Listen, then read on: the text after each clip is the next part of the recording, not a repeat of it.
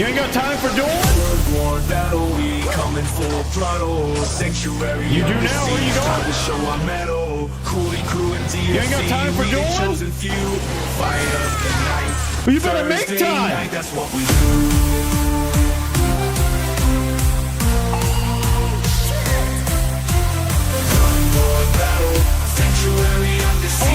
caution thrown to the wind from this guy.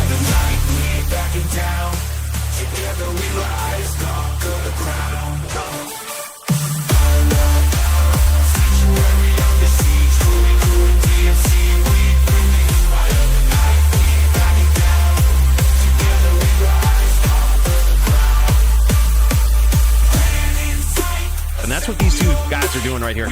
Clicking and holding against one another and trying to whittle their opponent's life total down to 0. Jeep off to an... Oh my God! Huge comeback from 1!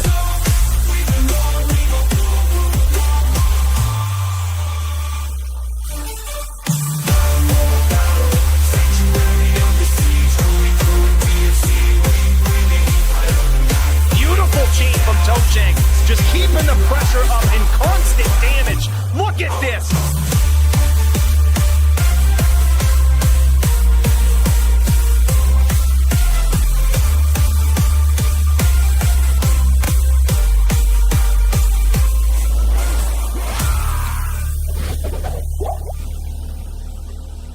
We got some more lates in to do, boys.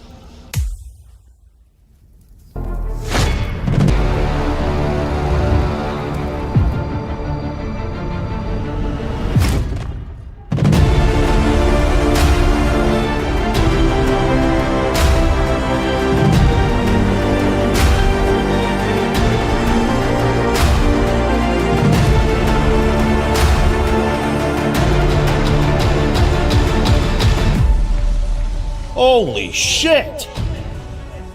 You fucking legends! You're here early. Welcome in. Canadian dab got... Jeez, I done forgot my cheers chalice here. But this guy... Canadian dab gun. 5 months at the tier 1. 12 months total, my guy. He says fight night. 1 year, can you believe it?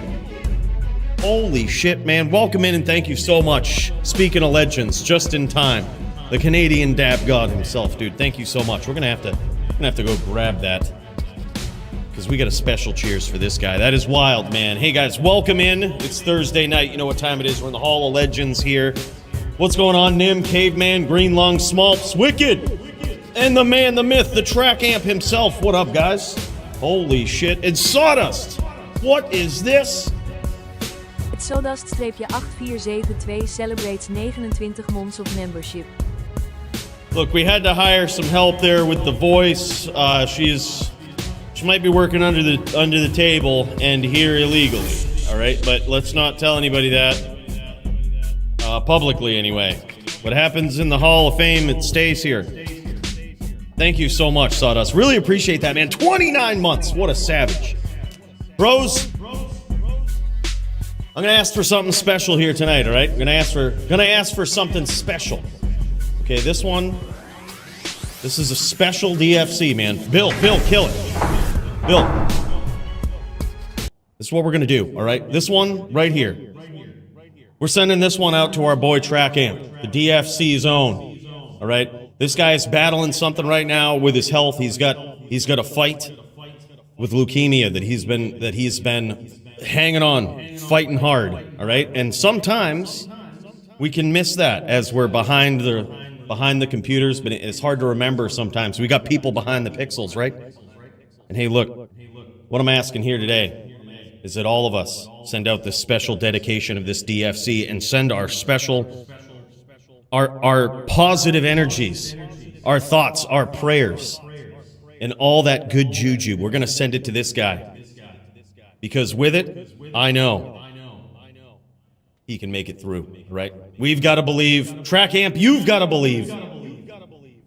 And we can get this done, man. In all seriousness, big positive vibes, positive energy out to this guy. Much love, brother. We got you. We're here for you through this. You can do this, man. This is going to be fucking easy. Like most of those opponents that you put down out there in the Bloodmore, it's going to be fucking easy. Trust me, brother, you got this. If anyone can do it, this guy can. And look at this.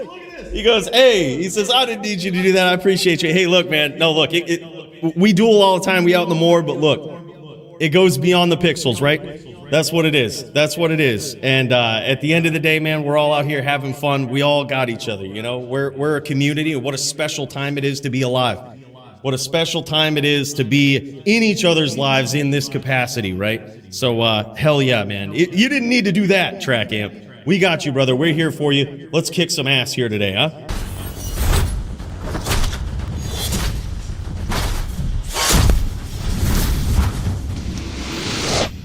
Prayers and good vibes for this guy, man. We've got one hell of a card here tonight. It's gonna be pretty wild.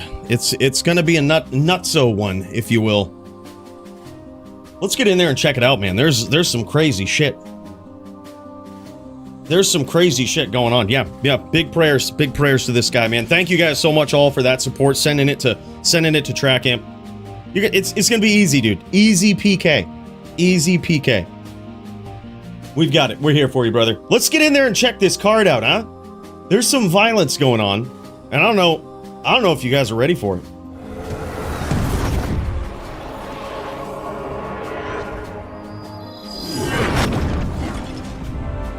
Damn, son, look at this. Polytheist back at the top. Will wondering what he's doing with this special opportunity going up against the Polytheist. Well, let me tell you, this guy, he might have suffered a couple of losses in recent history, but the way that it works in DFC is this guy was here, he signed up, he's in the top 10, and he's the only one that hasn't challenged this guy in a reasonable time frame here, that Polytheist just hasn't sent back to the locker room crying. So Polytheist might be thinking he's going to do that here to Will tonight, but Will, he might be playing red herring out there. He might be playing this one off, but truthfully, he's ready to throw down. I'm curious, man. I think Will is an incredible Sin player. He's gonna need to be tonight. Polytheist, no stranger to this matchup. Will's gonna have to keep that distance. It's gonna be a wild one. Can't wait to see it though, man. And then in the Melee division, correct me if I'm wrong, but much of the Melee community swapped over to ROT dubs now? Are we finally there, or was that some sort of April Fool's joke? We're gonna have to keep an eye on that. I'm pretty sure that's how it is. So yeah. It's still split. Okay, that's what it is. All right. So we may see some splits in this, but either way, for right now, we'll figure it out. All right, we're gonna navigate this as a community, but no official announcement from DFC yet, because I'm not really sure. I'm not really sure what everybody has done, but you know, however the Melee matches work out tonight, we'll accept them. As it stands right now, we're still in Legacy with Melee. If it stays there, I get it. But regardless, this match I'm pretty excited about. Greenlung's notorious Druid player, he's gonna get his chance tonight to prove his valor in combat as he morphs into werewolf form and takes on the werewolf champion himself, Smulps. That is going to be a claw-slashing battle at the top of the Melee division, and wow, it's going to be nuts. And then look at this. Speaking of people that don't even deserve a fucking title shot, look at this. This guy, Coooley, flatlines one Warlock in the LLD division, and I guess Joe Silva or Bill or somebody decided this guy was time to challenge DD, the Icy Dicey himself, for the title. But this guy's a different dueler, man. Different player right here. Curious to see what kind of tricks he has up his sleeve. Honestly, I don't have a lot of experience dueling locks in LLD, but we're gonna see tonight. We're gonna give it our all. We got the top H'd in. We've got the top charger. All those skills wrapped into one human being in LLD. It's gonna be hard, I think. I think it's gonna be a tough match for the Icy Dicey, but we're gonna see, man. It should be fun either way. And then we've got Alpaca Bull versus Greenlungs in HLD. So cool to see this guy in HLD tearing it up, man. Greenlungs, He's moving up. He's onto the Necro now. I think that's a very powerful class. This NVN duel, some people don't like NVN. Some people think it's just a bunch of rando shit, but that's, you know, this is what I say. It's a skillful gentleman's match of shotgun and bone spears, all right? It's a gentleman's match of accuracy and speed. And that's what we're going to see tonight with Alpaca Bull and Green Lungs. Really looking forward to it. Hope we get to see it. It's actually a pretty cool match. I love NVN. Loving the Necro these days. I think it might be a sleeper build. I think it might be up at the top there real soon. It's just a very powerful class. Now, that being said, look at this. The return of Bologna Pony on the Firelock. This guy dares to get out there. He's been tearing it up on the Firelock. A fair Warlock build in PvP. This guy's bringing it to the table. And he's got himself a savage opponent tonight in Havito PvP. Havito is nasty with those locks, with that aggression, the timing. This guy is an OG in DFC right here. So, is this going to be a good matchup for him? Who knows? We don't actually know a lot about the Firelock. It's good matchups, it's bad ones, what it struggles with. But leave it to the Pioneer, Bologna Pony himself. He'll show us tonight, right? And he's got a savage to go up against, that's for sure. Then we've got Jin Shin versus GVN in a Zon v Zon showdown. I'm actually pretty pumped about that. It's been a long time since we've seen these guys throw down in the digital arena. And man, can't wait for it. Two legendary Zon players going toe-to-toe, head-to-head with some viciousness. And then we've got Montriana, who has reached out and challenged Sawdust in his signups, and he says, put us on some legacy D2R duels. You won't see nothing like it. So, look at that, Sawdust. You got thrown in the mix. You got thrown in the mix. There was nothing I could have done. I said, Bill, if Sawdust didn't sign up, you can't do that. He just did, man. He just did. So if you can't make it, don't worry about it. I'll hash that one out with him. But regardless, Sawdust and Montriana on the card. That one's going to be sick. Then we've got Nimrod versus Kyle. Man, another sick one. Actually, a pretty tough matchup for a Din is the Cold Sorceress. But as Kyle has converted his Cold Sorceress over to ROT dubs, he has more tricks up his sleeve, more things at his disposal, these new weapons, these new items. It's gonna be nuts, man. It's gonna be a crazy one. Nim can do it, Kyle can do it. Really hard to tell how that one's gonna go. Pope John, this guy, look, Pope didn't want to do no NVN, so he might be in search of an opponent. Who knows, maybe we'll switch it up. I hate going against the Necro because I think it is literally the best class, so OP right now. But we'll see. I guess time will tell, right? I think literally anything I put up against a Necro will die. So perhaps there's another player out there that will take on, that'll brave soul, that will take on Pope the John Pone tonight. We'll see, man. We'll keep that one open. And then we've got Riz versus Siri. Speaking of sick, epic matches, the mirror-like throwdowns that I'm excited about. I think both of these guys are on a hybrid Sin. Very active players in the Sin PK Discord, and they get to throw down tonight in some Sin v Sin violence. This one, another one that's just right up there. I'm super excited about it. Then we've got a death match. Oh man, the Jewel Van himself. This is going to be so hard for him, man. A lot on the line here. Jewel Van is a savage barb player. In this death match, he'll only need to win 2 rounds to take the whole thing. It's pretty stacked in favor of the Din in D2R in the Barb v Din showdown, but Serenity isn't gonna make this easy for him. Serenity is all over the place, top tier VTPK skills, and he's got surprises, man. Everything he does, he's mixing it up.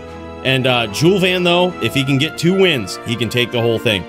A lot on the line, a lot at stake in that duel. It's gonna be sick. And then look at this, Squigs v Trackamp. Now look, Trackamp does not have himself an easy opponent here. Squigs can go Neck or Sin, whichever one.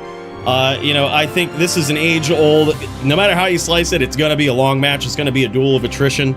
But as you guys know, with the way we have DFC set up in recent history, we swap back and forth between duels. We check in with people. We get the highlights, right? I am pumped to swap in and out of this duel right here. I know it's going to be long, but it's going to be sick. And then, who is this guy? Synced? Does he have a YouTube channel where he PKs people and where he He posts all of his clips. I think that's that guy. Yeah, Maddy. Yo, what's up, man? No, this guy is a savage player, man. Barb, Druid, Sin. He's got skills for days on so many classes, and he's going to need to bust him out against the Ted. Ted Stickles making a triumphant return to the DFC with a savage opponent for one of these early matches climbing up the ladder. But a lot on the line here. If Maddy beats Ted, that is a huge statement for Maddy just popping in and out of the DFC like that, because Ted is a wild one. He's a madman on any build that he's on.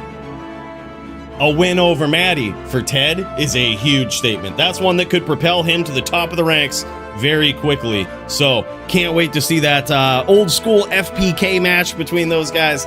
It's going to be wild, man. And then we've got, look at this, Bologna Pony bringing that fire lock into the arena versus Max. Max is the king of the locks these days. He's got himself that Blood Boil Warlock, and it's just tearing everything up. He's literally secluded himself.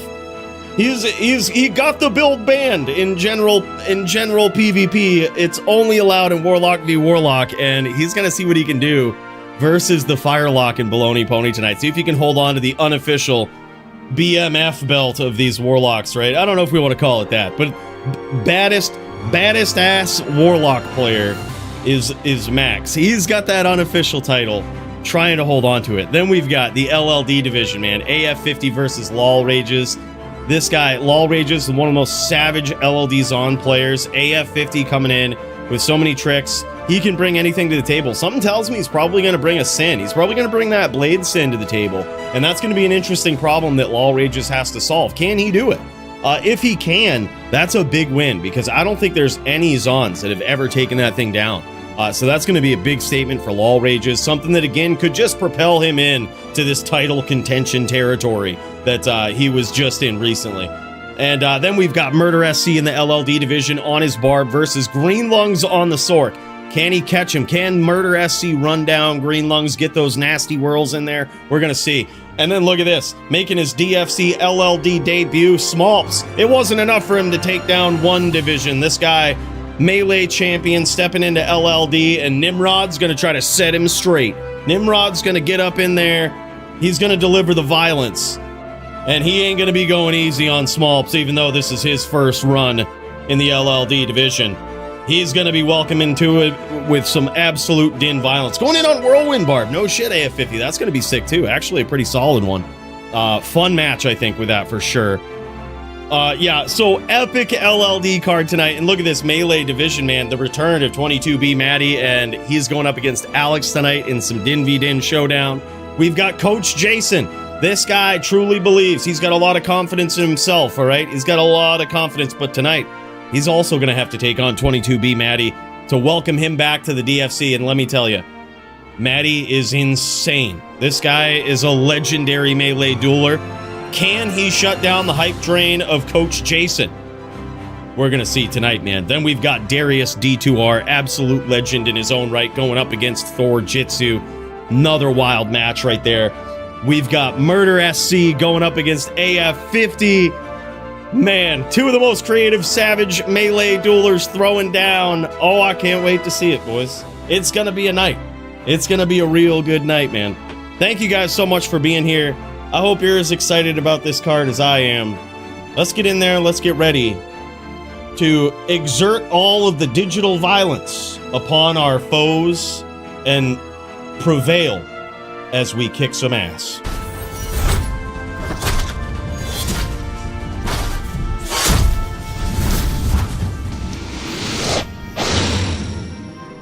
All right, well, here we go. I'm going to reach out to DD, just see if he's ready. And if this is your first time in the DFC and you're like, what the hell, what do I do, right? What's going on? Look, all you got to do is just pop into this join the stream channel right here. You see a whole bunch of legendary players up in here. We got a match. We've already got a match going on. We got to get ready for this. I'm going to bring up my notepad just to get a little queue going here. We've got, it looks like Kyle versus Nim right out the gate. Oh my God, that's going to be wild. We've got Murder SC up in here. We've got Darius up in here. God damn, boys. Is that track amp? Hold on, I got streamer mode on. Is that, who that? Oh, Thorjitsu. Okay, never mind. Nope. Look, all I can see, now you guys know what I'm talking about. When I got this streamer mode on, I can't even see these full names, you know? That's what it is. It's the life of a streamer. Either way, we got Thorjitsu up in there. I'm gonna mark him down. Thorjitsu, that one's gonna be sick. But that's all you gotta do. If you're on the card and you're like, what do I do? Just pop into the join the stream channel, and when you and your opponent are in a game ready to jam, just friggin' share the screen and let us know, man. That lets us know you're ready to go, ready to throw down. And that'll get you in the queue, so that we say, all right, man, whenever we're ready, they're ready. That's what it is. Let me pop this out here too. We've got pop into Kyle real quick. I'm gonna reach out to the champion, and we should be ready to jam here real soon. It's gonna be nuts. All right, let's do this.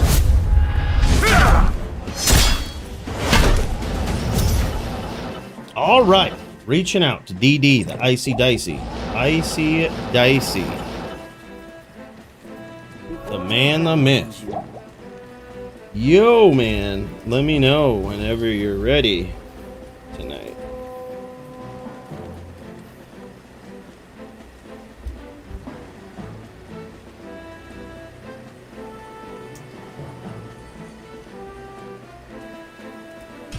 All right, there we go.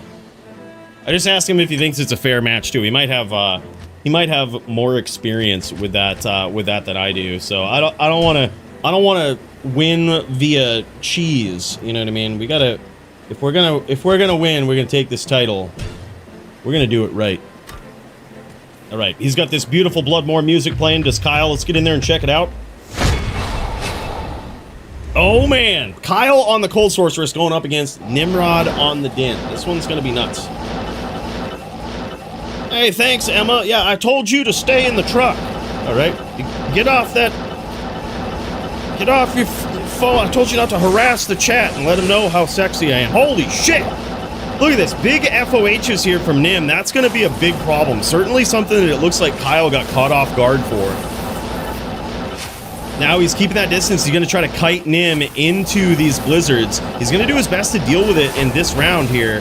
But that FOH was hitting hard. That, or he got hit with like a ghost hammer over here. He might have come unprepared for that. Damn, son. Yeah, that was some big FOH hits there, and you can see how much that hurt. I'm wondering if Kyle has a way to stack against that.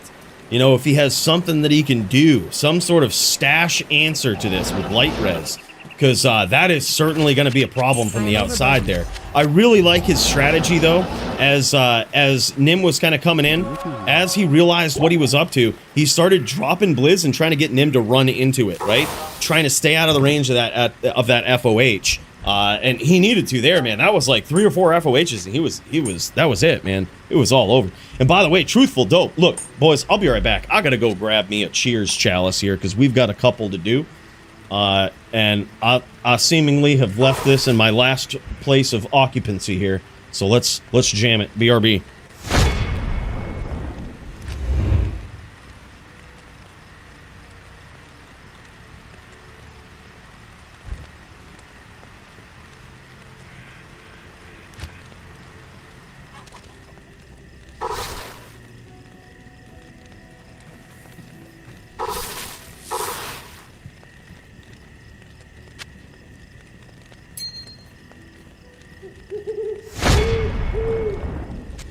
There, left it right on the shitter. I mean, left it right on the think tank. The think tank. That's a room we've set up. Special place. By the way, big cheers.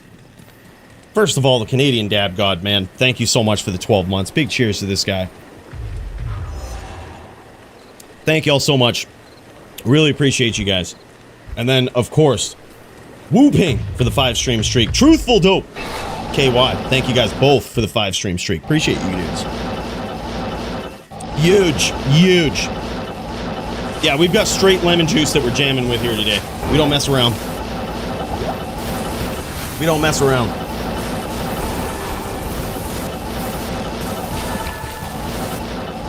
All right, so I missed what sort of swaps Kyle might have made here. You notice how he's keeping his distance?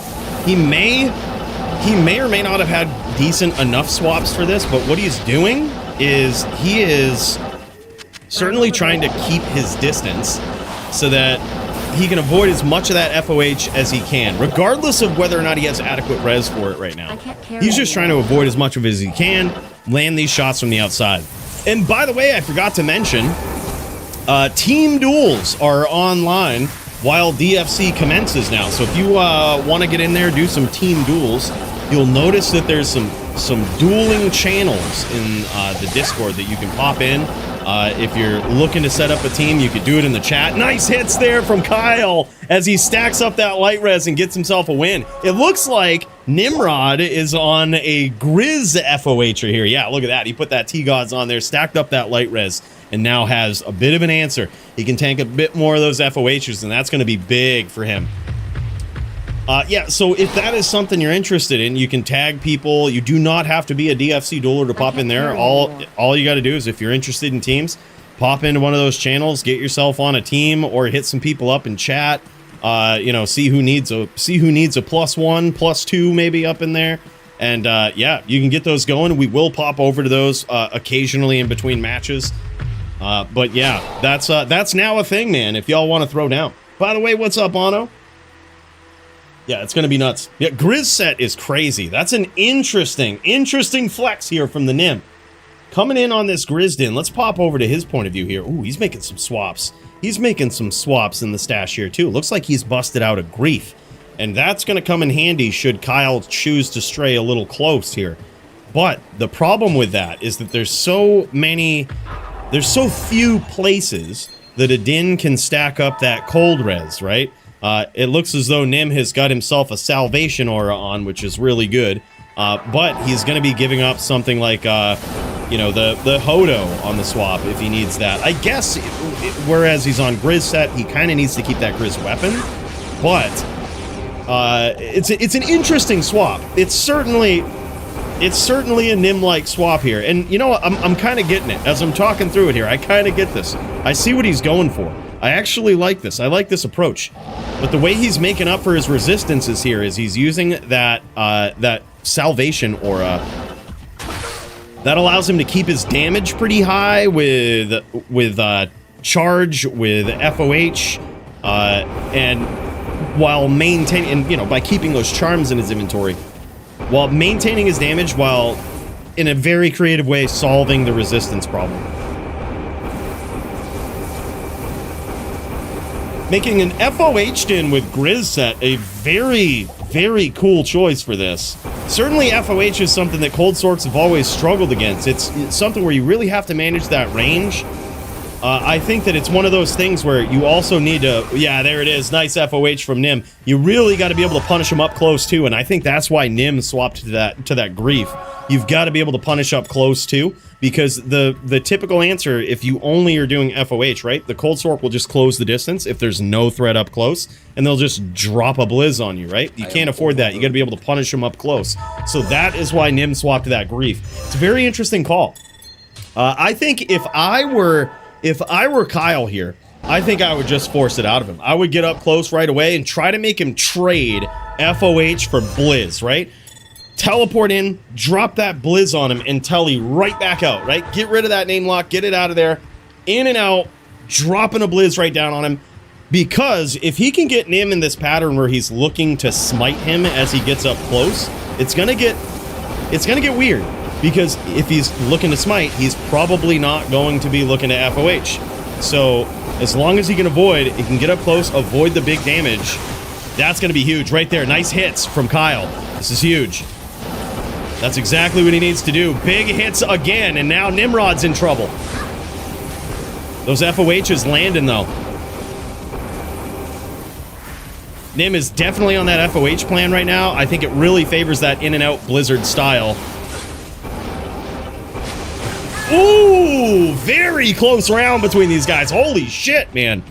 3-1 in favor of Nim. Very, very close round, though. That was certainly the strat. I really liked what Kyle was doing there. Not only did he close the distance and drop the Blizz, but he was also looking to launch Ice Blast at, like, point-blank range, almost to encourage Nim to go in and try to smite him. I really like that. That sort of playstyle is going to keep Nim guessing and might even just get him off the smite plan entirely. And by the way, D2R Degen, my guy, thank you so much. Dagan became a member. At D2 Dagan celebrates 9 months of membership via us. Violencia, my guy, thank you so much for the 9 months, man. Big cheers to you. Big hits from Kyle right off the start here.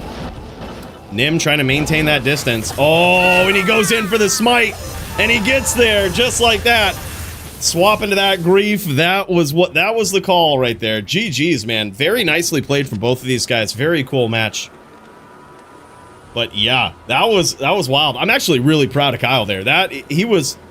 I knew switching to ROT dubs was going to open up some options for him, but not only does he have gear options here, not only has he probably gotten better with that, but the skills on this Cold Sork are really, really shaping up, man. He's learning his range, learning the distance, and this guy is going to be dangerous.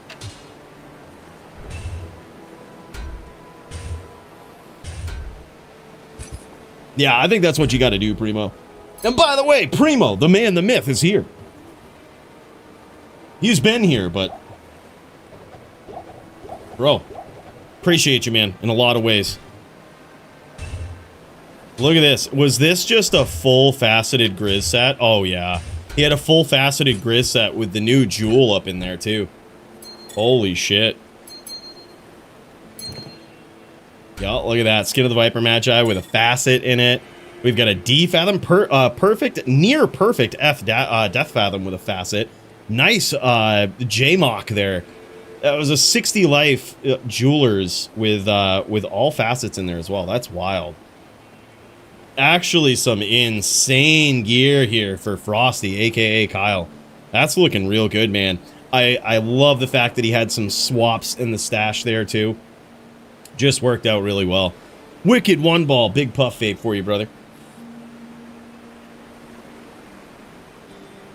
Yeah, he got there. That was an interesting duel, I gotta say. Very, very interesting.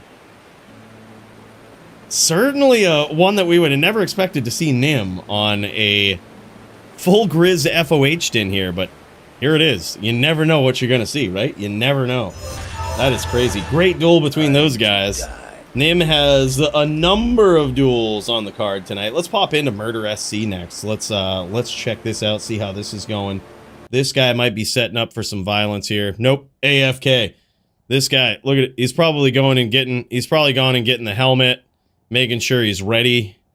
That's gonna be something y'all are gonna have to watch out for, all right? But next up then, we've got Darius. We've got Darius D2R, and this guy also getting ready for some violence in the melee division. Tonight, this guy is going up against Thorjitsu. Finally! He's got himself an opponent. Thorjitsu has been waiting for these guys to come over to ROT dubs for a long time, and now he has got his wish. As Darius D2R pulls ahead in this Din v Zan matchup to be 1-0 so far. And damn, son, let's see what Thorjitsu has got, if this Zan has what it takes to take down these savages in Reign of the Warlock. Big hits from Thorjitsu. We're now seeing this. We're now seeing this big damage against an absolute melee legend here. That one was close. Thorjitsu scored a few hits there, but Darius manages to get through all of the defenses of the Amazon. That's always something right there that you have to battle. Not only the DR, not only the max block, but you've got the dodge, right? That's gonna make it even more difficult to hit us on. So you gotta swing fast, you gotta swing a lot, you gotta pray to the RNG gods that you connect and they don't. Looks like Darius has stacked up some deadly strikes, some crushing blow, and likely some big defense versus the Zon. The counter, or, one way to counter the Amazon is to just stack that defense up really high. Force them onto some big AR. That's what it is. Oh, look at this. Yeah, it's 22k, even with the Zon debuff, the inner sight debuff. That's pretty big, man. That's big defense. Yeah, wild. Close round here. Oh, man. Thorjitsu almost got there with that one. As Darius advances to 3-0, let's pop over to Thorjitsu on the Zan here.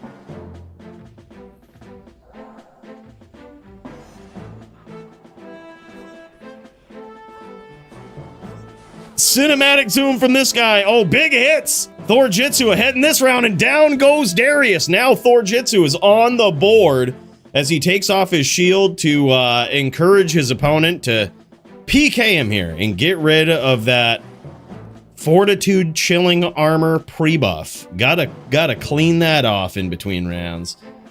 Damn, man. Yeah, Kyle, GG, man. That you look better and better on that sword every week, man. Some of those rounds, like, it might have been 4-1, but some of those rounds were so close. Loved that strategy, too. It's been so long since we've seen a cold sword climb in the ranks, right? That was a great strategy there. I love that. Nice hits there again from Thorjitsu. This guy, not only on the board, but climbing it. Those were some savage hits right there. RNG gods smiling upon this guy now. 4-2. Still in favor of Darius, but some big hits there from Thorjitsu. 5.5k min damage? I didn't even notice that, Green Lungs. That's wild. Uh-oh. Big misclick there. Big misclick. That one might cost him this round. That one might have cost Thorjitsu that round. Damn, son. And by the way, Murder SC, good to see you, man. He says, you ready, Green Lungs? Let's get ready to throw down. Let's freaking do this, huh? I'm down, man. I can't wait for it. It's gonna be sick.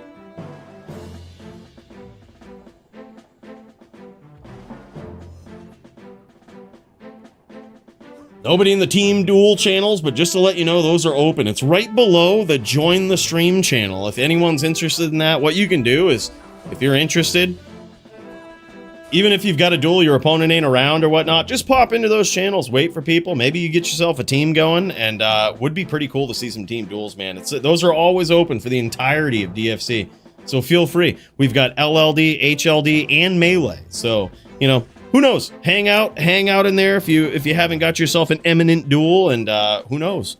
Something might pop up. It's now 6-2 in favor of Darius. This Din just doing absolutely vicious damage here. Ooh, man, big hits though from Thorjitsu. Damn, son, a very close round there. Thorjitsu ekes that one out. Now 6-3 in his favor. Literally goes to 1. Maddy and Ted are dueling? Oh, no shit. No shit. All right, they're 1-1 right now. Holy shit. Holy shit. That's huge. Maddy's recording it. They're dueling. We don't have a live stream for it. We can't pop in, but Maddy's recording it. We're going to get to see it here in a bit. That's actually sick.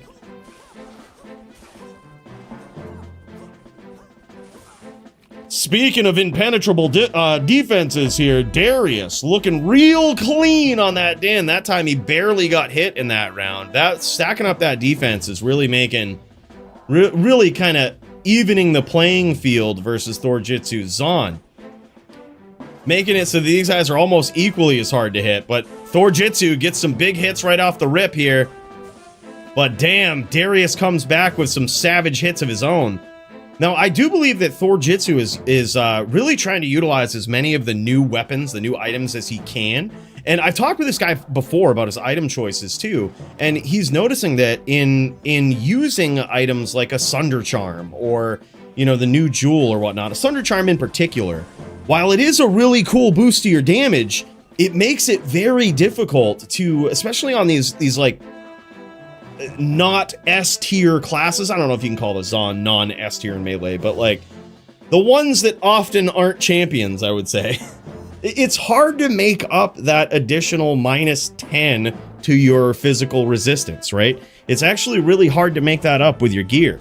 So, you know, you're making sacrifices either way, which is really what D2 is all about, but certainly the Melee division often seems to be about that. If you want power somewhere, you're sacrificing defenses in another place, right? You can't have it all.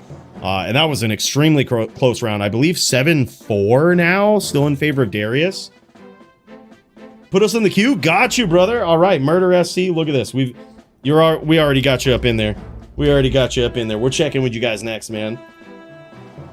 Darius versus Thorjitsu going on right now. We've got Murder SC versus Green Lungs. And then we'll check back in with Nimrod. See what this guy's up to. He's got himself a number of duels tonight. This guy always tearing up every division, showing off the Din violence at the highest level wherever he goes. So you never know what we're going to find checking in with a Nim stream. That's the current queue. We've got Murder SC versus Green Lungs next, and then checking in with the Nim Haven't heard back yet from Icy Dicey. But we're going to see. What's up, by the way, Squigs? How's it going, man? Good to see you. Pumped for your duel versus track amp tonight. That one's going to be sick, too. Yep, gotcha. Oh, and speaking of the devil, man. Yeah, we'll get you guys in there right now. Track amp v Squigs. Damn, son. All right, y'all are in there. Y'all are in there. We got that queue updated, man.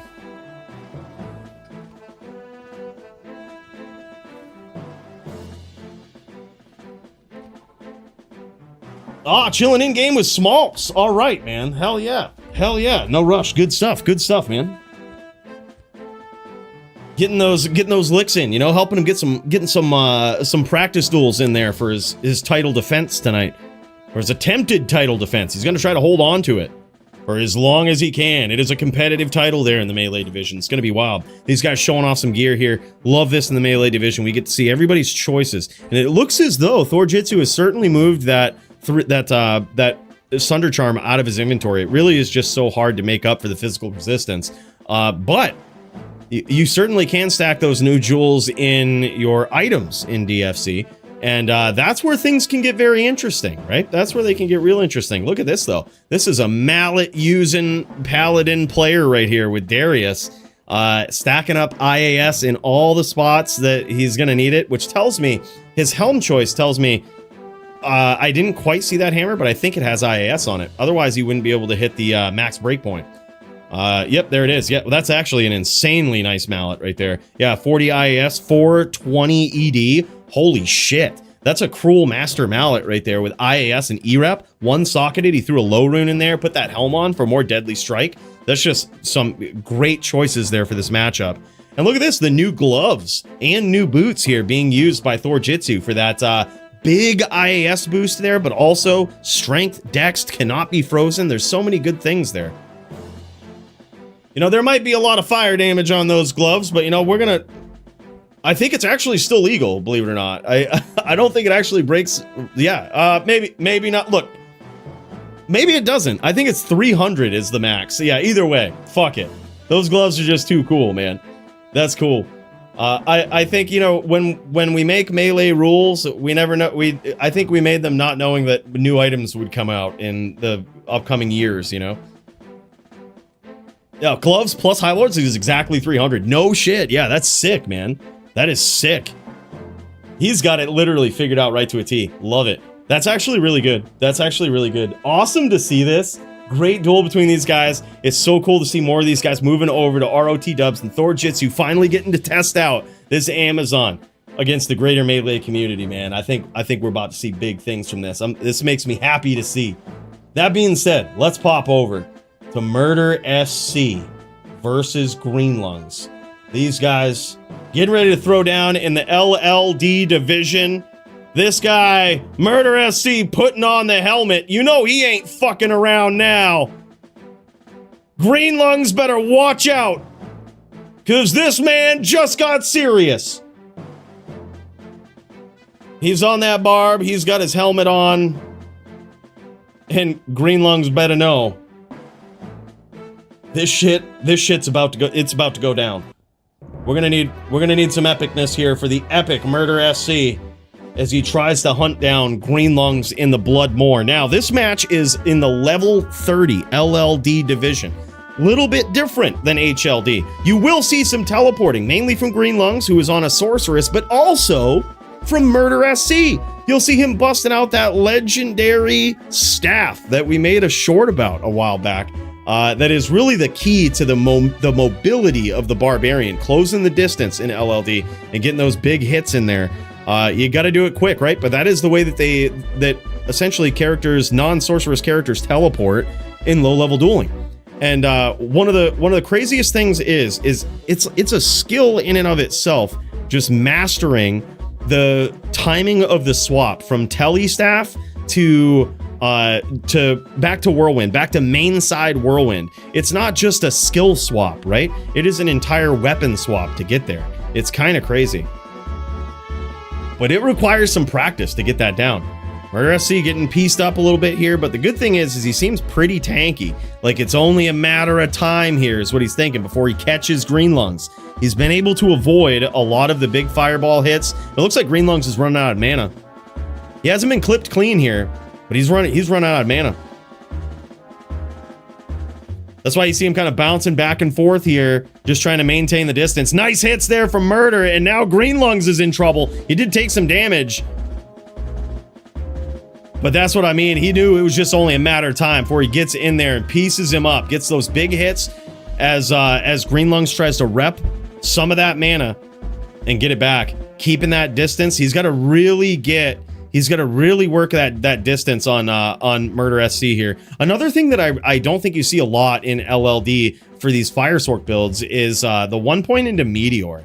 It is kind of a waste to some degree because you have to go down the other side of the tree and waste like, what is it, 2 or 3 skill points or something like that, which does add up in level 30 duels, right?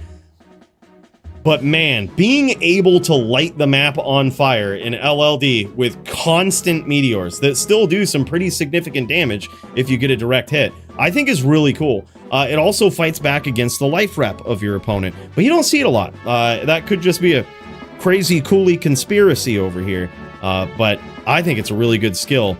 A lot of Sork players don't do it though. I think they really try to focus on getting those skill points in there on their build to maximize their fireball damage, right? They got to make it count. The thing is with fireballs in LLD though, you run out of mana quick. You notice this as Green Lungs is keeping his distance, trying to rep back that mana.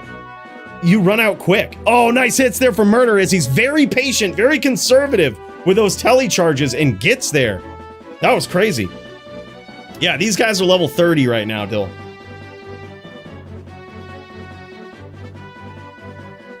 Immortal LLD Sork? I don't think is an Immortal LLD Sork banned? I think we might cap ES. I forget, actually. I don't even think... I'm not even sure if we did. I haven't checked the LLD rules in a long time. All I know is this in LLD. The rules are set in a way that it kind of discourages ES Sorks.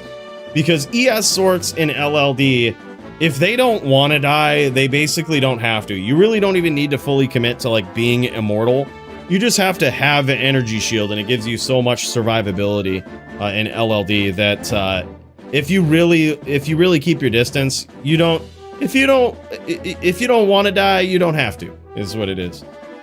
So that's why we limit the block. I think, yeah, there's probably some pretty restrictive rules. Yeah, I think so too, man. But the thing is, he's got to be real careful with that though, Nim, because if he kicks around too much, Murder will punish him, right? As we've seen before. I think the thing that Green Lungs is trying to do here, and certainly the strategy, is to watch for the timing of Murder SC, right? He's gonna try to time these tele stomps. I think that's the right thing to do. This is another time where Meteor just really helps, right? Like, you can just drop a Meteor right down on you. You know they're coming there.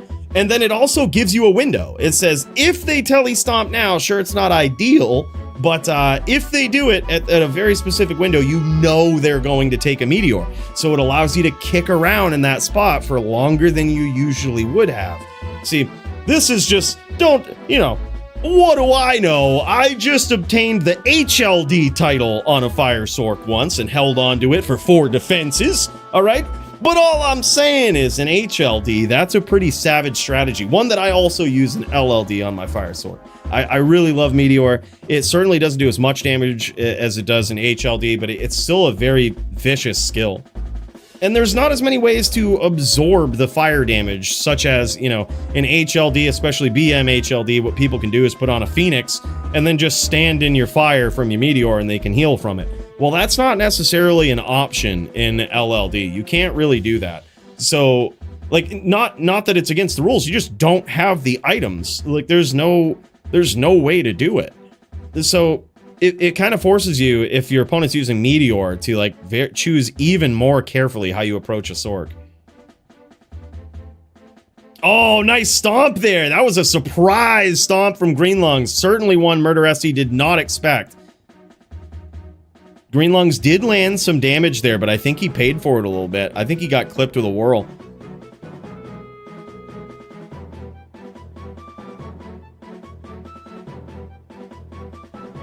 Thursday is the new Saturday. It's the best day of the week, right?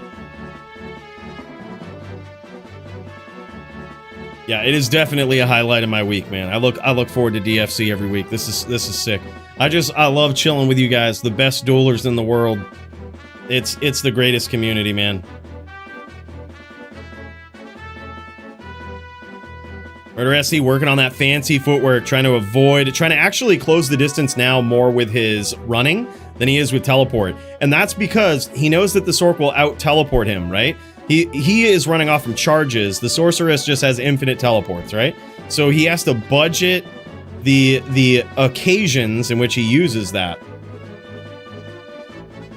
He's got to get that timing down, and now he's just throwing it all to the winds. He's got 5 charges left here. Uh-oh. Now Greenlung's getting there. Holy shit. Big hits, though, for Murder. Murder is very low. Very, very low here. Greenlungs might try a stomp. Murder SC still trying to be very tricky with how he approaches.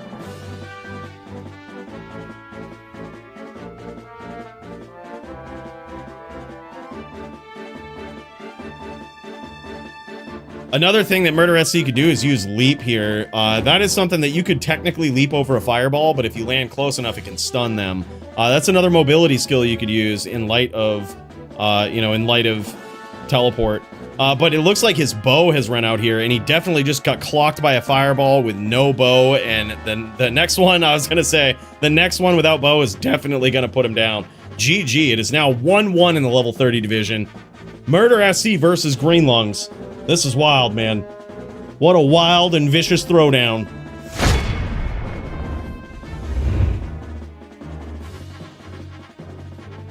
Yeah, I would throw some leap up in there, Murder. I would throw some leap up in there. Yeah, I would throw some leap. Leap is a nice little stun, can get you a whirlwind. It doesn't require you to swap items. It's just one of those things that when you're going up against a sorceress who can teleport a lot, you have to look for these efficient ways to navigate the map. And right now, Murder SC has really showed his prowess on tele stomping, right? Like, he has incredible timing with the tele stomp swap, right? But Leap is a whole different ball game, because if you land close enough, you're going to get a stun on the sorceress, and that isn't going to be good. That ain't going to be good for him.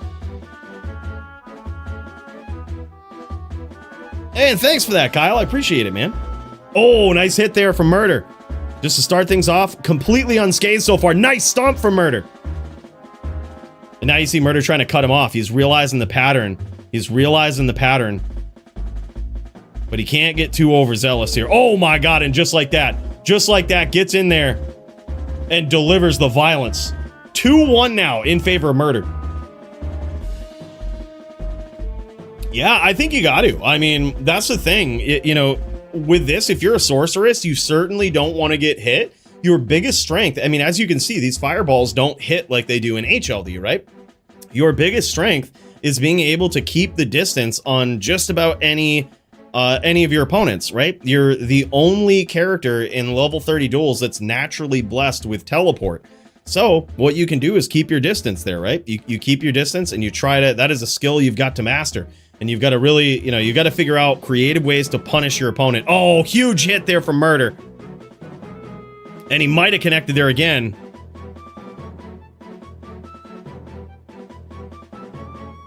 Now he's trying to cut him off.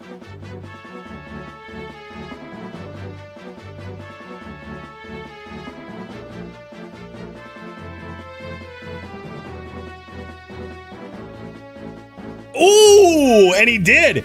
That's what I was talking about right there. Murder was noticing that as he's approaching Greenlungs just runs the other way. So what Murder does is he teleports a little short and then starts whirlwinding the other way, right? And he caught him that time with that. That was incredible.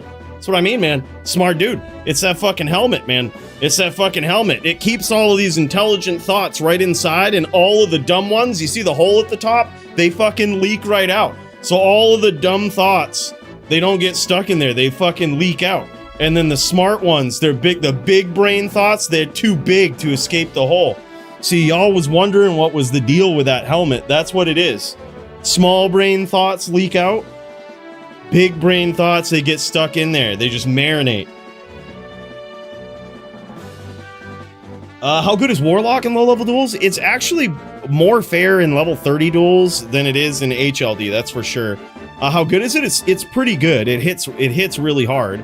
You know, it's Echoing Strike is probably one of the more powerful builds right now. There's also the Miasma builds, which may catch a little bit of a nerf, thank God, with the exponential cloud hits and shit. I think those are going away. So I think, honestly, the Warlock will be very strong in LLD and will remain strong after the patch, but not as busted as it is in HLD.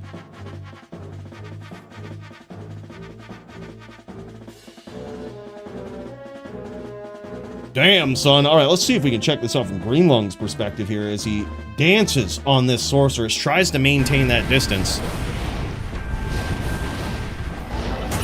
Ooh, big hits there for Murder. Now you can kind of see what Greenlungs is trying to do. You can get a good look at his mana situation here as well. And you can see every time he launches his fireballs, man, it just drains that mana.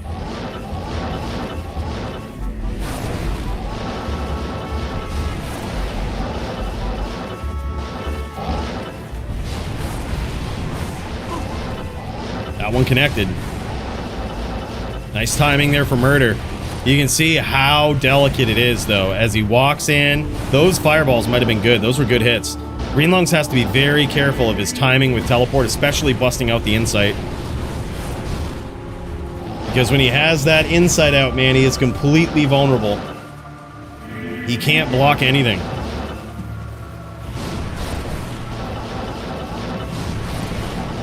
Almost got clipped there with that one. Another thing that Murder might be setting up is a tele chain. We don't see it much from Murder, but it appears as though he's closing the distance, getting in there, and looking to teleport again as he closes the distance. If you could close the distance on a sorceress, get a name lock, and then hold down, you know, hold down teleport right on top of them, recenter your cursor, hold down teleport, it follows them, and that will be something that certainly Greenlungs, I don't think, will be ready for in this round. Certainly haven't seen it at all in the entire match, and if Murder SC pulls it off here, that's going to be insane.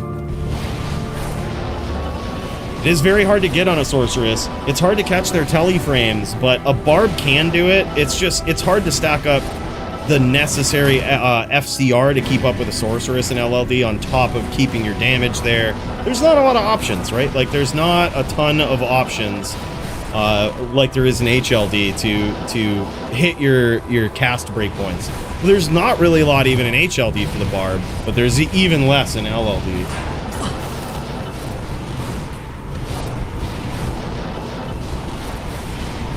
Sure, you have Skin of the Viper Magi, you still have gloves that can give you 20 cast, but the key point is without giving up big damage, right? If you give up the armor, you're giving up life, you're giving up damage. There's a lot of things that you don't want to see go bye-bye with those setups just to reach cast breakpoints to keep up.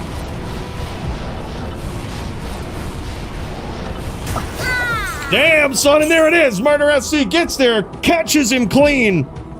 GG's, buddy. Holy shit, man. Great duel between these guys as Greenlungs does the walk of shame back to the body. Getting caught by Mr. Murder SC over here. This guy, an absolute legend. The helmet keeping in all the big brain thoughts as he lets him go right there. He says, all right, you know what? It's time for a beer. We got it done. We got in there. We made it violent. All right, I also see Smaltz up in here. I'm going to throw that in the queue. Let's see here. We've got, I think everybody's in the queue who's streaming, so that's good. Dude, hell yeah, man. Let's check out this LLD gear. I love it when these guys show this off, man. It's really cool to see. It's just gear that most people don't even know to pick up, you know? Like, most people don't even know exists. Like, look at this helm, man. Look at this helm. 130/20, 2 open socket barb helm. Jesus. Some people don't even know that can spawn at level 30, you know? And look at that amulet, the Murder SC amulet right there. The 5-point ring. That thing is a beauty. 15/15 string, another 5, possibly 6-point ring, depending on how you look at that ring right there. That's a solid LLD ring. And look at that Ami. Dude, Greenlungs has got some gear here too for his LLD sorceress. Look at that thing. A 210 life mana resist. Damn, 15/12s in the inventory. Chilling armor, energy shield. On the insight there. Only way that could get better is like Meteor or Fireball or something.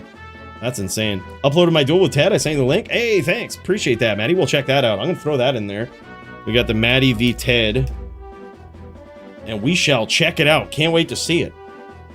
Sir, what's his name? What's up, man? This is what I missed. Just some violence. Just some violence, you know? Nothing out of the usual. G, F, and G.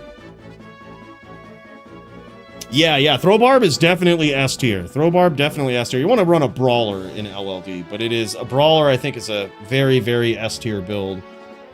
All right, boys, next up in the queue, we've got, I think, Track Amp v Squigs. Yeah, we'll check in with Nimrod in a bit. I think he said he was still waiting. We'll check in with him in a bit. We've got Track Amp v Squigs up next. Let's pop over. The legendary Track Amp on the fire doo-doo here. And he is looking to exact some revenge on these Necros. I think the Necro is a very, very powerful class right now, man. I think it's very, very powerful. Here's the things that Squigs has at his disposal. I'm gonna see if I can peek in, maybe catch some intel on what this guy is using. Looks like he might be on the circle. Oh no, he's on a Sin! He's on a Sin, boys! He didn't even go with the Necro, he went Sin! Oh shit, this is gonna be wild. Squigs is choosing violence. He woke up today, chose violence. This is actually the harder duel. Necro, I think, has a very fair matchup versus the Shaman. And by fair, I mean, I actually think it's tipped in favor of the Necro. Especially with all of the new items they can use. It's one of those matchups where you can get away with slipping in a Sunder Charm in the inventory, right? There's no punishment that can come your way from a Fire Druid, right? They can't do additional magic damage on something. So that's good, right? It's some free minus. It's a free minus res or added magic damage, whichever one you choose. It's a really good addition to the inventory, but this is all a non-issue right now because we've got our boy Squigs up in here. Speaking of magic items, this guy using the new belt. He's using Gied's Wager, which I think is one of the most powerful items that was added in this. Obviously, it has the magic, minus magic res in there, but you can get some with 20 cast and 20 FHR, and that's just a breakpoint buster right there for a lot of builds. It's always been that the belt slot gives you the 20 cast, right? A lot of PvP players have been focused on that. It's just been a given, right? But that has been with Arachnid's Mesh, and other breakpoints also exist that duelers try to meet, such as FHR. Faster run walk as well is also something that, you know, it certainly comes into play in a lot of duels, and that belt gives it all. On top of that, with some resistances, gold find, it's just literally one of the most godly items that has ever existed in D2, I think. It's a pretty wild one. And certainly Squigs has got that on here. He's not going to be able to utilize the magic damage at all unless he has some secret tech with Psychic Hammer or something. But other than that, he's using it to bust those breakpoints up.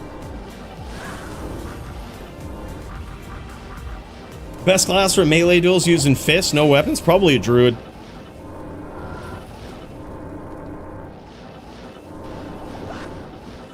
Yeah, Shadow Master is indeed the GOAT, and no longer banned in this particular matchup.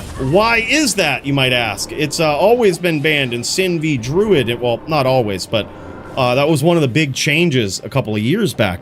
Well, the difference between a Fire Druid these days and a Wind Druid is that a Wind Druid has to close the distance, right? They have to get up close, they have to throw those nados. A Fire Druid doesn't.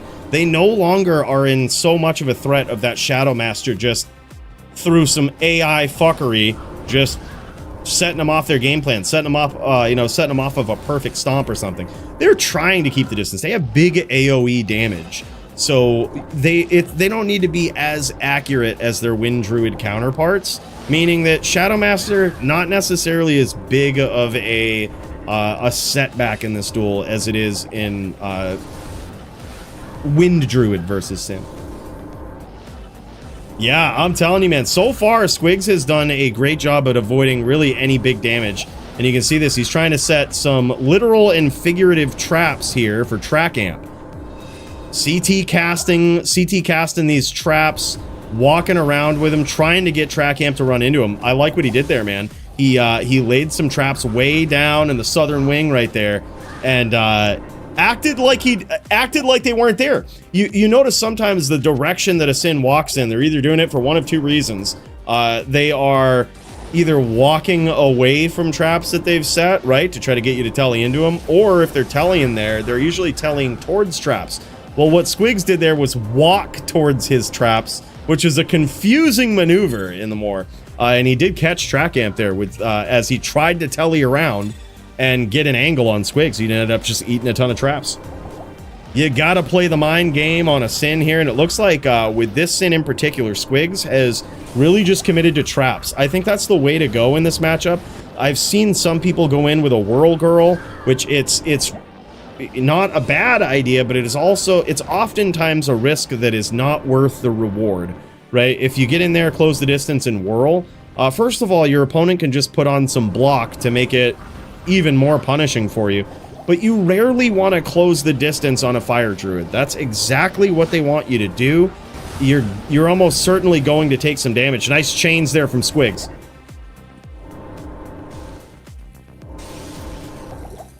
Yeah, current Shadow/Stun is the weakest it's been in D2 history. Very true, very true.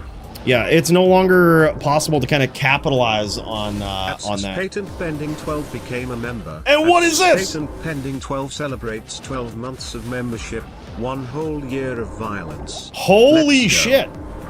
Bro, that is wild. 1 entire year. That is totally right, man. It's amazing how time flies, huh?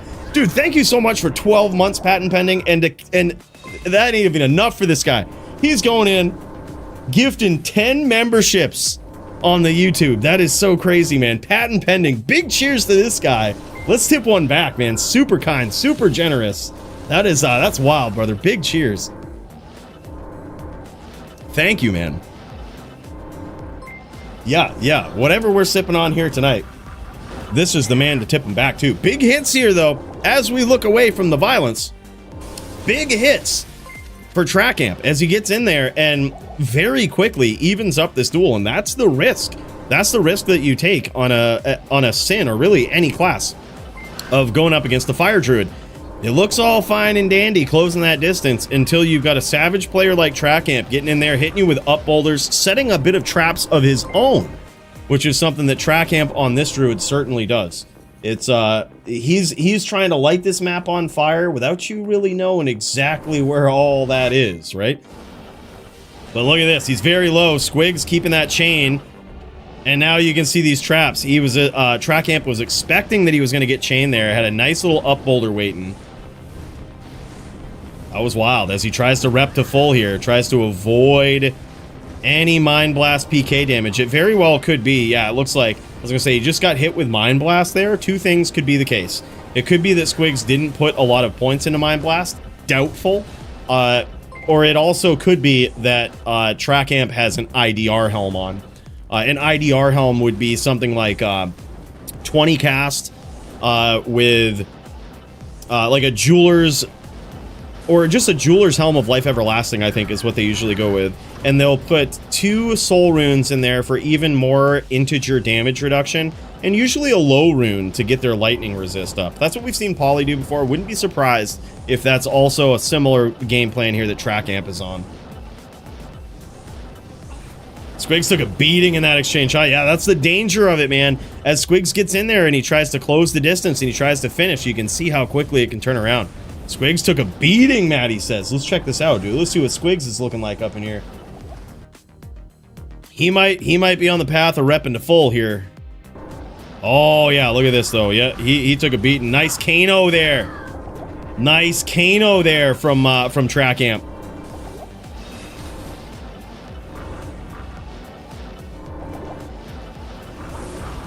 Oh my god, and there it is. Damn, son, down he goes. Is he also spawning a new Shadow Master for the Nova damage? Mind blown. He is not. Usually the Shadow Master, when it dies, has like a... Sometimes it has gear that has a chance to cast like a level 14 Nova. But that isn't really going to pierce the Cyclone armor, even as weak as it is versus the Druid. It will, in this matchup, very rarely ever do any significant damage, even if they're at 1. You know, so... Not here. I think that's just a happenstance of the matchup right there. As Squigs gets there in that round, now making it 1-0. Damn, he says, yeah, I had 100 HP. That was crazy. And you can see how dangerous he was, even, you know, Track Amp, even at such a low life total. He is no stranger. He doesn't let that scare him, man. He gets in there. He might be low on life, but he's like, you know what? The best case scenario here, no matter what life total I'm at, is that my opponent gets a little too froggy, closes that distance, and falls right into my game plan. Right? Closes the distance, get hit by Armageddon, up boulders, fissures, volcanoes. There's so much violence that the Fire Druid unleashes. By violence, I mean it's like it's chip damage. It's essentially, this is a class right here, and this is why oftentimes Fire Druid duels go a little bit longer. It's very rare to see some big instant KO damage from a Fire Druid. It can happen, but against an experienced dueler, it rarely will happen because it requires the Fire Druid to take a big risk and close the distance, right?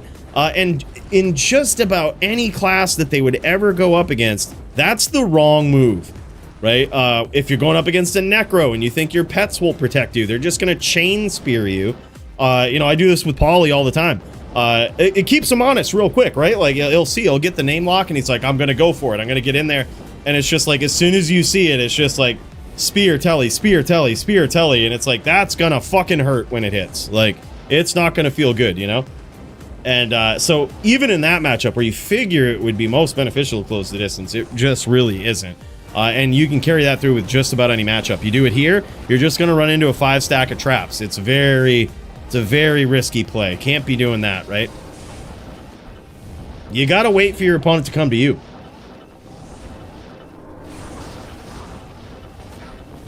Oh, Smolps and I might be starting soon. Oh, shit. Okay, my bad. Yeah, that wasn't... yeah, that was LLD. Let me actually throw that in there. Thank you. I thought that was a totally different match that was up in there. My bad, Nim. We'll cut over to that. We'll actually cut over that very soon. This is probably a longer match, so we might have some time in between to check out some rounds here. Yeah, if y'all are starting up, we will catch it, man. We want to see the Smolps debut in LLD. That's going to be nuts. Yeah, my bad, bro. I think I had you in there, but I thought it was a different duel. I thought Smolps was going for his title shot. My bad. I think you guys are actually up next. I didn't mean to skip over you like that, brother. Yeah, we'll get in there. We'll check it out. Smolps making his LLD debut on the Sorceress, man. I saw his short about this. I saw his build breakdown, and I got to say, it's looking good. It's a nice story behind it, man. Much like it is with his dominance at the Melee title right now, right? His whole story with that, very interesting one. The story behind the Sorceress, also a very interesting one. A bit of a DFC success story in that Sorceress, at least in its building anyway. He won a prize in DFC and ended up trading that prize for practically a full inventory, I want to say, or a lot of the items that he needed for his Sorceress. So that makes me really happy to see that. Really cool thing to see, man. Especially just going from a straight Melee player to getting into low-level dueling, you know, taking over these formats, learning them deliberately, taking his time. Let's see how much it's paid off already. Hell yeah, gold medals. That'd be sick, man. Oh, shit. Oh, shit. Nice close into the distance there from Squigs. But he didn't net much out of it and might have taken some damage.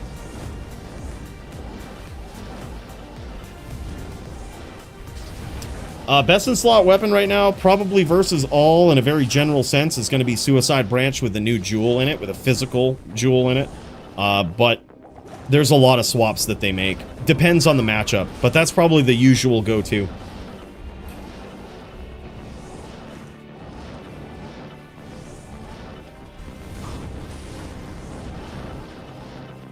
Yeah, it's a strange one, but it helps you hit those breakpoints and gives you the ability to put in rep life rings, get rep life in all of the other spots that you really couldn't get it, because you're rarely ever going Hodo, right? You don't have the added benefit of Oak Sage, you just have your own Oak Sage, so it's really just 40 cast and 3 skills, and there's a lot of better choices that you have instead of that. Ooh, man. Dangerous one. I think a lot of times if they need resists, oftentimes they will rely on a whiz spike to get them, in which it looks as though that could be what Track Amp is doing here. Track Amp very low. Squigs punishing him, man. Let's check in on Squigs, see how he's looking. He's still relatively healthy, but like we said, I think he caught some, as he closed the distance, he caught some big hits. All right, now as this duel progresses right here, let's kick over to the LLD division and check out the Smolps in his debut.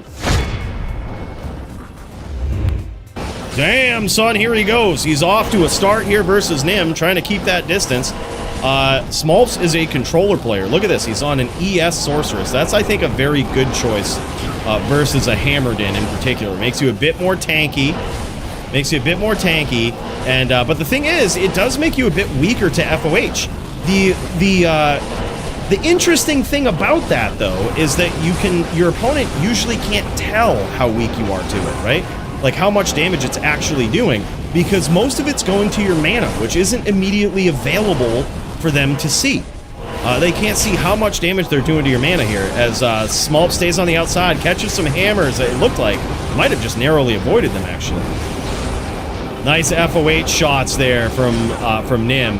He's really going in on that, and that is wrecking the mana. Absolutely wrecking the mana here of Smolps.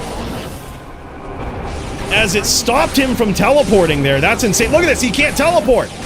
He is completely out of mana there. Couldn't teleport. That is now making him a sitting duck. He can't teleport. He can't launch his fireballs. He is completely out of mana. He just has to run away and break the lock at this point. And Nim certainly isn't going to give him too much distance. He's going to keep that FOH up. That was an incredible comeback right there. An incredible turn of events. And that's what I mean, man. When you lose that mana, it certainly makes you weak to FOH. Damn. Oh, and there it is. Lands the ham. Good round there between those guys. Wow, man. 2-0 now in favor of Nim. That is wild. What up, Nephilim? Yeah, this is nuts. Crazy to see it, man. Let's check this out from Nimrod's perspective over here as he navigates the Bloodmoor on his din. Wow, man, that was sick. I thought he was going to lose that. Smolps had some great shots with Fireball in there. What Smolps has to do, and I think what's going to be harder to do on a controller, is to break those locks of Nim. So what Nim was doing there is once he noticed that that FOH was doing some work, he just kept the pressure on. He kept the pressure on, kept FOHing, and he knew that if Smolps tried to teleport away, he only had a set distance on the controller that he could teleport away with. So he knew he could stay on him. He could stay on him, he could just keep it, he could just keep that FOH up and keep that mana low. And one of the rules on an ES Sorceress is you can't use Insight, right? So you can use ES if you want, but it takes Insight off the table for you. So when you lose your mana, it is very hard to get it back. As you might know, mana potions are banned in low-level dueling. So once you lose that mana, there is really no good way to get it back besides just increasing the distance, trying to break the distance, break those locks of your opponent. It's one of the only ways to do it. And look at this. He's using Hydra here. An interesting choice. I'm not sure how I feel about Hydra. I think that Hydra in LLD is tough to get going, unless you have a wand specifically. But as you can see, I don't even think Nim is worried about it. I think if he has a belt on here, like String of Ears, I think the MDR that's inherent on String of Ears is actually going to eat up a lot of that Hydra damage unless you really, really commit to it. Nice name lock there from Nim, and it's looking like Smolp's having trouble breaking it. He fails to break the name lock, comes back in, and it's looking bad. There it is, man. Holy shit. Big FOH damage. Big FOH win there for Nim as he advances to 3-0 in this matchup. Yeah, I think at this point, Smolps just has to get in and make it dirty, right? He has to make it dirty, can't get too close. He's got to stay right on the edge of Nim's screen and just aim those fireballs, which is probably a little harder to do on controller. I'm not sure if it just auto name locks or if you can choose where you want the fireball to go. But if it is always locking on to Nim, I think that's a tough situation. That's a tough thing for him to navigate here, because Nim can just keep doing these walk down strategies, chucking hams and throwing some FOHs up, and it just makes it very hard for Smolps to get in there and hit him. But he almost did it there in round 2. He actually almost got there, landed some big shots. Another option then that Smolps has, if that's his strategy, is to try to catch Nim by telly stomping him and throwing a fireball and getting out, right? Don't kick around. You don't want to get hit by that hammer. But there it is, just like that. Telly stomp, get in, get out. Got to watch out for the hammer fields. But if Nim commits too much to that FOH plan, that's definitely the answer. He has to be very careful. I don't think those Hydras are going to do much.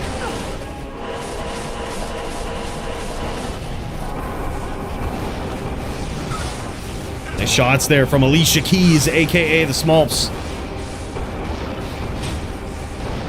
Okay, so it will auto-target when an enemy is in hitting range. Yeah, so that makes it, that actually takes a very important piece of combat away from Smolps here. And by that I mean, he can't cut Nim off with fireballs. He can't recognize the direction that Nim is going and cut him off with them.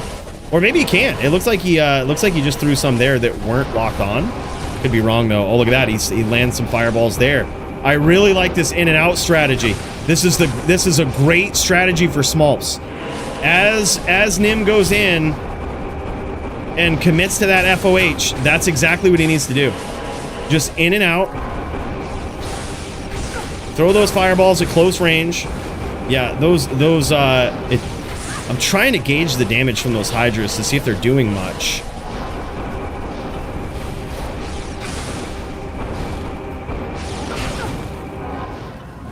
Yep, true. Yeah, he could do that. He could lead if he's off screen. Interesting.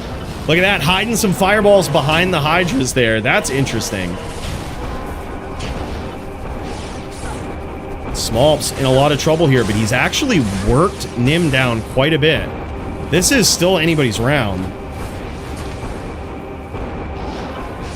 Yeah, there it is. You see him close in the distance. Nim is on the FOH plan here. That just means, yeah, just like that. That's exactly what Smolps has to do. When Nim is just over-committing to this FOH, you just stomp him, right? You stomp and get out. Oh my god, he catches some hams, though, that time.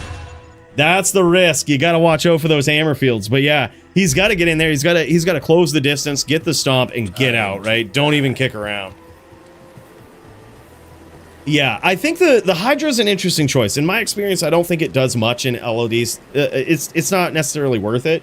Unless you really commit and you have like a +5 Hydra wand with mastery or something, right? To make it do absolutely asinine damage, because you have a wall to get over in LLD. You have the wall that is SOE, right? String of ears. It's hard to get over that just tiny magic damage reduced by 15. It doesn't seem like a lot, but with these skills, like, you know, for example, FOH or Hydra or telekinesis, even some shards from an orb or something, it will just completely negate some of those, you know. So it's definitely a wall you gotta set up to jump over, you know. And I think again, I'll go back to my original statement about Meteor. Meteor does a way better job of that if you get a direct hit, but also you know, there's no way to absorb the residual fire damage on the ground. I think it's a To me, it seems like I would love to see more fire sorks using Hydra, or not Hydra, Meteor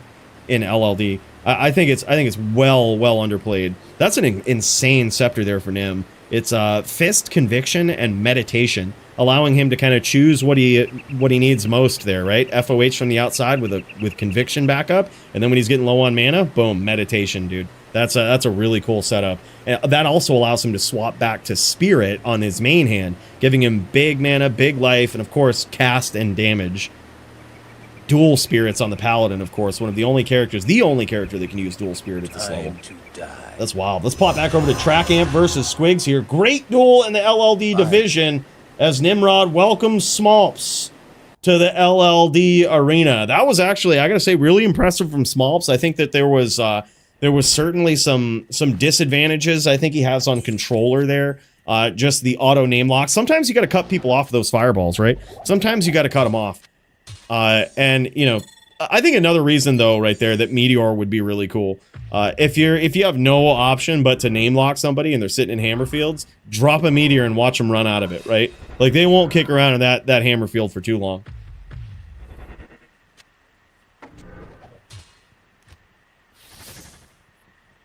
Yeah, it is very weird, Primo. It's very weird how Tully works on controller. Very, very hard to stomp. But yeah, in that situation, I think he doesn't even necessarily need to stomp. He just needs to get close. Like, needs to get just close when Nim was using the FOH. Just, if he commits too much to it, you close the distance and make it hard for him to avoid fireballs.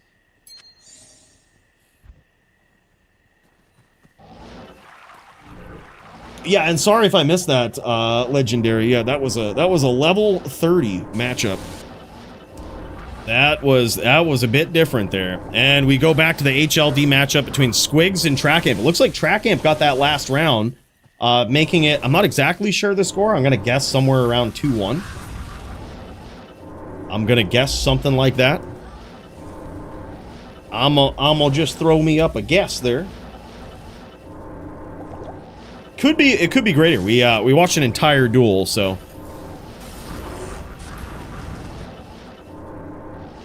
Yeah, I don't think so either, Nim. That's it definitely is. I think if you can avoid the hammers on an ES Sork, you can deal with the FOH. It's definitely a liability the longer you get hit with it, but it's something that is usually not worth the trade on ES Fire versus just someone who's just using FOH. Usually not worth the trade for the Din. But yeah, it does require, I think, in that case, some specific timing and sometimes stomps. Not to say you can't do it with a controller. I have never done it. I think that Smolps is keen enough with the controller. I just think that you could tell there he was, I think, unfamiliar with the matchup and what to do when he was just getting hit with the FOH, the trades to make, the times to get in and get out. That's just something you learn over time in LLD, right? The LLD is a very special way of dueling where, you know, it's, in my experience, it really pays to master a class. There's a handful of people who have played multiple classes over the years these days, like Icy Dicey, who has really just mastered the art of so many different classes, but it does take a lot of time, a lot of matchups, a lot of jamming, right? And in my case, my training was a lot of PKing in pub games, popping into pub games and charging people down, you know, noticing the high-level duelers that would give you a problem and why, you know, and carrying those lessons into LLD. Yeah, it's very interesting. He was telling me about Hydra, and I didn't know enough about it to speak on it, but it didn't seem good. But you never know. I mean, they did buff the damage a while back with Hydra, giving it some synergies. You know, so it was an interesting choice. I said, well, let's see how it goes. You know, but I think anytime I saw any flame from those Hydras hit, it did so little damage I couldn't tell how much it did. Like, I think it might have done something. But, I mean, it certainly, most of it gets negated, and then you're repping life back to, you know, to get rid of the rest. It's interesting. I think it's probably good if you get hit by a lot of Hydras, but if you're moving around, you know, and you are responding to the presence of the Hydras, it gets harder to hit. I don't even like Hydra in HLD. I just think it's too slow and too predictable. Yeah, it did 0 damage. I kind of, that's what I thought. I was like, man, it effectively did 0 damage, and like I said, you might possibly be able to do some if you get a lot of hits on it, but I've never seen that happen, even in HLD. I think even trying to cheese people with Hydra before, I've never been able to do it. It's good for getting like 1 point of damage in on somebody, I think, off like torch charges. It's like kind of a meme kill. Maddy showed me that, but you know, you won somebody with a barb and then you just Hydra PK him. But that's like the best use of Hydra I've ever seen, and that, you know, that includes on a fire sword. But I didn't know. I've never seen it in LLD before, and thought perhaps it could be different. But this is the good thing, though. Smolp's trying these things out and trying different versions of the fire sword. That's how you learn it, right? That's how we all learn about what's good, or are reminded of what's good. You know, the only way to know is to try. So props to him for that. Really trying some spice in his fire sword build there, not just with ES, but with Hydra. That's some spice, man. That's some spice. I love it. I love seeing wild shit like that. I hope the next spice Smolps tries is Meteor. I'm telling you, man, it's pretty vicious. It's pretty vicious. Yeah, Primo controller player confirmed, knows all the secrets, right? Yeah, he's been hornswoggling us this whole time. Those ain't name locks. Those are auto locks. Yeah, controller was hard. Hydra auto targets, but FB is tough. Yeah, yeah. The thing is, like, the auto targets are pretty cool from Hydra, but I was a little concerned about what the damage would be in LLD. It's not high against opponents who are prepared in HLD, but I know that you can only put 1 point into it in LLD, so it relies on the synergies. Which, you know, what is it? Fireball and Firebolt. So theoretically they should be high, right? But yeah, I don't know, man. It was interesting. What's the actual damage on the Hydra Smolps? Like, what is it? What's the screen damage that it says?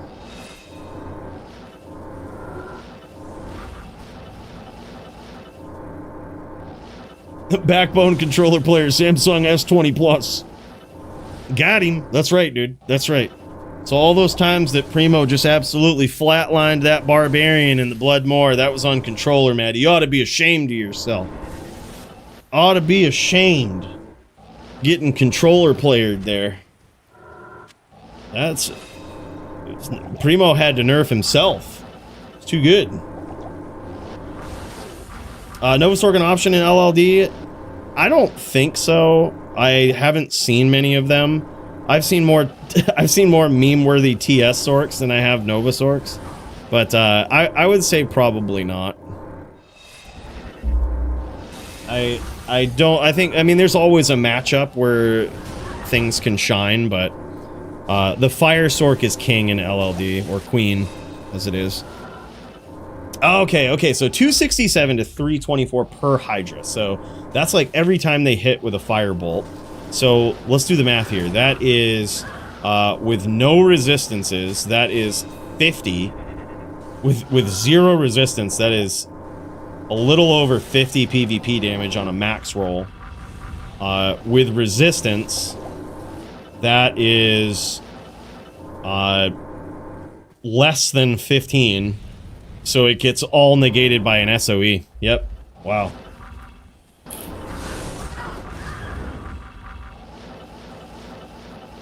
Yep, damn.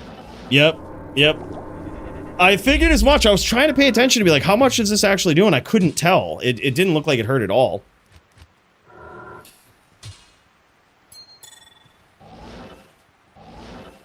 Yeah, Graham says, I want to see a rematch. Smolps v. Nims and Melee now. That's right.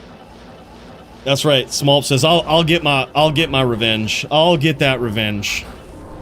He is quickly developing a reputation as the Din Killer. The absolute Din Slayer on that Melee Druid. He says, all right, Nim. All right. You want to get in there? You want to flex on that Din in LLD, huh? You want to have those Dins get the wins in LLD, huh? Hey, look at this. Maddy coming up in here. Looks like dropping some pools, I would think. What a hell of a guy. What a hell of a guy.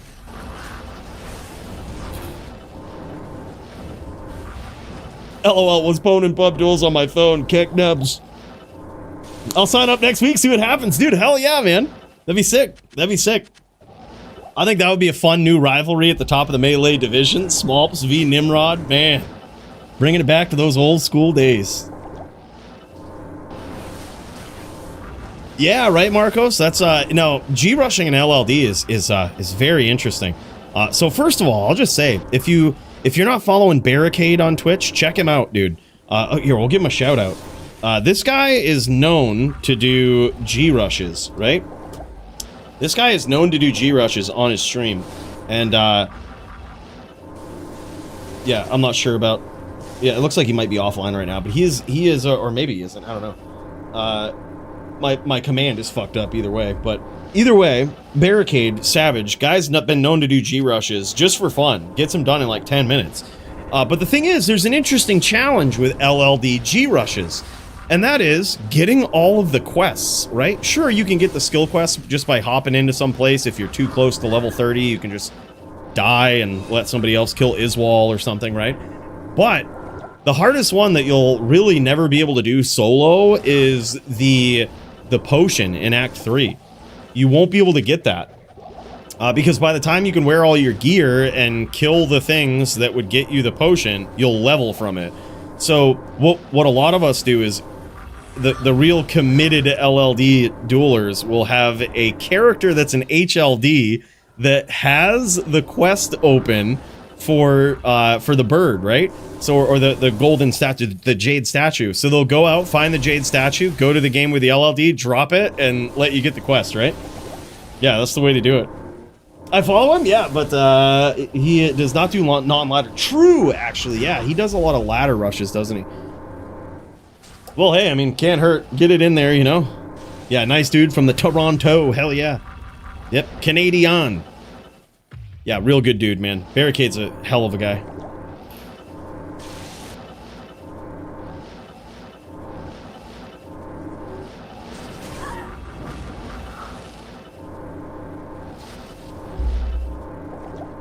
Yep, just need a rusher that doesn't have the quest. Or what I do is I actually have a barb on my LLD account, my magic find barb that he doesn't have the quest in Nightmare and Hell, I don't believe. Even normal. I think I kept that quest in all difficulties specifically for that. Yeah, so if you do get him going though, Marcos, and that's the quest that you need, just let me know when I'm streaming or something. I'll get up. I'll get you that. Just go kill Council real quick, grab it for you, drop it in your game. It's definitely the harder one to get. Also, Den of Evil is really hard to get for the same reason. You need to get... The way that you get Den of Evil is two ways. You either make one kill in the Den of Evil, which is doable. You can certainly do that and not level. You just go kill a Fallen, have it get resurrected, kill it again with your LLD, so you get no experience. But you can also just join a game from someone who needs the quest and leech the quest from them without killing anything. Yep, but those are the two harder ones. It's an art, G-Russian and LLD, man. Now, when you carry that to, like, level 9 duelers, it gets even harder. Like, you certainly can't kill anything in the Den of Evil. You almost certainly will level too high. Or you just won't be able to kill it. Level 9 is hard. Gotta leech that quest. Den of Evil, most annoying.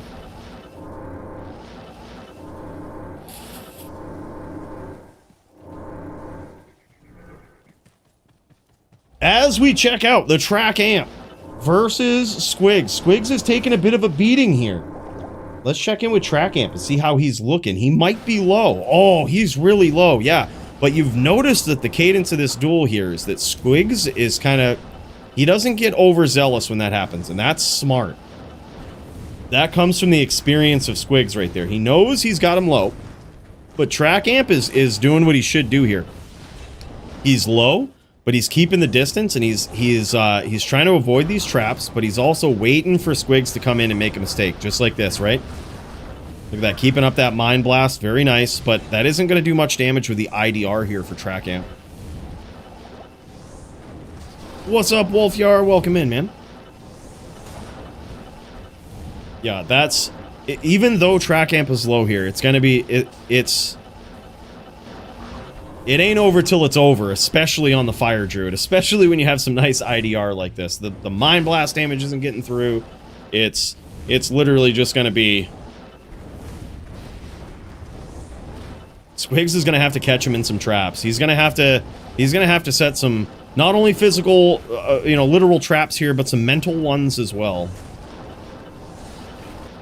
But certainly this is not a duel where Track Amp wants to turn this into a rep to full contest, because Squigs has some damage on him as well. So, assuming that these guys, both of them have some pretty good, pretty decked out gear, they will just, repping life for Track Amp is repping life for Squigs, and it benefits Squigs probably more in this matchup. So what Track Amp is trying to do is keep his distance, but also keep some sort of pressure on Squigs with Volcano, with Fisher.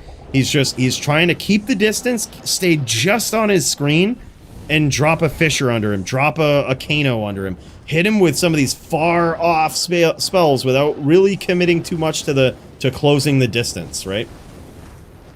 Trying to chip him down as he whittles, as he slowly grows back his life total here. No, you still need it. You still need FHR. It's not completely dead. I would still argue it's a decent thing to have. Certainly not as important as it used to be in LOD though.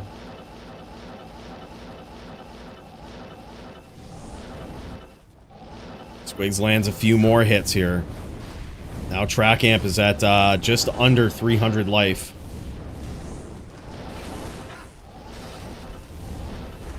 Squigs trying to figure out a creative way to finish here without opening himself up to some big damage. But the more Track Amp circles around, doesn't get caught with those traps, the more opportunities he has to land these volcanoes and make it real dirty. Chip away at him over time, right? That's the only option he has.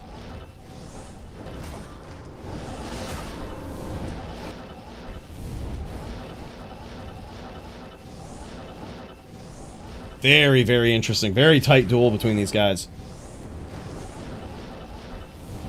Also going to put Murder SC back on the card here. I know he has a melee match as well, or back on the queue. We'll check in with that in just a bit.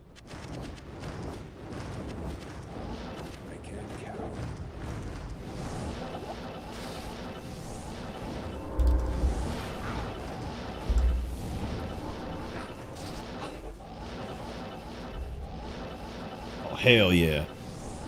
We've also got Maddy's. We've also got Maddy's duel up in there. Oh shit, he just sent me that. Hell yeah.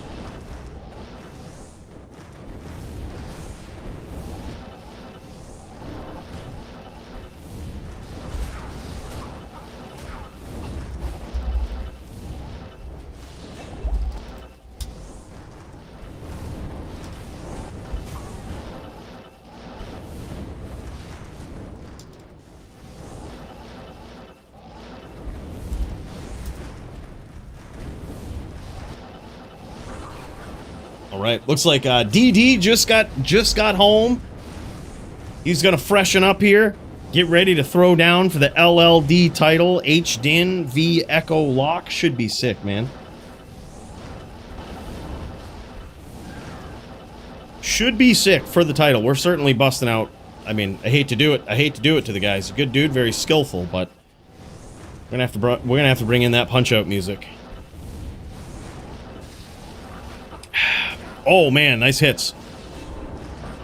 Squigs closing the distance.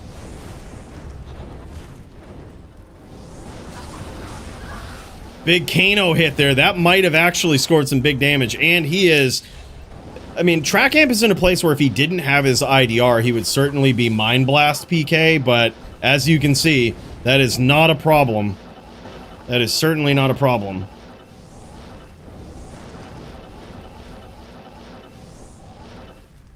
Yeah, I mean, Fire Druid is very interesting in competitive play. That's for sure.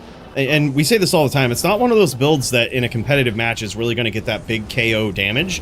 And it's oftentimes not worth your effort to relentlessly pursue and close the distance. Because in a lot of matchups, you're just going to get punished so badly for that. But Track Amp, I mean, this is an art in and of itself. Is, you know, managing the distance, staying, you know... literally staying just on the edge of death here and landing shots. This would actually be just an incredible comeback for Track Amp if he can pull it off. But it is certainly one of the tricks that Fire Druids have up their sleeve. And by tricks, I mean one of the necessary strategies, right, is keeping that distance. Squig's trying to figure out a creative way to do these last pieces of damage here. He is getting whittled down, too. Let's check in on Squigs' life total here.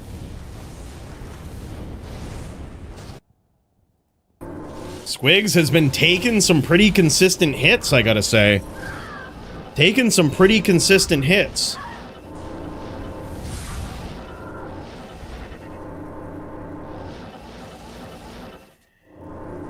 Yeah, he is low enough where he can't really risk it all going in. This is an interesting match, fellas. It's a very interesting match.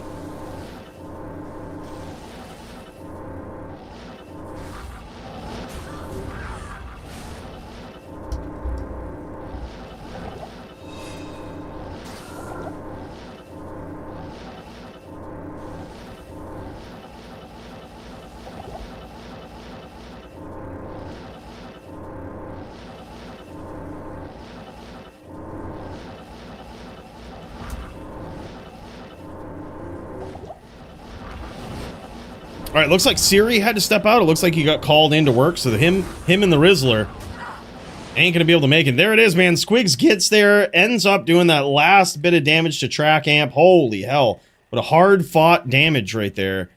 Yeah, he says 100 HP again. Yeah, he was literally 60 at one point. He was extremely low. That was wild. These are very long matchups right here, but I mean, it is the nature of the Fire Druid. These can be grindy duels of attrition, really testing each player on their comfort and their mental wherewithal on their build. It's pretty crazy. Did I miss LLD title? Not yet, man. Not yet. DD just got back in, so we're probably going to fire that up soon whenever he's ready.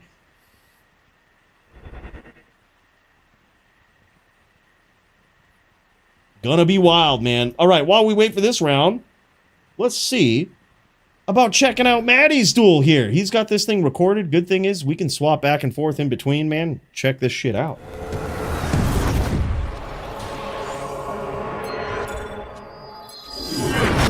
Oh, shit. All right, man, let's bring this up. Let's, he says copyright warning. So, let's get ready. Let's jam this properly here. Stop watching this. Let's jet back over to this. This is Maddy versus Ted. Holy shit. This one is Druid v Barb. The real question here that we're all trying to figure out is, was Ted ready for the absolute violence that is Maddy on this Barb?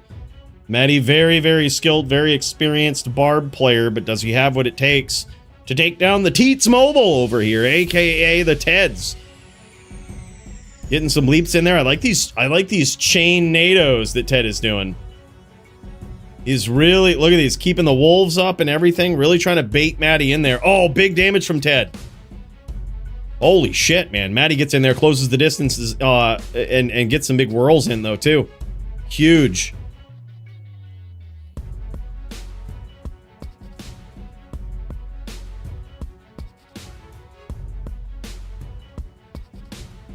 Look at that. Maddy just had show items on. Was that a mistake? Was that a mistake? Holy shit. Maddy had show items on. That is crazy. Wonder what this guy was doing. That's this guy usually unbinds ult. This is wild. Yeah, this is crazy. Maddy utilizing that leap. He's also a very, very patient Barb player. He did score some damage on Ted there, but oh man, huge hits from Ted, and he takes round one. That is actually wild, man. Good thing about these being recorders, we get to skip through here. We get to skip through to round two. Look at this. Holy shit. This is wild. This is nuts. Ted gets there in round one. That's kind of crazy. Maddy gets in there with a nice whirl. Doesn't take too much damage. Literal 4 damage. Notice he doesn't have any life rep here. He is really relying on the life leech. Oh, I'm surprised Ted won out in that exchange right there. Usually a bad stomp is something Maddy will catch you in those short leaps that he does. Takes these short leaps, and when you make a bad telly like that, man, you're just in such a bad spot. Yeah, pre-recorded stream. That's what it is, Nim. Told you not to tell anybody. We had the illusion of being live all until, yeah, just like that. Very nicely done from Maddy. We had the illusion of being live until you had to say something. God damn. Fucking A. The cat's out of the bag now. Yeah, this duel literally just happened, and Maddy opted to record it, and rather than fighting to get in there for the stream, you know, hey, I can respect that, man. That's it's a creative way to do it. Look at this, Maddy trying to. This is interesting. Ted realized the power of those puddles right there and tried to trap Maddy in there and tried to get him in these bad situations, and he navigated that pretty well. Ted escaped with really not a lot of damage. Didn't land any big NATO shots of his own, but you can see, look at this. He's setting up some tornado alleys versus Maddy. That's his strat here.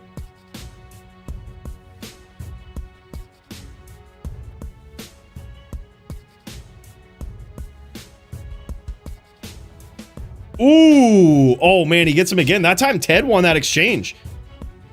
That was probably getting on Maddy's nerves a little bit right there. That's 2 or 3 times right there that Ted has had a bad stomp, got caught with leap, and not punished. I wouldn't be surprised if Maddy brewed up some coffee after this, and he's like, all right, let's jam this. He's leaping because the leap has a big stun radius on it. So the leap will stun your opponent, giving you the opportunity to stomp if you have a good angle. And if you do it frame perfectly, you can almost always guarantee that your whirlwind will attempt to hit, right? They'll always be right there. So leap is very, very smart here as you are, remain patient on your barb, looking for a good angle, right? That's what he's doing. But right now, Ted's doing a great job of setting up tornadoes and making it very hard for Maddy to get an angle.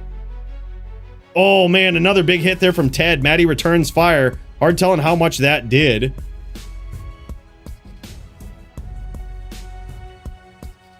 Damn, son.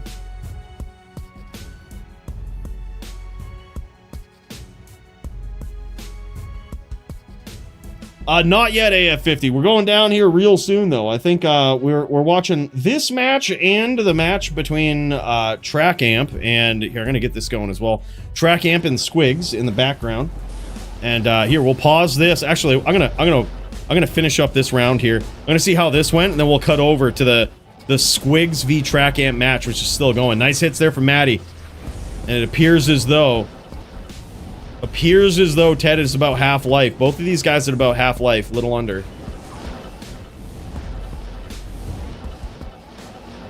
Oh, very nice setup there from Maddy. That's exactly what we were talking about. With that leap combo, that is what he's been looking to punish Ted with this whole duel. Right? Catch him in those very close range leaps and just tag him like that. As he leeches back life with his life leech weapons here from those wolves. Those wolves are really good protection, but they'll eat a whirlwind for you, but the drawback is you can leech life off of them. That's something that doesn't exist with the pets of the warlock for some reason. The life leech is practically non-existent with them, which is very strange because it would be one of the only ways that it would kind of be it might be a fair build versus a barb, but not just shit cans barbs and HLE. It's literally not even fair. Build is insane. Nice hits there from Maddy as he ties up the score 1-1. Damn, son. That is wild. All right, we'll cut back to this duel in a moment. Let's go over to Squigs v Track Amp as Squigs has whittled Track Amp down quite a bit here.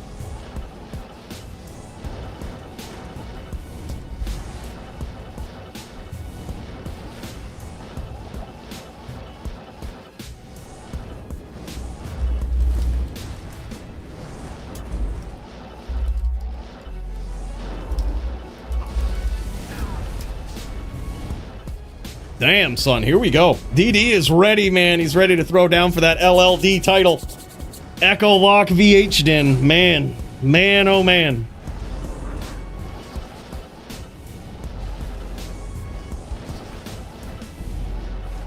I can't wait. He thinks that's going to be pretty in favor of the Echo Lock. I'm semi-confident I can do it on an H-Den.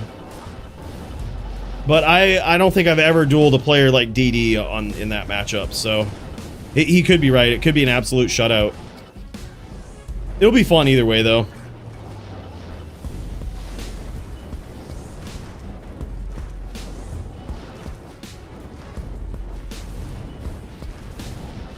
Track Amp down with his back against the ropes here. Back against the ropes. Let's see how Squigs is looking in this, man. Let's check out that life total. See how much damage he's taken here. Getting Track Amp to the point where he's at. He's taking a beating, man. This is how these duels go. Squigs gets in there, closes the distance, takes an absolute beating for it. It's like these guys are running out of mana up here. If anybody's around to pool this game, I'm sure these boys would appreciate it. Yeah, I have faith in DD on any build. Yeah, he's really good, man. He's really good. Yeah, my game plan is I'm gonna try to harass him with FOH. and keep the distance. He might try to surprise me with some telly stomps, but we're gonna see. He might surprise me with like a telly staff and close the distance, but we'll have to plan for that as well.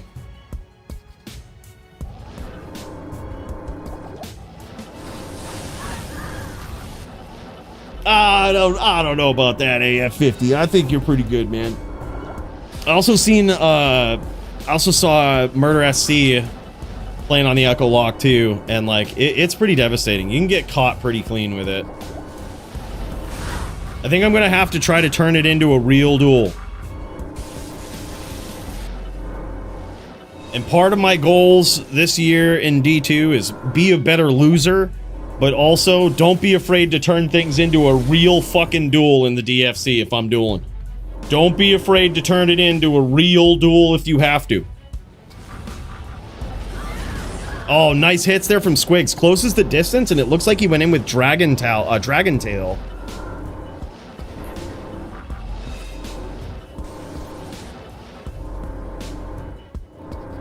An interesting backup skill there. Nice close into the distance from Track Amp as well. Closes the distance, looks to just get that volcano right up under Squigs. That looked very Poly-esque scary right there. Track Amp is just an absolute pro. This is the other boogeyman on he has literally become this guy has gone from student to teacher on this thing right here. He's gone from a druid living in the shadow of Polytheist to being a very threatening fire druid in his own right with his own unique style. Still capable of pulling off all the vicious tricks that his predecessor has done before him. He has learned so much and he's taken this to a whole nother level. He's a very, very scary player, man. He's got that cadence down. He's got that range down. A lot of people who play on fire druids, it takes them so long to master the range and the constant pressure of the fire druid, and that's something that Track Amp certainly has down at this point. Oh, nice job there. Closes the distance, takes a risk, gets hit by the Shadow Master, does Track Amp. Probably didn't do a lot of damage, but it really adds up, whereas he's so low. Yeah, IZX is insane too, man. Those guys are legends. We're gonna try it here tonight, boys. So we're gonna try to take down the reigning defending LLD champion.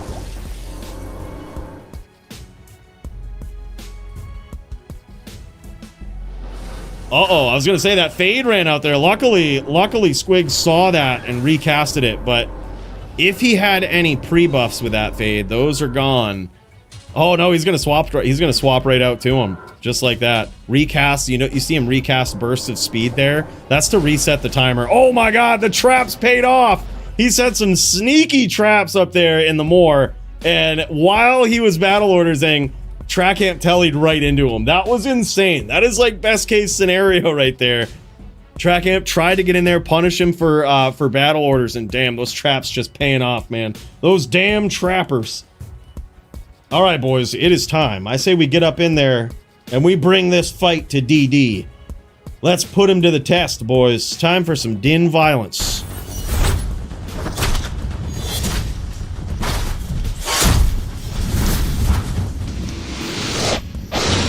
Man, oh man. Let's friggin' jam it. Yo, yo, yo, yo, yo, yo, yo.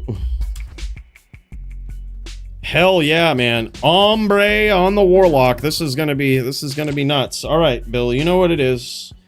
You know what it is. Give it to me. Give it to me, Bill. We're gonna need it. We're gonna need that punch-out mashup loop in order for us to get in the fucking zone here. To get into the zone we need to be in. Switching gears here. We're gonna do this. Yep, punch-out BM. Look, this is for the title. We're gonna be getting up in there. We're gonna be getting up in there and delivering the violence.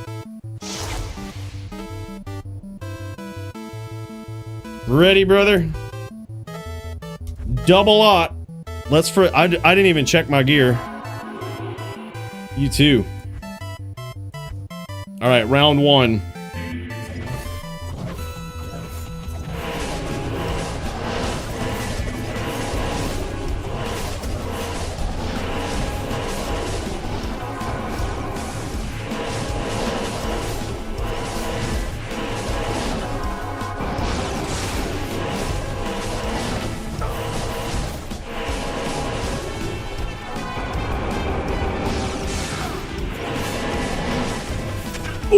Oh, shit. Okay.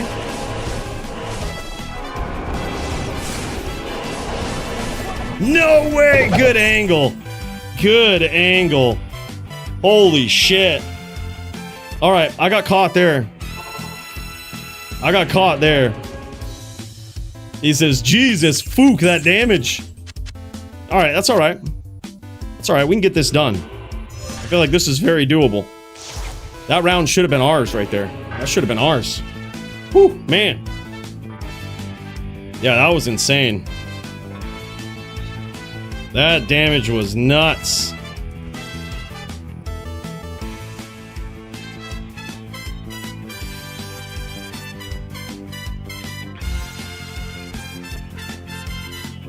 All right, here we go.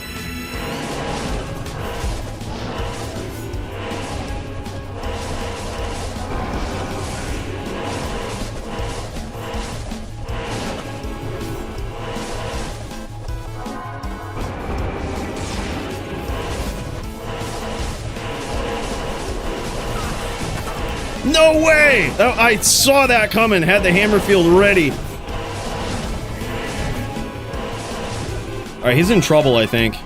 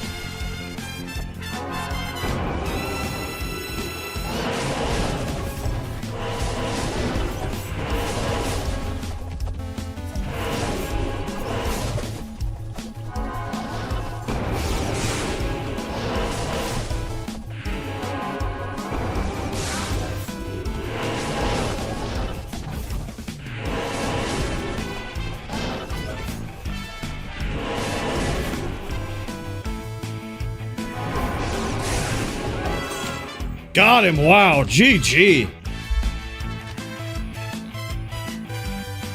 Holy shit. And one. 1-1, baby. Good duel. Yeah, he's got a telly staff in there that he's trying to surprise with.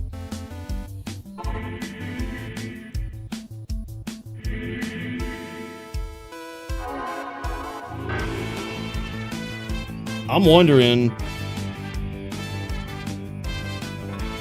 I guess we've got enough rep life.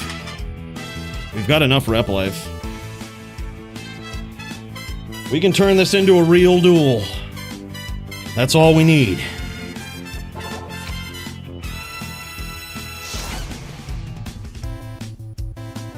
Damn, son. 1-1, baby.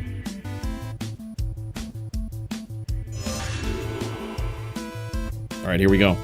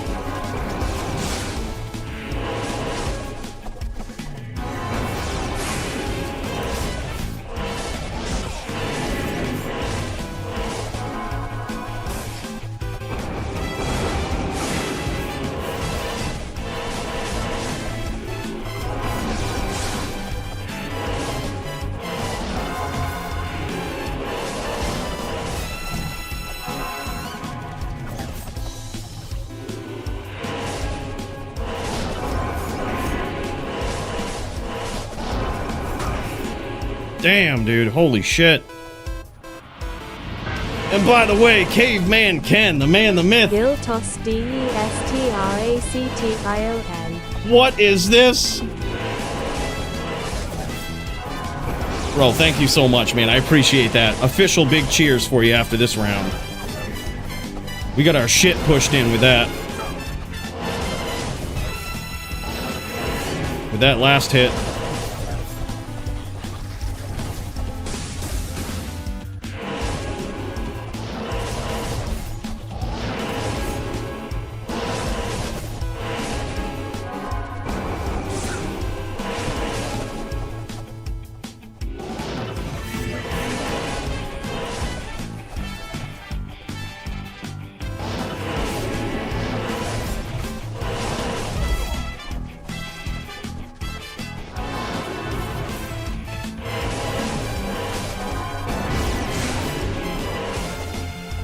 I wonder if he's low. He might be low.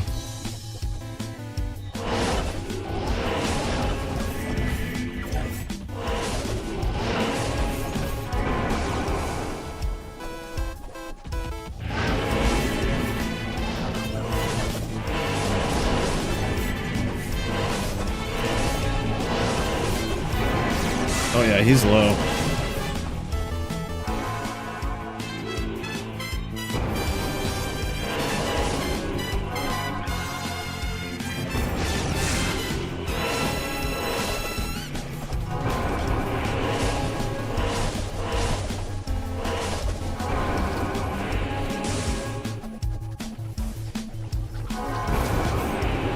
Wow, nice stomp.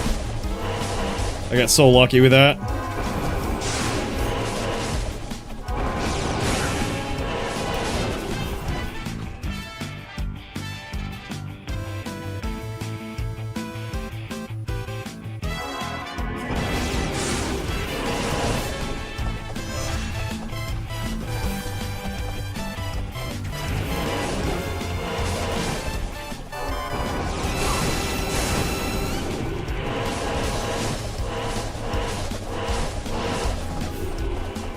I saw it coming. I knew he had the lock.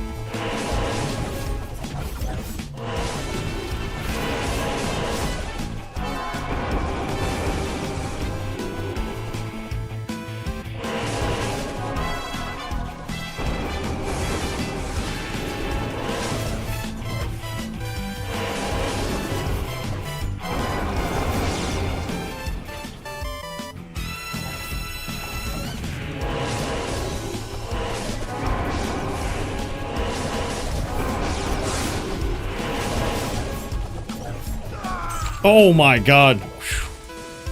Good duel.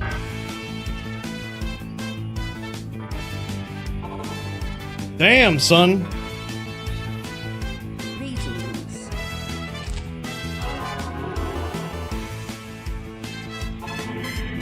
Damn, son. All right, we 2-1 right now. Yeah, calculated violence. That is some calculated violence. Yes.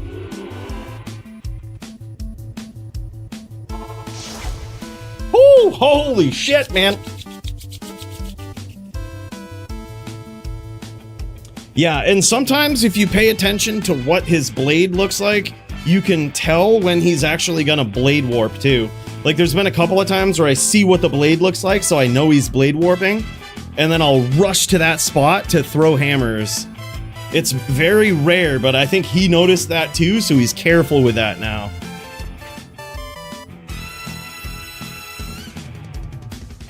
Yeah, that was crazy. All right, 2-1.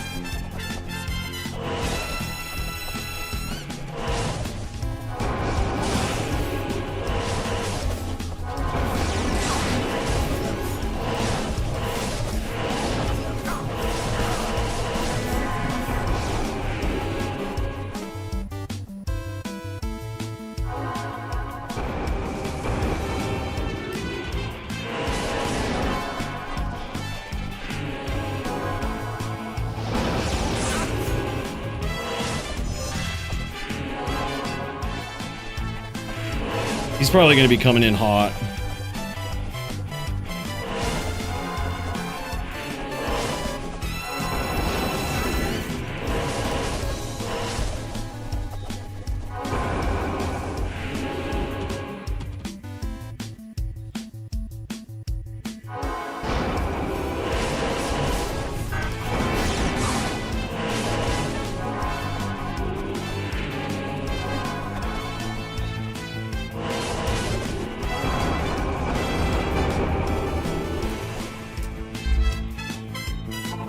Damn, son. 3-1, baby. Greetings. What you need? The Dins get wins, Nim said. Yeah. It ain't over till it's over, though. We're definitely BMing him with the Punch-Out theme. It's straight BM here. Some people have said we should ban the Punch-Out theme because it puts Coooley right in the zone. What up, Enigma? Hey, good to see you, man.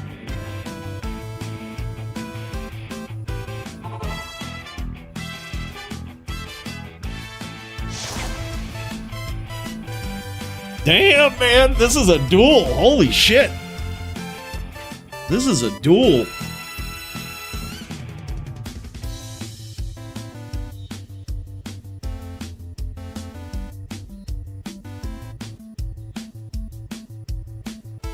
We the top din up in here.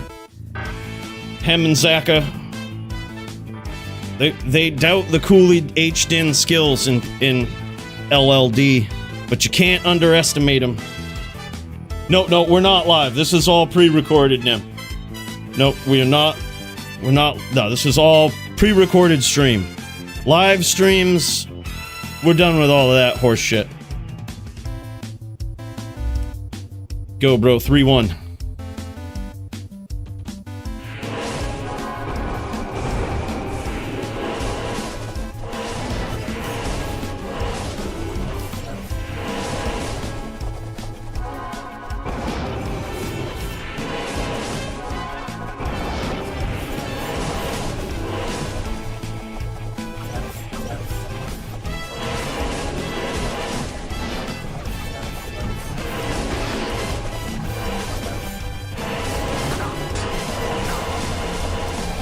Good fucking exchange, man. Holy shit.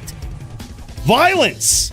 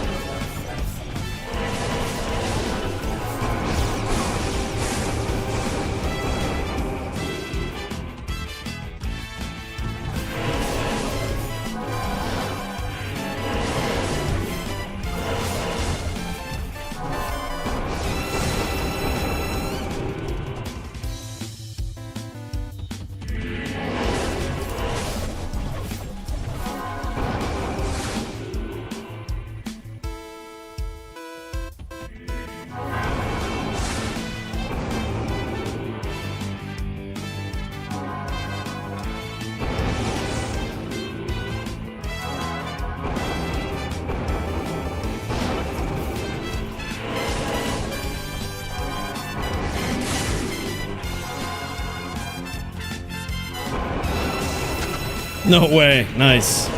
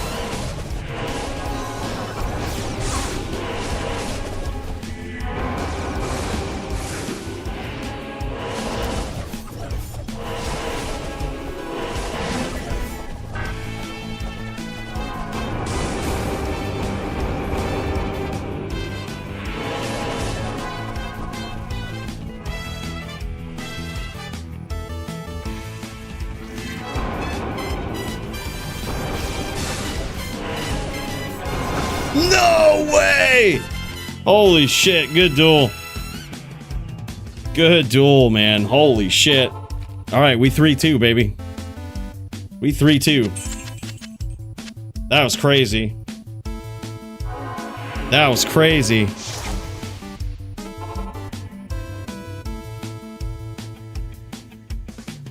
Good day. Holy shit, man.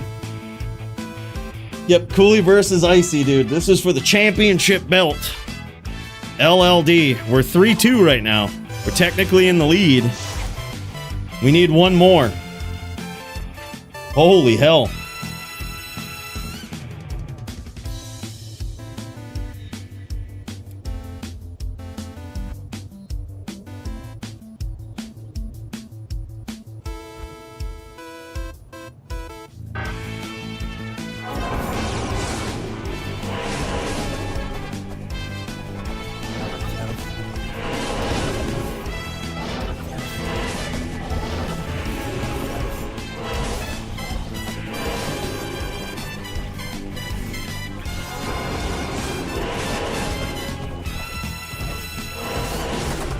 Oh shit, man, that hits so hard.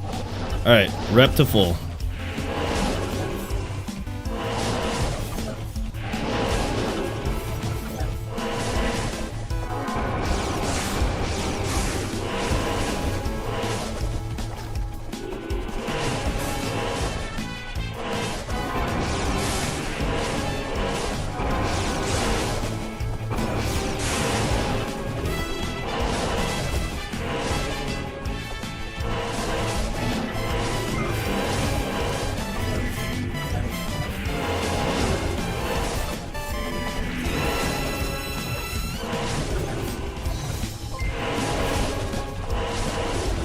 Stay Frosty, what a savage, man. Thank you so much.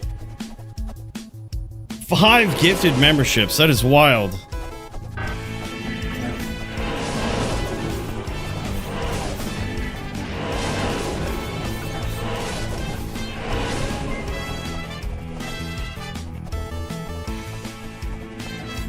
We might have tagged him with a couple hams.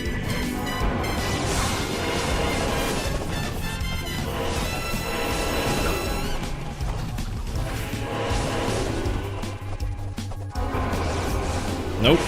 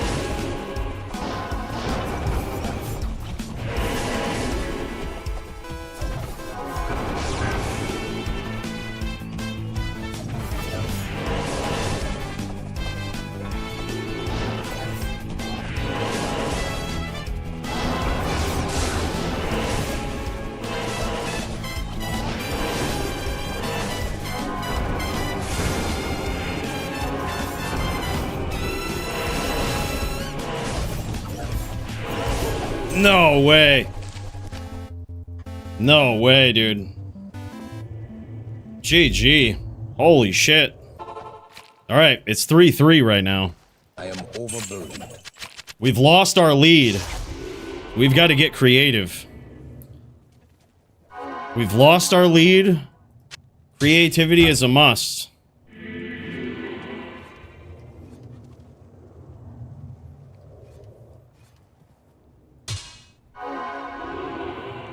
Alright, this will allow us to kind of charge around more, I think. Can you just use that on the swap and just charge around more?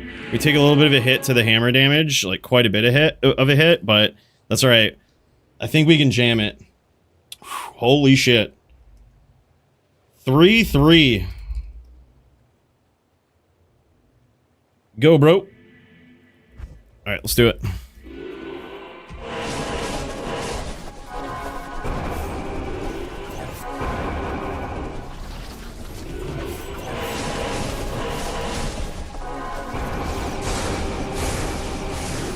I think this allows us to FOH more.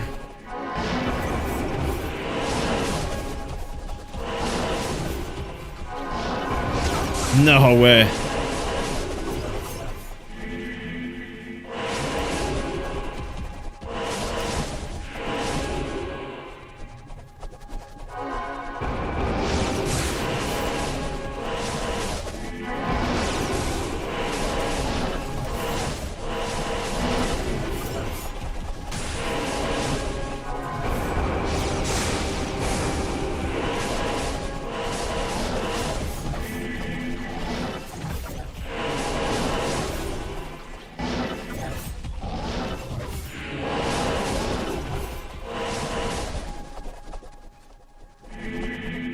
All right, let's rep some mana back here.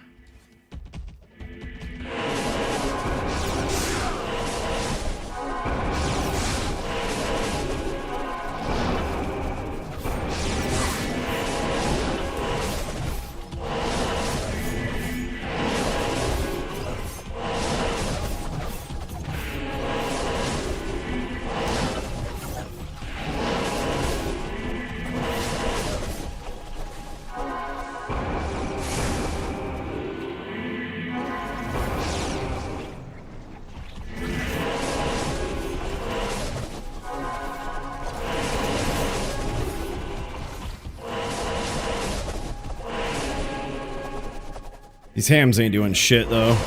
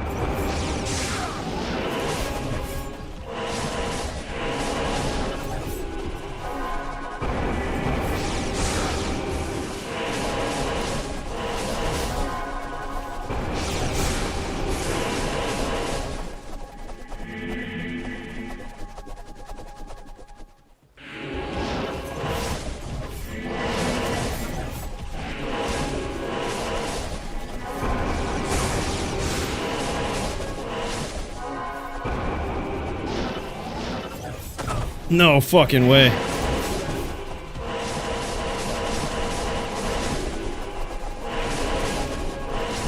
Our only out is to rep to full.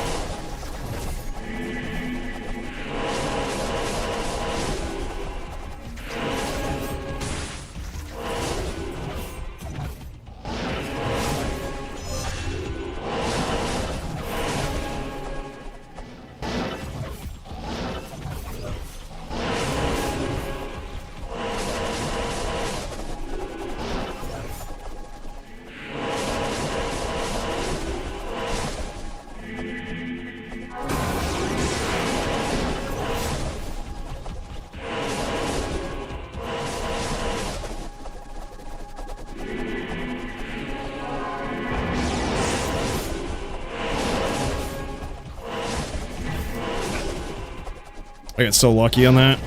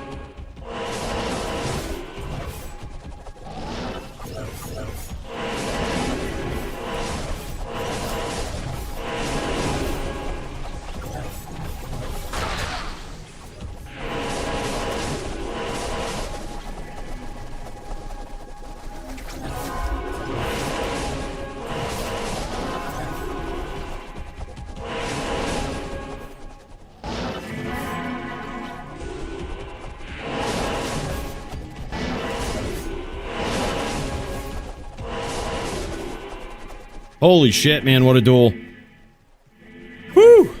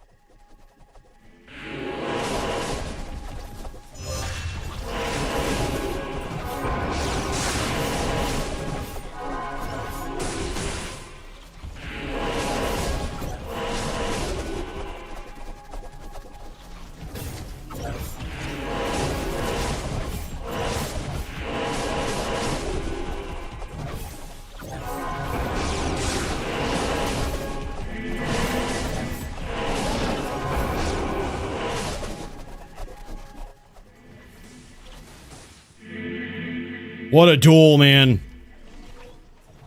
We've turned this into a real LLD duel.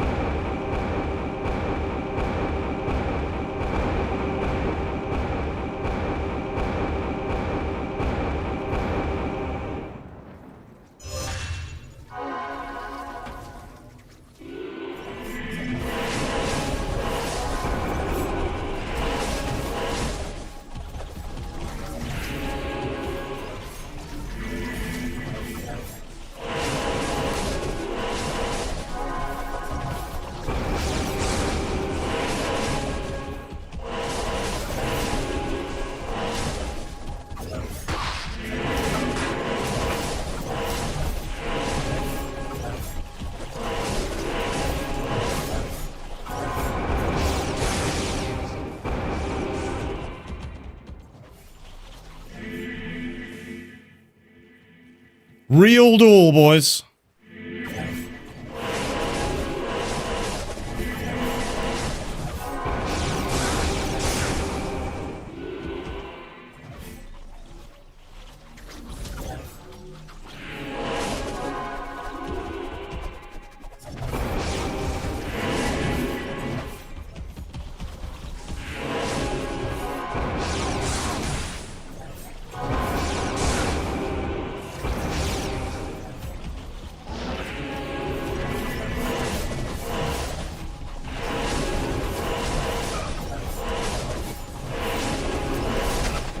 Yeah, right. Holy shit, dude.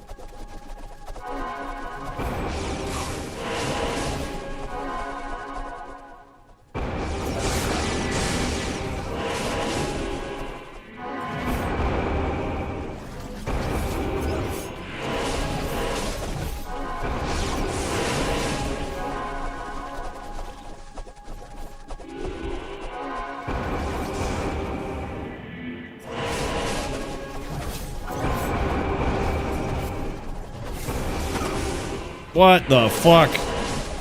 Alright, we have to rep back to full, man. We were almost at it. We were almost full.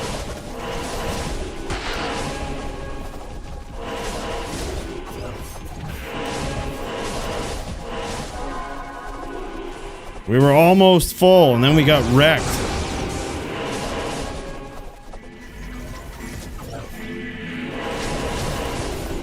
No way. What the fuck was that? Good fucking duel, man. That was a real duel. That range was insane. Like, what the fuck just happened there? He threw, then he teleported with Blade Warp, and somehow the range got increased of his Echoing Strike. That should have never hit me down there. Yeah, 3 telly staffs out of tellies for 75% of that duel. Yeah, I could tell at the end there was no surprises left, really. So I was like, that's why I was willing to like rep to full and get in and like dance with the hammers, knowing that you couldn't quickly get out. You know what I mean? But you navigated it well, dude. Holy shit, that was crazy. That was insane.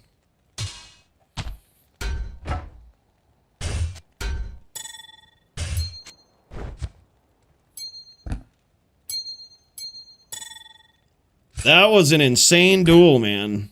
Holy shit. Look at this. He's got dexterity, cold damage there, too. I like that. Very nicely rolled insight.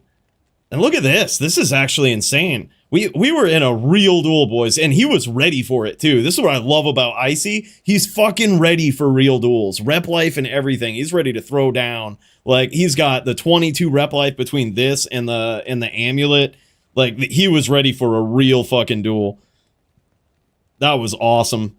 That was sick, man. Wow. Godly.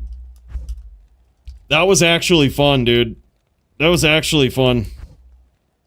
Seemed kind of fair, really. Yeah, like, that seemed like a good one. Yeah, Lock v Pally. By the way, what's up, Hellink? Also, big cheers, man. Big cheers. So sorry, I know I was kind of behind on the donos, but stay frosty. Big cheers. Big cheers to Caveman Ken. Man. Appreciate you guys. Sorry I was a little late on that. That was indeed a real duel. Yeah. Very good, man. GG's. Congrats on the defend. I thought for sure I was going to take him down on that H-stand, but that actually was a real good duel, man. That was tight. That was close. That was actually a really insane duel. Really fun. Very unforgiving, dude.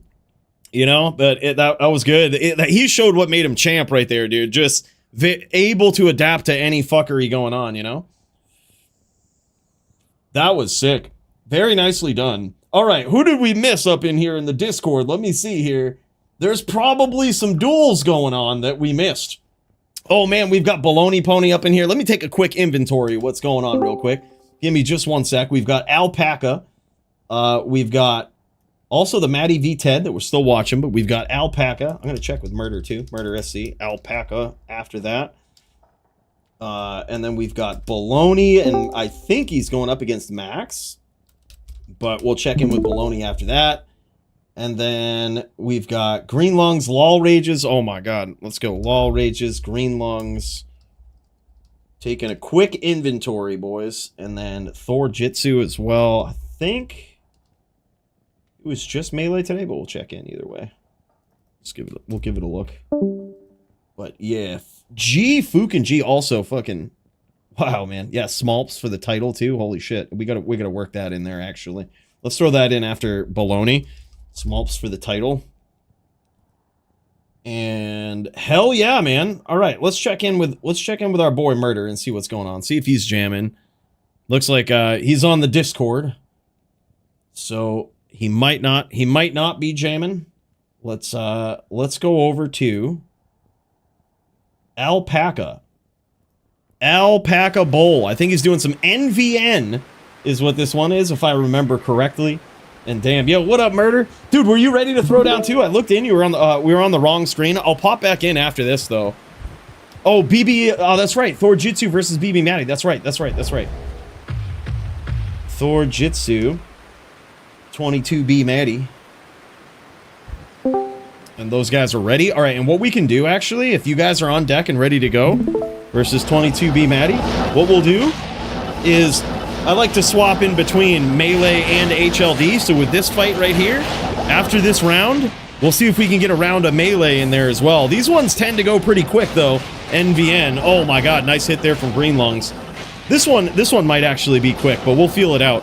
We'll pop right in after this, and we'll try to get multiples going at once. Sorry for letting the queue get backed up, boys. I didn't know it was going to be such a real duel. I didn't know that was going to be such a real duel, but I'm so pumped that DD was ready for it, man. Rep life and everything. He weren't fucking around, dude. Icy, you know what's up, man. You know that when you want a real duel up in that LLD arena, it's been like this in tournaments in the past, all right? You know the big money duel is this boy right here, you know? You know. That's we have some epic fucking back and forths, man. Me and that Icy boy, it ain't never a dull moment.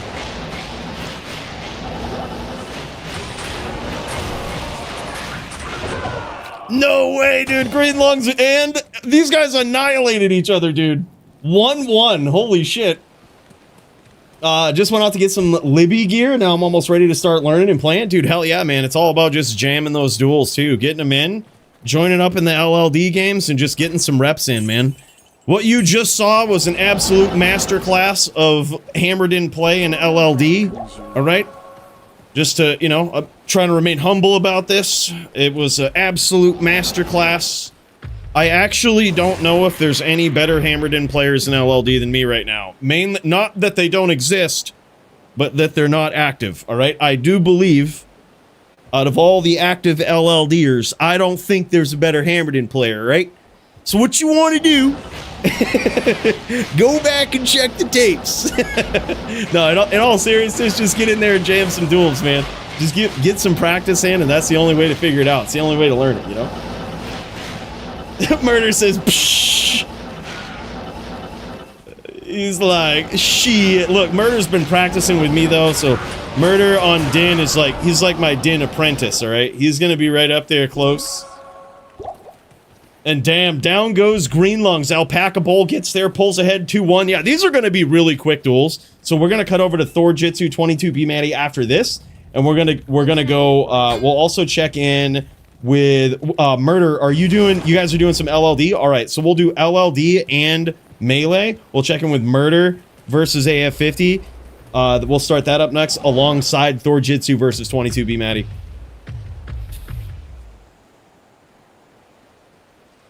He says, "Oh, that up. Look, he's gonna be the top Din someday, right? I got some reps in versus that boy.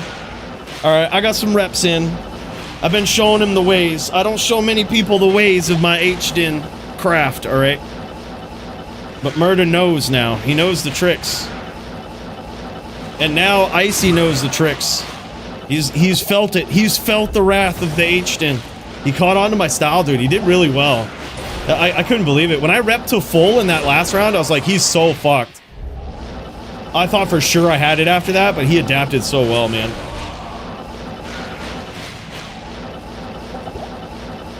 Oh, AF15 Law Rage's LOD. Oh, okay, my bad, my bad. Alright, well, let's cut over to that then after. Like, let's do that, then we'll check in with Murder. Mainly just because I'm not... Murder might also have a... Might also be on Melee. So, alright, we'll go Law Rage's AF50, and then Thorjitsu 22B Maddy. We'll do it. We'll do it. And in fact, Thorjitsu 22B Maddy, get ready. Get ready, we're coming soon.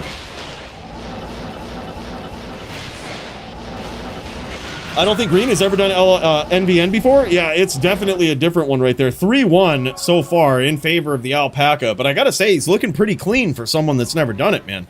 He's looking like he's at least jammed it a couple of times, maybe in a pub game or something. By the way, just saying this, Namich, saw your video with Barricade and Llama, the level 9 duel. That was awesome. Dude, glad you liked it, man. Different style of video, but I think it was pretty fun. It was actually a really fun event, too. You know, that's... If you want to see the whole thing, it's actually on this channel on YouTube, Coooley Live. It's one of the most recent. DFC 200 is where we did that. No, it's very rare for people to have, like, perfect gear in LLD. It's you often don't need it. You just need really good gear. And need is also subjective, because if you're a really good dueler, you can probably piece up a lot of people. Even with shit gear.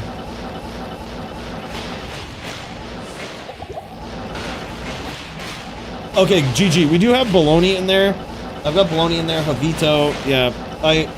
My duel took a long time, but like I said, I gotta work on turning in the if I'm gonna duel, you gotta do it right on stream. You gotta lock in, turn it into a real duel if need be. Alright? Turn it into a real duel if need be. And this time when we turned it into a real duel, the queue got backed up. Go figure. What the fuck, you know? It's crazy. Usually just pub games is where you can sometimes get some like practice in, but those are often go to shit because someone joins with a warlock and just is a cunt. But like other than that, pub games are a pretty good place to start.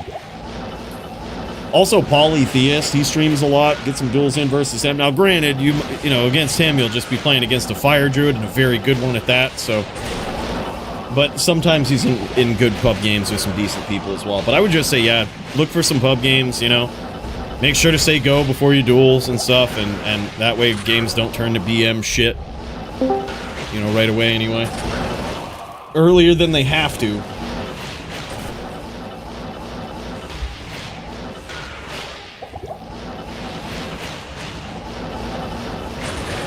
Epic NVN here, holy shit. Greenlung's actually nailed some good damage there. He's kind of catching up on this. Right now, I believe it's 3-1 in favor of Alpaca Bowl. But dude, Greenlung's just kind of kiting him around here. He's backing off a little bit, looking for his angle, looking for these stomps. That was actually a nice little chain right there.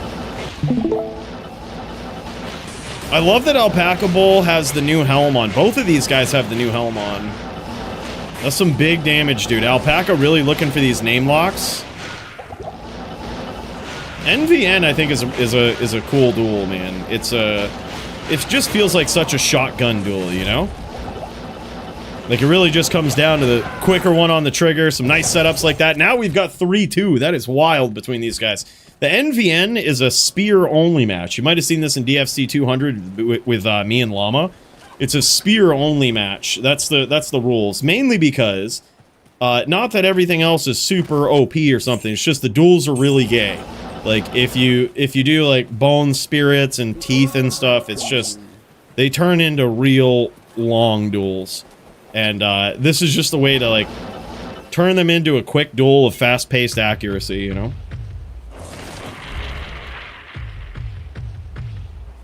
I was reading a Libby guide on the Switch, and it says you want another Divine Scepter with med skill. Is that 100% necessary? You can use Insight. You can use Insight for sure. Yeah, they probably tell you about, like, the ideal. Like, Nim had a pretty ideal scepter, like Fist, Conviction, and Meditation. That's pretty good. That's a pretty decent way to do it. But you don't need it. I would argue FOH scepters are necessary, though.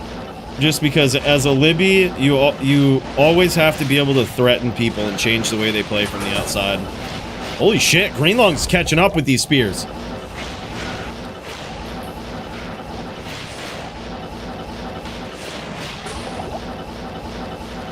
Now, in NVN, it's very interesting. Sometimes you'll see people do this. They'll kind of back off a little bit and kite, right? And the one good, clean, quick way for Alpaca to lose this duel is to keep feeding into that from Greenlungs and looking for these locks right here.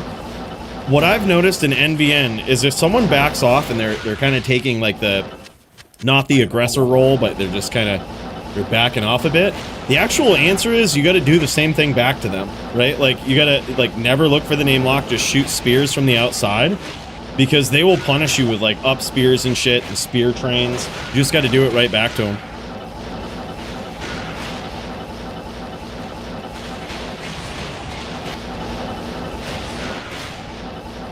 Nice angles here from Greenlungs. He's looking to get in there. It was 3-1. Now it's 3-2. Still in favor of Alpaca Bowl, but Greenlungs trying to make a big NVN comeback here.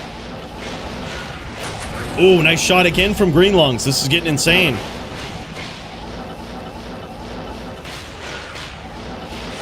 Yeah, I think Alpaca just has to take some educated shots from the outside, and boom, just like that. Greenlungs ties up the score. Now it's 3-3. Final round right here. What a comeback, man. Holy shit. After this, we're going to jet into Thorjitsu versus 22B Maddy. At the same time, we'll run alongside of LOL Rages and AF50 in LLD, another level 30 duel. They're usually not as long as the one that me and Icy did, all right? That was a real duel. That was a real duel. By the way, Hell Inc., my guy, 400 bits. That is crazy. Big cheers, man. Stoner versus Stoner. Or in this duel, Boner versus Boner.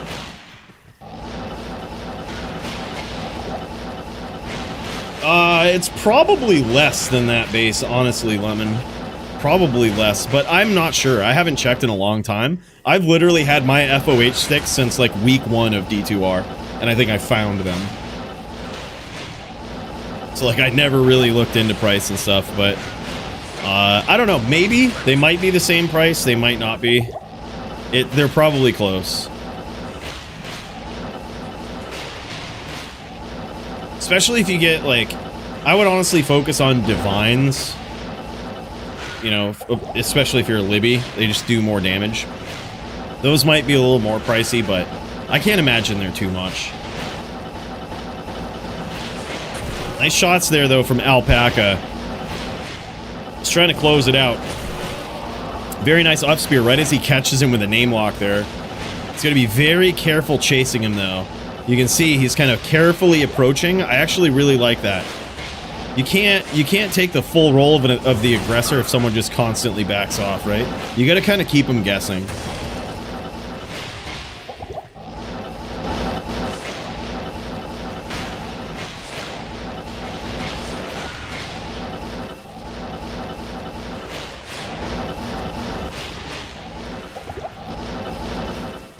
Damn, son, this is a real NVN match right here. Oh, sick. That sounds like a really good Ami, dude. Probably better than my Ami. Mine is horrible. It's not horrible, but it's not great. Oh my god, and there it is, Alpaca Bowl. After having such a dominant lead, brings it back. That was crazy. 4-3 victory for this guy in this NVN showdown. Love seeing these guys bring in Hell Wardens. I absolutely love that helm. I think it's the new Necro helm. It's great. It's good to see other Necros on this now. Yeah, that's wild. All right, 22B Maddy versus Thorjitsu in Melee. We're going to run this alongside LOL Rages and AF50 in LLD just to kind of start backing down the queue a bit here. So we will watch this round. We'll see how this starts off. Couple rounds between these guys. And then we'll swap over to look at LOL Rages and AF50 if y'all are ready in the LLD level 30 division. Thorjitsu trying to get back into the winner's column here tonight. Holy shit, though. 22B Maddy with some big hits right off the rip. Thorjitsu looking like he's going to take this one, though. Absolutely impossible to hit. I think 22B Maddy just had to go check his gear there real quick. He's like, did I just shit my paladin pants? How come I can't hit this Zan? Holy shit. Yeah, whiffing hard, man. That was crazy. I've never seen so many whiffs. That was wild. That was nuts. Yeah, it looks like Green found his HLD chart. Dude, I'm telling you. Necro is really good right now. I think it's in a really good spot if you deck it out with the new items. Like, you know, Sunder Charms with certain matchups and all of that. Like, I think it has some big potential. All right, some back and forth in this round right here. We do have a Fortitude proc from Thorjitsu. That ain't good for 22B Maddy. Holy shit, what a round, though. Close match between those guys. Close match so far, but Thorjitsu pulling ahead 2-0. Let's pop over to the LLD division here. Check out AF50 versus the LOL Rages. And they chose to go Barb v Zan. Holy shit, AF50. Wow, with a quick win over LOL Rages there. That was insane. That was insane, man. That was fast. It's now 1-1 between these guys. LOL Rages is an absolutely savage Zon player. In general, but really stands out in LLD. This guy climbing up the ZVZ ranks, and also extremely experienced in all of these matchups. In LLD at heart, right? As AF50 closes the distance. Puddle in trouble, aka LOL Rages, getting hit with some big shots early on. This ain't good. AF50 takes him out with that shield barb. Damn, son. 2-1 in favor of AF50. Let's pop back over here to 22B Maddy, see how this one's going on that Din, see if he's able to steal some more of these rounds. Looks like he got dropped again there. This is crazy. What is the score? What happened to Din's getting wins here? Come on now. Thorjitsu over here picking on these Dins. Someone needs to put Thorjitsu in his place over here. He's beating up on these Dins. Oh, he's on run there. That might have cost him the round. He was on run as he ran up to Maddy and just caught some big hits. Holy shit, but Thorjitsu, oh my god, almost came back in that round. That was actually pretty crazy. Damn, son. All right, let's pop back into this LLD duel. AF50 versus LOL Rages. Pretty wild here. Nice shots, actually, from LOL Rages. He's doing a great job of escaping these deadly whirls here and delivering some damage of his own, but man, it is hard to get out of the way of those arrows. Oh my god, what a close round, man. AF50 says, sorry for cheese. Yeah, I think it's 2-2 between these guys. This is actually an epic level 30 matchup, man. Holy shit. Thorjitsu getting there again as we tune in to 22B Maddy versus Thorjitsu in Melee. Getting there again. Stacking up these wins. This is wild.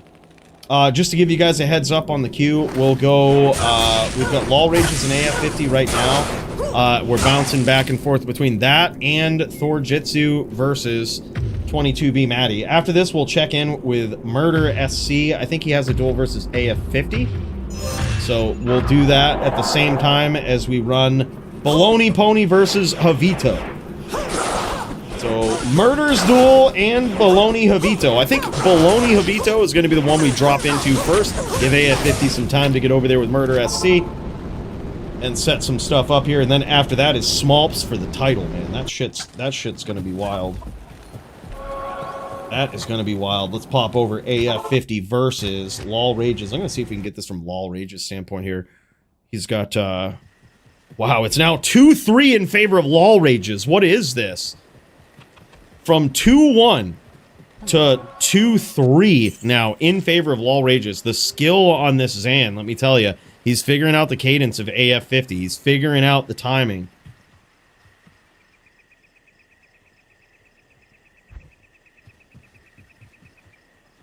Damn, son. Yeah, hit Alt, Enter, Couch, and you should be able to resize it. If that doesn't work, I have no answers. I've never run into that before. But just hit Alt, Enter when you have it full screened.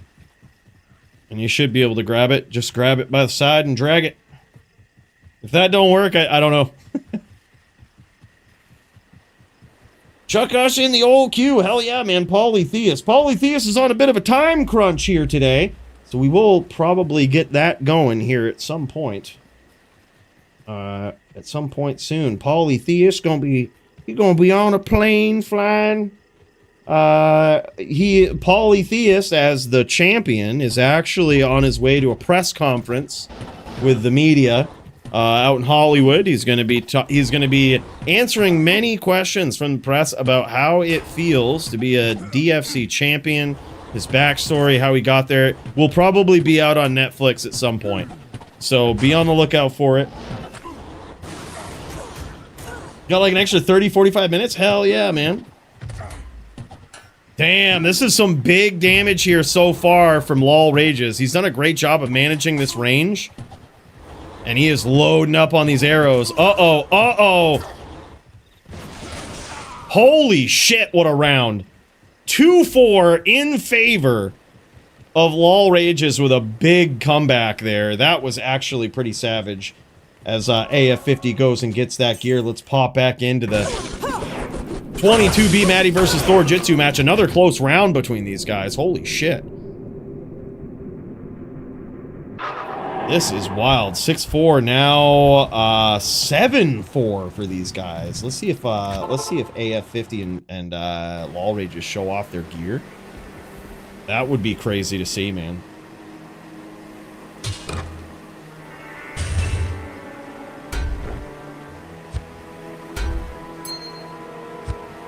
This is actually wild, fellas. What a duel. I thought AF50 was going to run away with that after those first couple of rounds there. But it just goes to show you how good Lol Rages is on this Zon. It's not just in ZVZ. He really knows his timing, his distance, the appropriate time to swap back and forth between the jabs and the bow, which is, I mean, that is Zan 101 right there. You got to master that stuff, right? And this guy is right on top of it. Some great gear here, too, for this LLD Zan. Just incredible. 100% perfect string of ears. And look at this thing. Battle orders, 3 sockets, iron skin there for AF50 on that helm. He's got a max 17 max damage, 6 strength, 9 dex jewel in that armor. Wow. That's actually a really cool armor, really cool jewel. And just some wild gear here, man. LLD always holds a special place in my heart, as I say all the time, man. It is crazy to see. Very, very crazy to see. Love these level 30 duelers here. Thorjitsu, man. This guy pulling ahead here. 7-5 now in this melee match. Up next, we're going to flash over in between here to Murder SC's duel.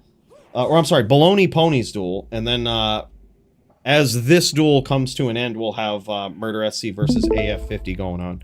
But the next up, we'll pop into Bologna Pony versus Havito PvP, just to give you guys the heads up.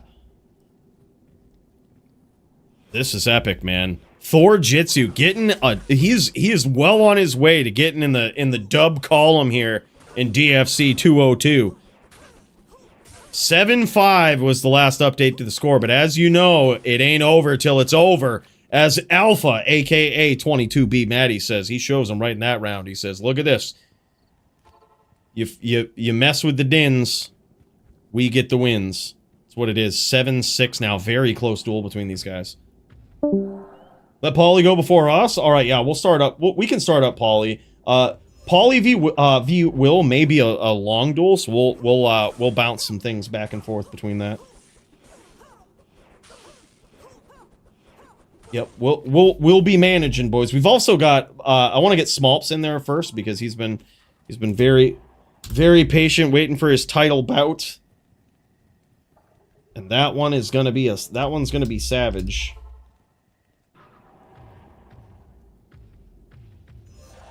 So that is up close here as well. Look at that Smolps v Green Lungs. And actually, I mean, we're kind of backing the queue down quite a bit. Now that I realize who's dueling who and all of this, it's looking a little cleaner, which is good. Oh my god, dude. Holy shit, Thorjitsu literally almost gave himself a walk-off KO there.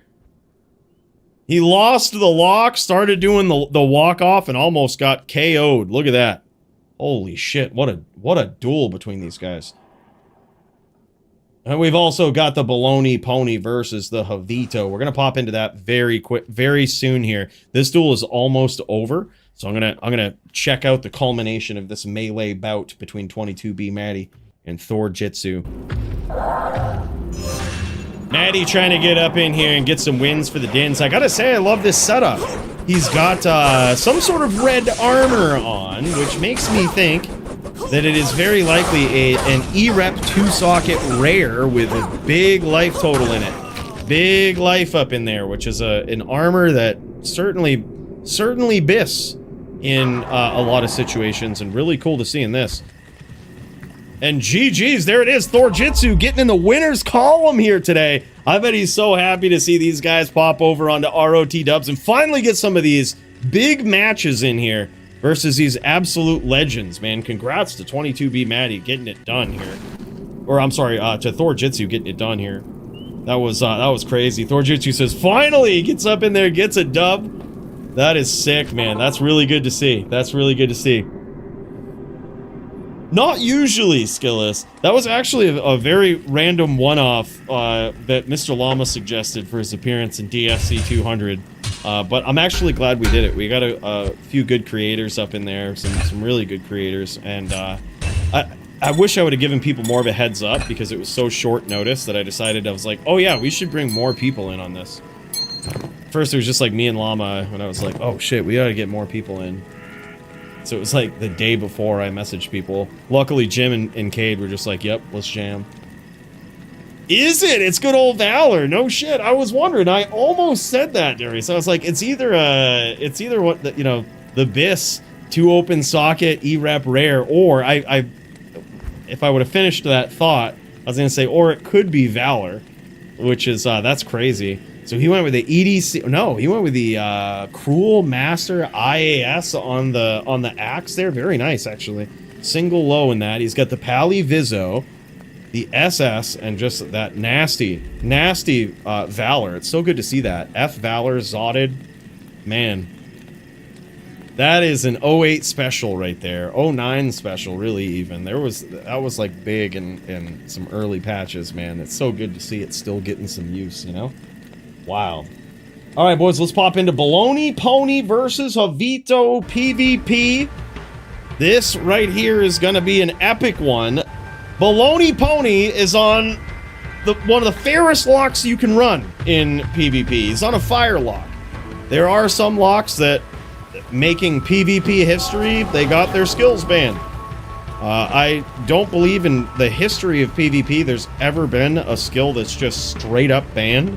Like an offensive skill, but leave it to the Warlock. They pulled it off from their absolutely busted class. But Havito is going to be on the Barbarian, and we're going to see if this actually gives Bologna Pony some trouble here.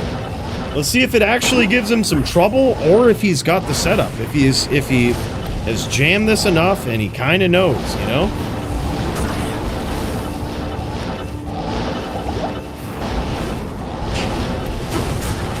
Damn, son. He might be running some big block here, too. Which I'm not sure if there's any rules against block for a Warlock versus a Barb, much like there is for, say, a Druid, where they're kind of limited to 35 or whatnot.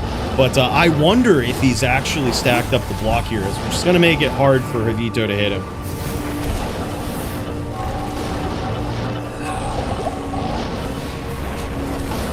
So far, Havito, this is kind of an even duel between these guys.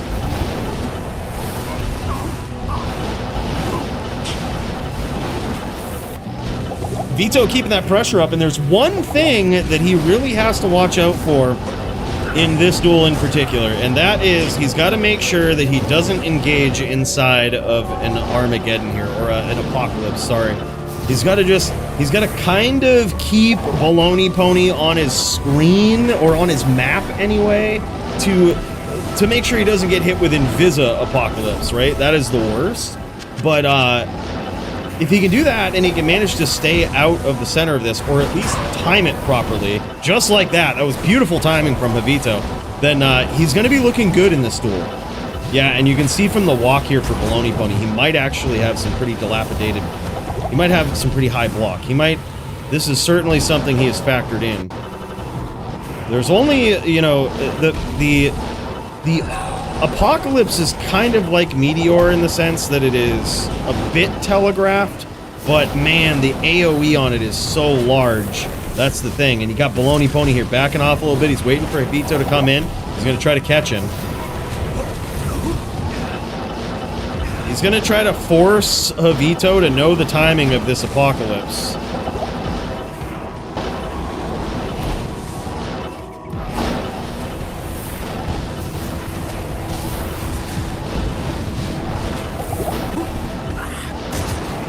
Did they show Envy Endgear? They didn't, but yeah, best in slot right now is the Geed's Wager belt. Geed's Wager, they're probably...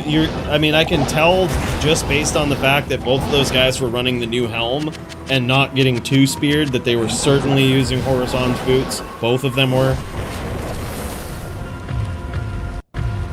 So they definitely had the boots. I wouldn't be surprised if they had Geed's Wager belt. It is definitely this. Does it have any effect on the opponent in PvP? It does absorb some damage, but you really have to commit to it for it to absorb a lot of physical damage. Look at this, Bologna Pony, what a gentleman here. He notices Havito might be lagging, might have dropped, so he's just kind of letting it, he's just giving him some time there. He's like, all right.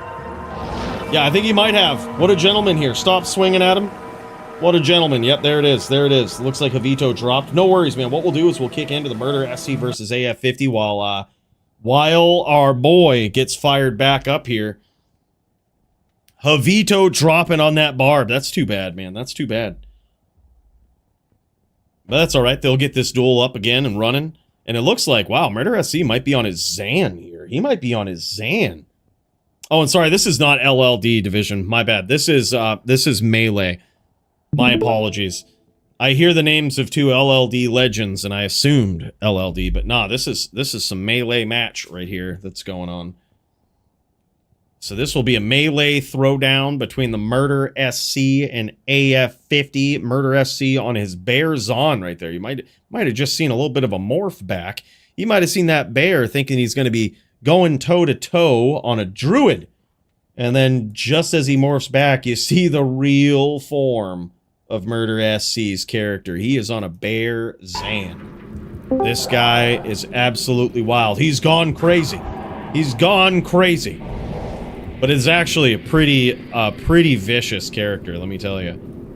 There it is. Murder SC says, good luck, mate. AF50, good luck as these guys throw down inside the arena. Uh-oh, big hits from Murder SC. I told you, this guy is a savage. This Zon is a savage, man. Big hits there for him right off the rip. Looking like it's going to be Murder's round. There it is. Holy shit, man. 1-0 so far for Murder SC as he advances on his bear Zon. This is wild. It absorbs some physical and can be recast, yeah. Yeah, whereas it was Darius asking that, I'm sure it was a question more motivated towards some effects it might have in Melee. He might be thinking about some jewel options. He might be thinking about potential melee lock options. I don't know. You never know. Darius always thinking. Always plotting in that melee division.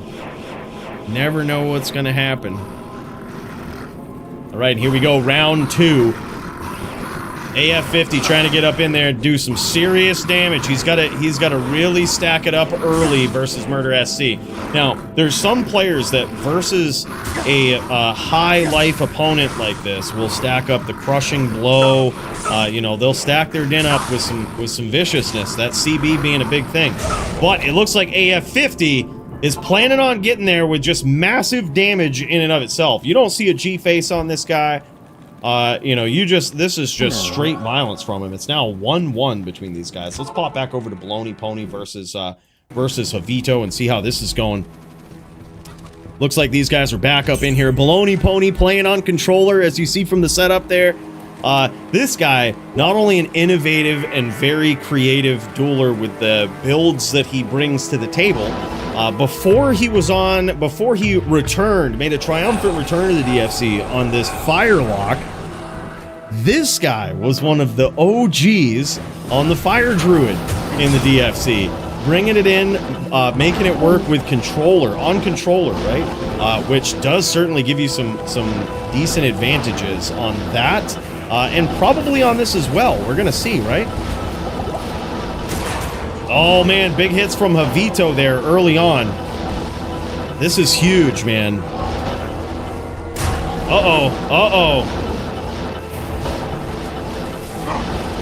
Havito trying to get up in there and do some Zerkin, but that could go south real quick, I was gonna say, because if you can see here, Bologna Pony uses Ring of Fire, and that skill, even with just 1 point in it, has a guaranteed knockback. It is like the highest knockback rating of like any skill I've ever seen. It's like guaranteed knockback.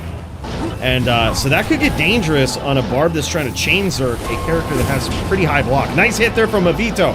And he's trying to time this Apocalypse. He's getting better at it. He's getting better at finding the timing with this Apocalypse, not staying in it. Bologna Pony trying to kite him around here. But with Bologna Pony playing on controller, he very likely will never be able to CT cast too far out. Amazing chain there from Havito. And that is the punishment that Havito can deliver, especially if you're playing on controller like that. There's no out, right? You have no way to CT cast out of those locks.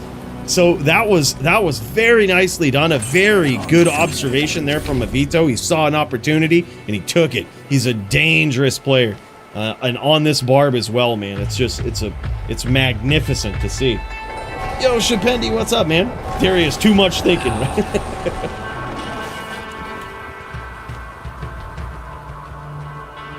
Yeah, there is a way to cast it in the new Duel, but it's such a low % chance.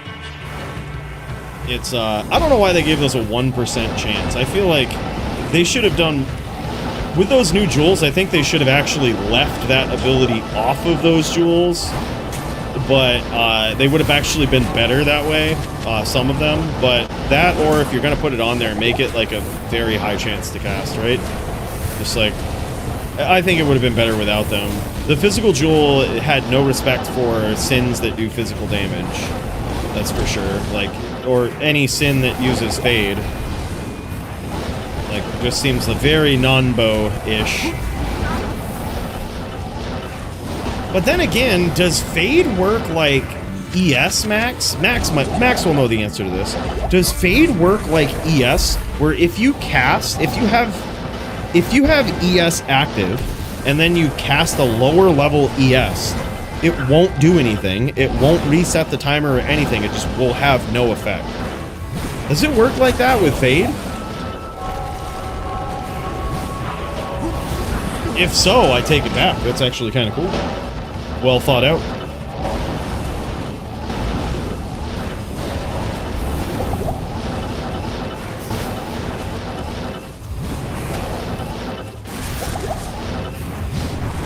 Yeah, he's using the Psychic Ward. He is certainly missing the recast here, but he could also he could be in the zone here. It's certainly one of those skills. It's like playing a Necro, right? You gotta kind of train your brain to recast it.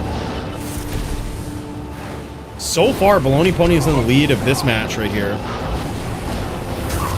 Oh, nice setup there from Bologna. He set that up by throwing down an Apocalypse, launch it. Look at that. Look at that little combo he does right there. It's Apocalypse and Flame Wave at the same time, and he tries to set Havito up to the point where he comes in, tries to look for some damage, but there's so much hell going on.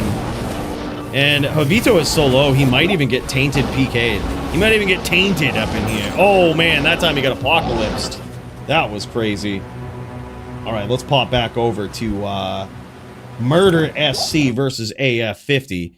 Oh, it looks like AF50 done took that one down in that round right there, getting the wins for the Dins, but holy shit, man.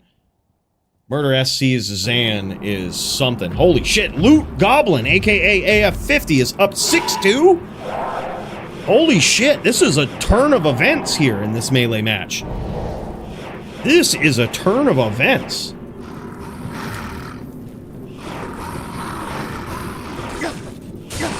big hits from AF50. You can see that damage. He has not really, doesn't look like he's really focused on CB here. Got a flawless victory in that round. Now 7-2. He has just gone in with straight damage. I think he's actually on an E-Rep Adagan as well.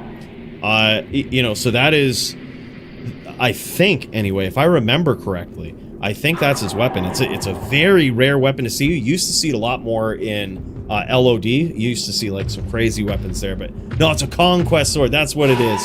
Low-Zod Conquest Sword. Perfect roll on the Cruel Fools. 30 IAS. Yeah, that thing is beautiful, man.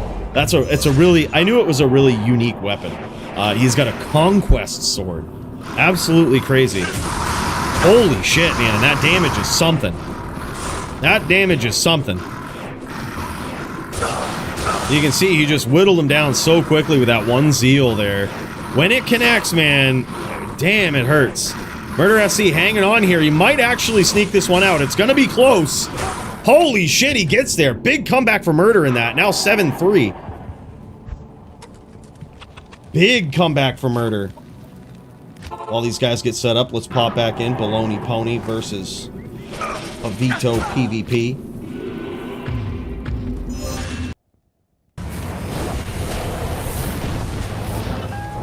Damn, son. Havito's just got to get in and out with these whirls here. He's definitely trying to do that. I think he's got the right strategy. Those chains are really good as soon as Bologna Pony comes out of his little traps that he sets. Like, there is a window of time where Bologna Pony is extremely vulnerable. And it's after that, like, right after Apocalypse goes off, right? Like, boom, in that window, after it goes off, he's actually extremely vulnerable. He has to set some... There it is. And that time, Havito capitalized on it. The only drawback is he might have actually got hit by the next Apocalypse. But you can see Havito trying to time his damage in there, trying to get it in. Yeah, like right there. That's huge. He's trying to work around the timing of this.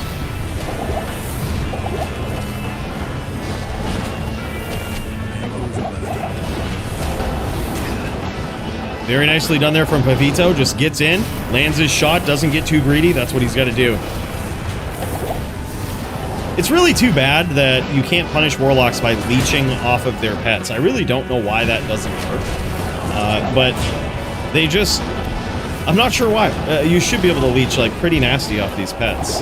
You would figure, but not necessarily the case. This is a very, very close round. This is an extremely close round.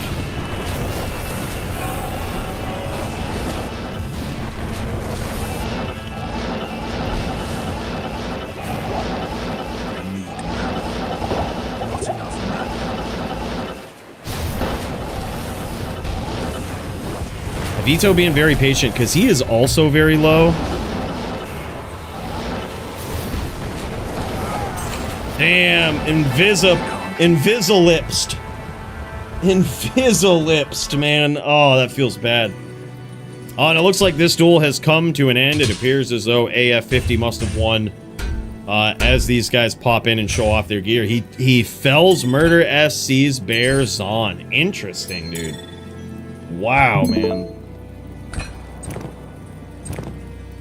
That is crazy. Yeah, we'll start up the Polytheist duel here soon. What I'm going to do next is cut over to Smolps versus Greenlungs. That is a title bout, and then right after that, we'll have the title bout for Poly v Will. So, yeah, look at that. He was on EBOTD. That's what that war spike of Murder SC there. You kind of pigeonholed into a weapon like that unless you have an insane mithril point or something. But even if you do, I really think that's the weapon for that build. It's definitely one of those weird, rare builds in Melee that you rarely see it, but leave it to Murder SC to, like, actually put some commitment behind it, put some decent results behind it, too. He doesn't always win on this thing, but no matter what duel he's in Melee, it's insane. It looks crazy just because he does things that most duelers don't do. That's Murder SC's style. And he's got the craziest gear. Look at this. The craziest gear to back that up as well. Like, really has gone in on it. Those gloves are passive 220s with 1515s, I believe, or something close to that. Like, actually a very well thought out, very Like, the investment in that character, he really went all out with it. It looks so good. Yeah, very, very unique. All right, boys, let's cut over to the culmination of Bologna Pony versus Havito PvP. And then up next, we've got Smolps versus Green Lungs for the DFC Melee title. Green Lungs trying to avenge his loss in the LLD division in his debut here tonight. He's going back to his roots, but he has himself one hell of an opponent. This is kind of crazy. I think if it's not already, I think we gotta limit the block on these blocks, right? I don't know, maybe. I guess they can have pets, right? So it's one of those things that, sort of like a druid, their block gets limited, but more data needed, really, right? More data needed. It's hard to limit things and to throw rules in there without collecting data first. We'll see how it goes, right? We'll just see. Yeah, this is definitely pre-recorded. Yeah, it's pre-recorded, Odin.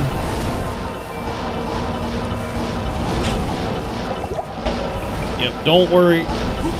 Read in chat.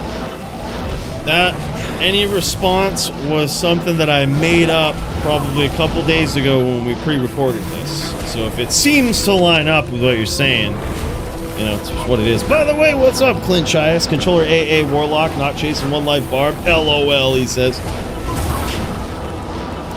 Yeah, well, I mean, that can get you ganked, you know. But I guess you could just Ring of Fire it. It's gonna be hard for a bard to do anything about that.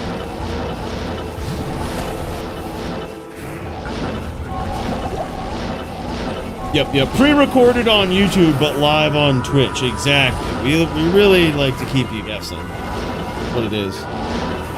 What? Did I just eat an edible? Yeah, we do strange things around here. Don't ask me, you know, some people are like, how's that possible? We do everything. We do the impossible. This is an above average stream. You know how it works.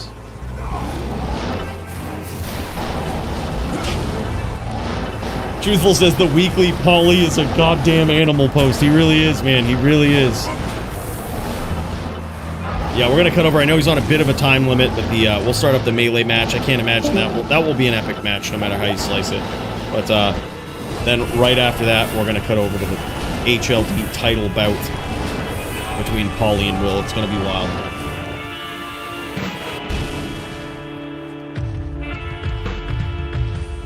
Is it really, Max? No shit.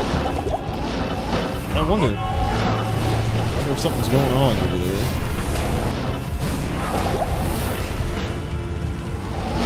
Wonder if something's going on.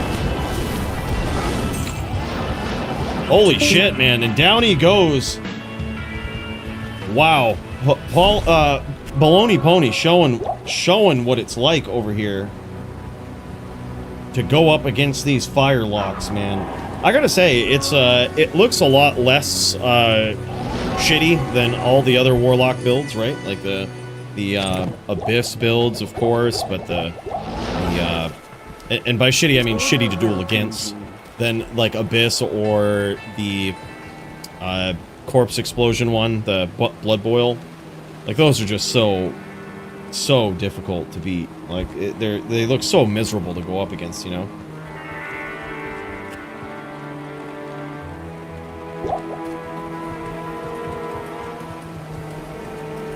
Wild. All right, I think so far Bologna Pony is up to 3x, possibly 3-1.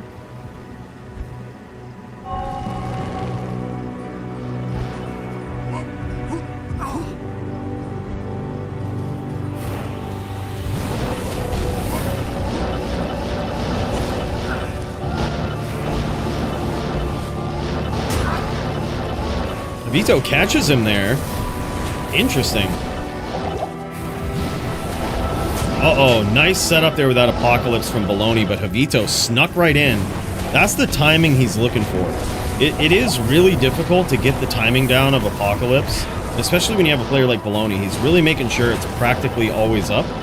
But the difference between Apocalypse and Meteor, for example, is that Apocalypse doesn't leave around any residual fire damage, which is a bit of a good thing. If it did, it would be so... Oh, man, it'd be so miserable. Nice job with Havito. He's getting in here. Just taking his shots, taking some, you know, delivering some licks and getting out. But man, it's very unforgiving if he gets caught in that Apocalypse. It does some big damage. And Apocalypse is a very special skill because it also has its own like built-in minus fire res to it. So that's one thing that you have to prepare for going up against Apocalypse. You really have to overstack versus these things, which is kind of wild.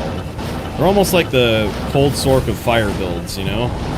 The Apocalypse skill in particular is, anyway.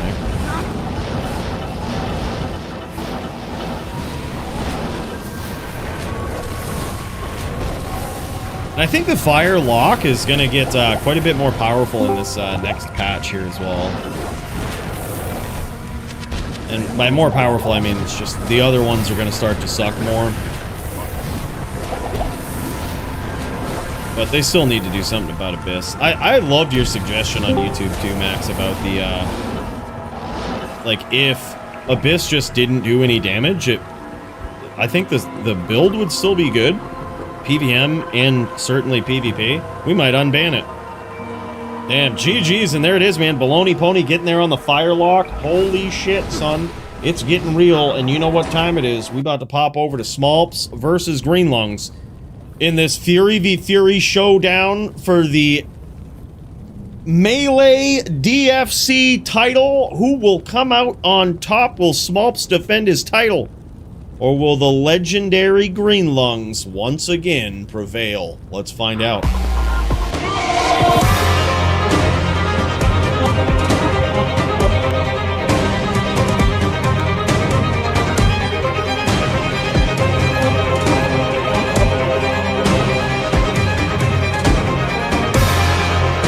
In this corner, we've got the reigning defending Melee champion, the Fury Druid to beat, Smolps.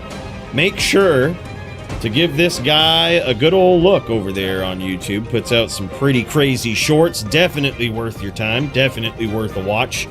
This guy is an amazing creator and also an amazing dueler. Watch out. He has not only taken over the Melee division, but he is now getting his feet wet in LLD. This guy becoming not only a dominant champion, but a diversified dueler. And holy shit, man, he's about ready to throw down. Put it all on the line versus legendary player Greenlungs. Someone who's very confident he can get up in here and deliver the violence that he needs to. But no matter how good your build, no matter how much experience you have in the matchup, this can come down to a dice roll. And that is what we're going to see here today. Who's going to come out on top of this RNG throwdown? Holy shit, big hits for both players. And Smolps, from the brink of defeat in that round, comes out on top, takes out the Oak Sage of Greenlungs, and that made all the difference right there. That made all the difference. That Oak Sage got a little too froggy in that match. And that is what lost Greenlungs that right there. Literally, there's so much RNG in this match. That Oak Sage has some RNG of its own. Sometimes it just decides life is too much, you know? It's seen enough. And by the way, Omega Deebs, bro, thank you so much for the 3 months, man. Big cheers to you. We are sipping on the absolute gas, Omega. We've got some lemon juice here. Would highly suggest this right here. This stuff... it's pure gas. It not only gives you the energy, but scientifically proven, it cures all ailments. The scientists, they proved it and shit. So it's really good. Dude, it's so good, man. It's so good. Omega knows what's up. He knows the secret. It's not sour enough. Yeah, exactly, man. Exactly. It's only for the first sip. That just brings you back into it, you know? And then it's like, holy shit. Yeah, dude, big cheers, man. Thank you so much. Huge. Yeah, it's my favorite drink, man. It's my favorite drink now. Holy shit, what a bout we've got here between these two Fury legends. Smolps is up 1-0, I believe, so far. And Greenlungs, he's got something to say about that. This guy trying to get up in here, secure himself the title of Melee Champion, but he's got an absolute savage to get through as he walks well off the map here, trying to reset his RNG, or reset his Oak Sage, really, is what he's trying to do. He's trying to lead it down there so it kind of stays out of the way. But as you can see, it really likes to get up in there. Holy shit, man. I was going to say, Smolps can go for a morph back here. This is one of the only duels. This is the only duel in Melee where you can actually skillfully swap back after you get wand and brought back to human form as a druid. You can skillfully swap back to your Fury Druid form and keep swinging, right?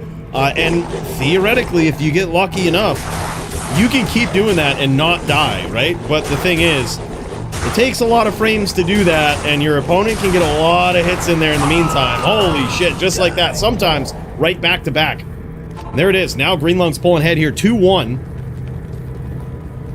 2-1 in this title bout as he challenges for it, tries to take down legendary dueler Smolps for the Fury Druid Melee DFC title.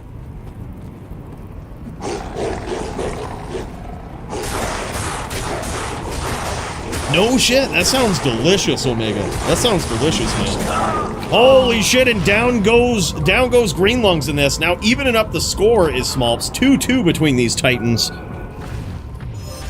Crazy match, man. And this is a title bout. So this is not only first to 10, like most Melee matches, but it's win by 2.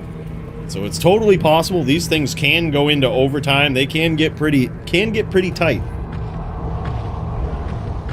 Yep, Metamorphosis is allowed. Yep, that is a rune word that is certainly allowed in Melee. Very powerful one. Oh man, down goes Puma's Oak Sage, aka the champion, and that one, a favor for a favor, Greenlung says. He owed him that one from that first round of Oak Sage RNG that cost Greenlungs the round. That time, Smolps' Oak got a little too froggy.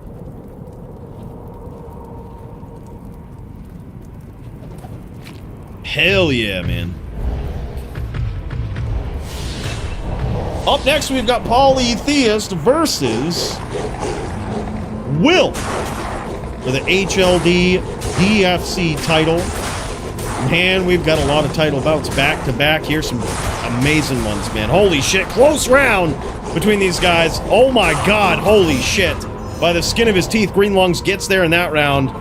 Now advancing, I believe, to 4-2 in this Melee bout for the title.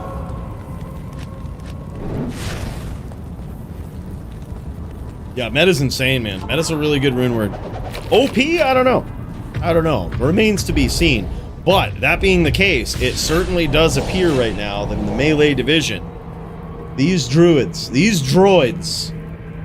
they are certainly taking over. It is the era of the droid yet again. Strategic morph back there for Greenlungs, but he can't quite get there. Puma, aka the Smolps, takes him down. Yeah, Fury v Fury is sick, man. This is really cool. Yeah, so epic. Welcome to it, boys. This is sick. It's so good to see it. It's so good to have you guys here. DFCs on Thursday nights, man. They have become a bit of a ceremony for many of us in the PvP community. Certainly something I look forward to every Thursday, and I hope you do too. Thank you guys so much for being here with me, man. It means a lot. Close round here. Could go either way, really. Oh my god, there's that morph back from Greenlungs. Literally gets one, morph back, and finishes the round. That was insane. That was insane right there. That was exactly what we were talking about. That's that strategic morph back from one. He literally gets one, and you go back, and he morphs back to werewolf form, gets right back in the fight and wins it. That's a rare occurrence right there. but certainly why it is allowed in this matchup. It is a really cool thing to see.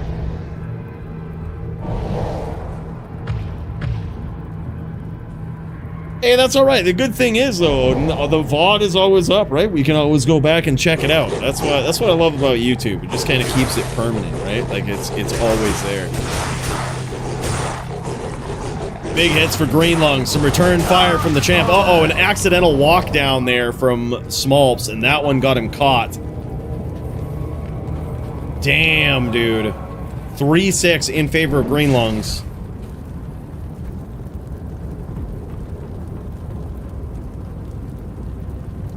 This is a nuts bout, man. Tight one between these guys. But so far, Greenlungs seems to be running away with it in this part of the duel as Smolps goes back to his stash to make some swaps. This is where the champion is in the tank to try to go up against, to try to figure out the puzzle that is Greenlungs. As we have our boy, previous champion Nimrod over here in the corner, waiting to take out those druids with those pre-buffs. Just lurking there like a champion, waiting, stalking, studying the moves of his fellow melee players. And here we go. Oh my god, huge hits from Greenlungs in this round. That was nasty, man. That might have been his most savage round yet. Always feels good to get that win after your opponent swaps, right? I mean, a lot of times it could just be RNG, but it's a good feeling. Because as the duel progresses, and as your opponent was just in the tank trying to figure out the puzzle, you know that it weighs on them to know that they didn't get the round right after, right? Makes them second guess their swap, but it could just be RNG. A nice Oak recast there from Greenlungs, but Smolps gets in there and takes that round. That's got to feel good right there. That's got to feel good for him. Got to feel like he's back in the saddle, like he has a chance at this. He's certainly behind here, but as we've seen in these title bouts before, it certainly isn't over till it's over. We have seen some crazy things happen. And even this guy right here, Heaven's Brethren and Brotherly Paladin Nimrod at the center of one of the most savage comebacks in Melee history. And here we go, the White Wolf himself, Greenlungs. Looking to get it on here in this duel. Holy shit, man. He's stacking up some damage on the Puma. And he gets there, man. Now 8-5, nearly flawless in that. That was crazy. That was crazy. No swaps here so far from Green.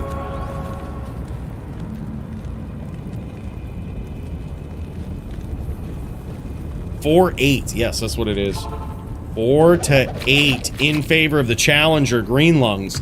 Looking like he's off to a pretty dominant start in this Fury v Fury showdown in the Melee division for the title. A dominant start here, but again, it ain't over till it's over. It ain't over till it's over.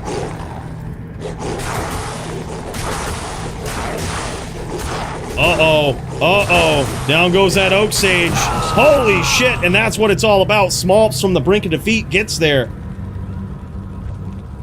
From the brink of defeat. Let's kick back over to Smolps' point of view here. Smolps also a controller player. These guys, he's started a trend. Him and Bologna Pony, they're growing in number. They are growing in number. They're starting a trend.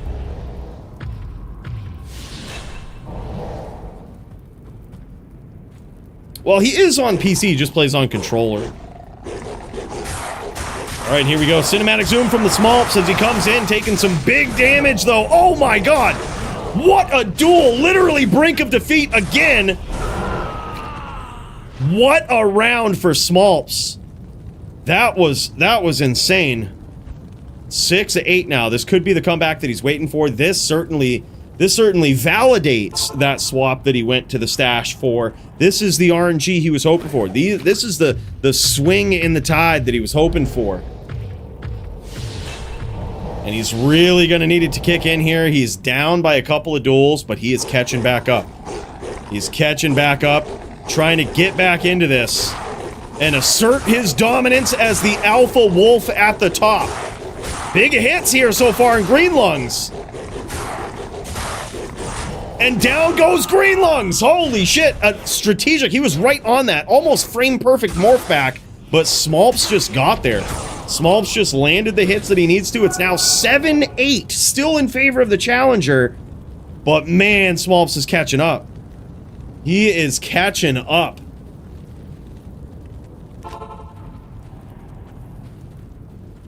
I can't carry. Hey, only 2 declones? Hey, not bad though, man. I mean, this is the thing. It's that's put on by the Last Dynasty Discord.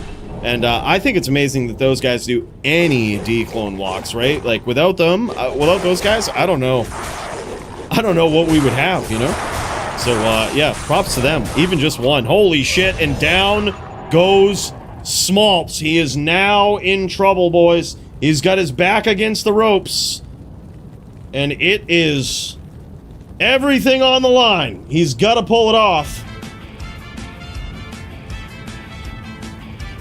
7-9. Green Lungs is 1 win away. Smolps needs to tie it up. He needs 2 wins in a row here to tie it up. He needs to drain it to overtime. 1 step at a time, but can he do it? Let's find out.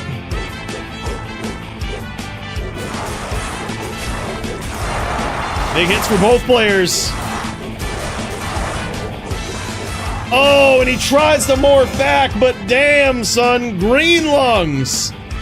And new DFC Melee champion. This guy pulls it off, man. That was wild. Nothing will stand in my way. Damn, man. And he shuts down the title reign of Smolps. But something tells me, if you've ever seen this guy go at it before, Smolps is a savage. This is the type of guy started up as the little guy in the DFC, right? And then he's suddenly contending with the best of the best in the Melee division, earns himself the title, and he always, for lack of a better word, morphs into a better dueler. Learns the things he needs to learn, makes the changes he needs to make, and comes back 100 times stronger. But as it stands, we have the new champion Green Lungs here. Let's pop in and check this out, how this looks from his end. That was a close round. Look at that, man. That was a very close round. Damn, that Stone Crusher. F-Zotted Stone Crusher. That's a really cool one to see.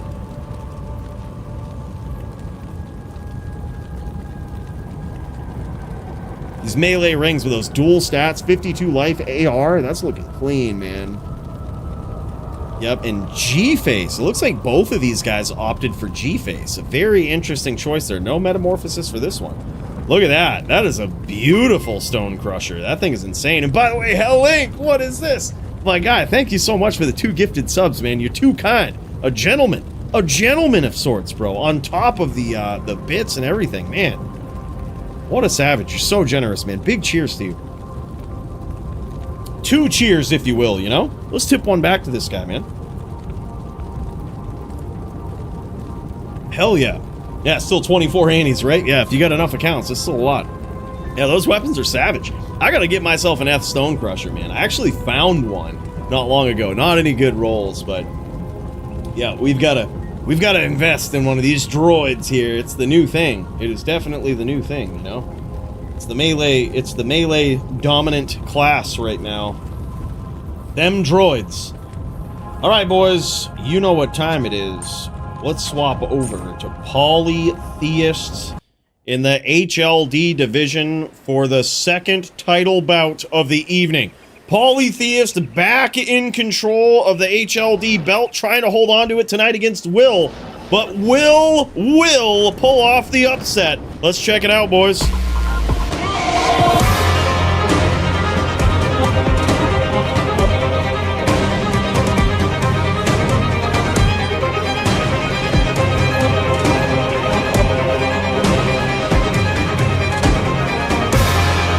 And in this corner, we've got reigning, defending HLD champion, the Fire Droid King, Polytheist. He's got a very straightforward strategy here tonight. He is just going to try to cook Will alive. Will is coming in. Usually, this guy has the capability of playing on a hybrid Sand. He's very good on it. But I wouldn't be surprised tonight if he's relying more on those traps. I think that really is the way to go in this matchup. Whirlwinding a Fire Druid is very, very risky, especially when they're prepared for it, right? And a player like Paulie, the reigning, defending, dominant champion for so long in so many different eras, certainly is. Nice traps here so far from Will. This guy pulling it off here so far. He's got some big damage in there, but Paulie goes into what's called Phase 2. He goes into Phase 2 as he gets low, and he's going to wait for you to come in, right? Right now, he's just going. He's feeling his opponent out here, and Will just needs to not play into that. He needs to play his own game. He's doing great so far, setting up these traps.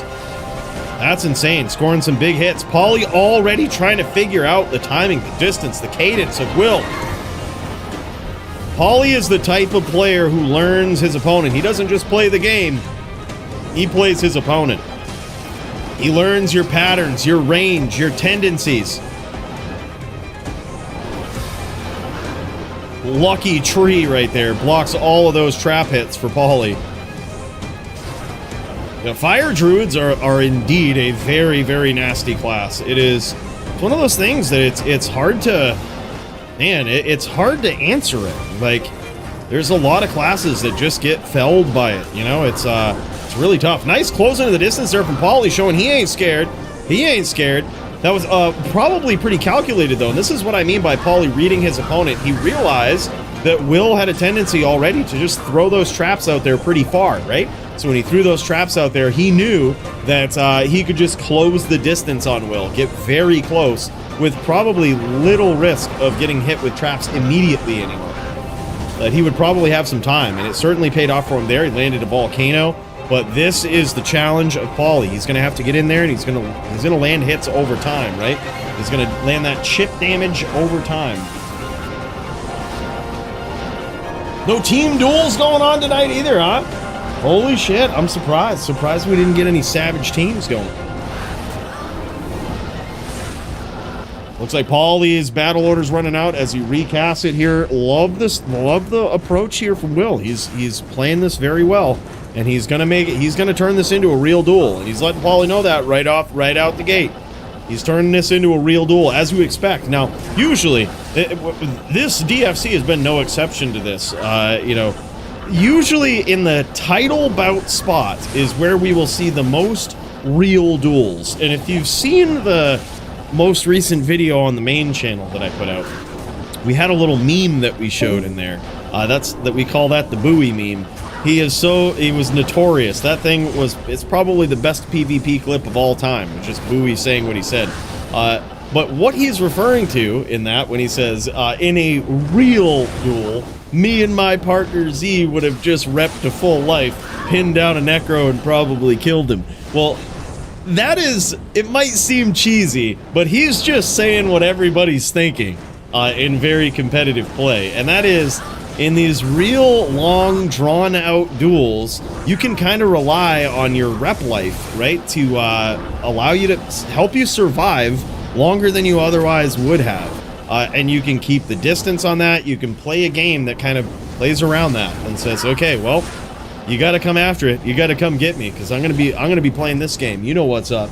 And that's so often in title bouts at the highest level of competition where you see the most real duels, right? And it was no exception in LLD tonight. I think me and Icy had the realest duel in LLD ever. He repped to full a couple of times. I repped to full a couple of times from literally nothing.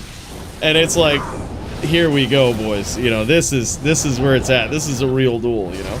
Yeah, and it forces you to solve problems in a different way. You know that there is a beauty in fast and furious duels. There is a beauty in long and tedious duels, right? The long, grindy duels of attrition. There's beauty in all of it. There's strategy in all of it. And this, you know, when you turn things into a real duel at the highest level of competition, it really forces you to figure those things out, right? And look at this. Now that Paulie has found this range, he's seeing some success in getting in there and just landing those Kanos right up under Will.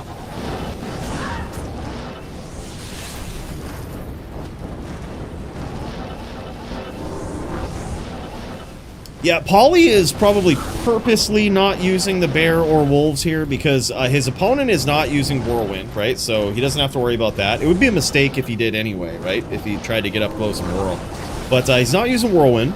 And what Paulie is, he's choosing not to cast bear or wolves. And there's a reason for that. Because those pets will actually proc traps. So they'll wander away, they'll wander towards the opponent, and they'll start, oh, look at this chain here from Paulie as he follows Will around trying to get that Armageddon kill. They'll proc those traps, and from afar, they can actually just launch lightning sentries at you that otherwise wouldn't have hit you.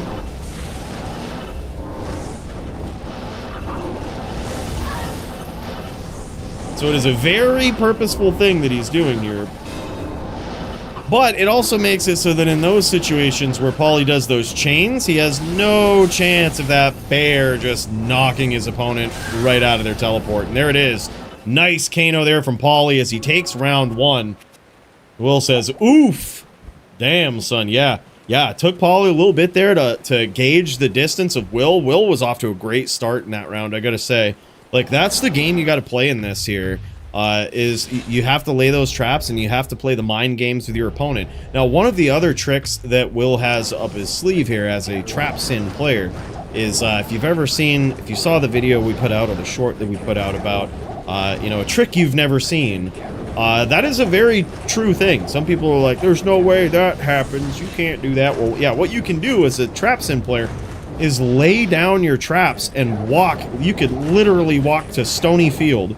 And those things, as long as you don't teleport, they will still be there.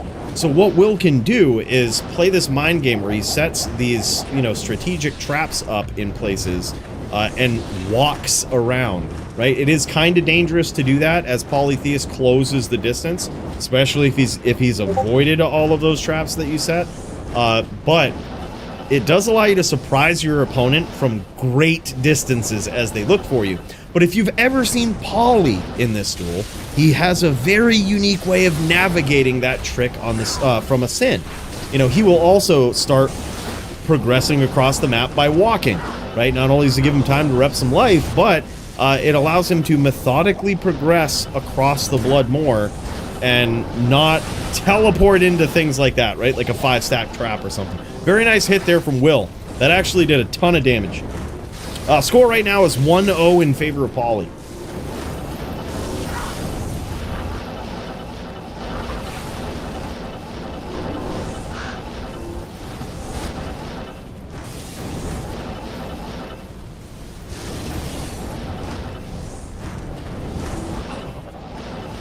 Yes, if he tellies after setting those traps, right? So if he teleports and the traps are not within like a screen and a half of him when he teleports, the traps disappear. So like, for whatever reason, on teleport, that's when it checks to see where your traps are. Also, Dragonflight, I think, does the same thing. Anytime your character's position is reset via some teleport-like skill, it will check where your traps are, and if they're too far away, it will destroy them. But as long as you walk or run and don't teleport, they'll stay up.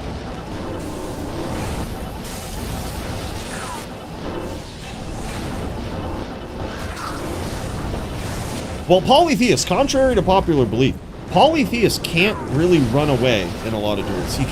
He just has a distance game that he tries to play. You know, of course, if he's in over his head, he'll run away. But the strategy of the Fire Druid is a bit more aggressive than most people give it credit for. So you always have to maintain this medium distance, this mid-range distance from your opponent. And especially in these real duels, you want to fight back against the life rep of your opponent because you're, again, not doing this huge KO damage, right? Like, big knockout damage, probably not going to happen. So you're doing chip damage over time, and in order to keep that going, you kind of have to maintain this constant mid-range pressure. you're just never, you're very rarely tellying right on top of them, right? Poly's going to be doing this. He's going to be looking for those sneaky name locks. And you can see what happens. You can see what happens when Will comes in, closes that distance there. He got caught by that Armageddon and a volcano all at once, I think. That was actually pretty insane. That was a big hit.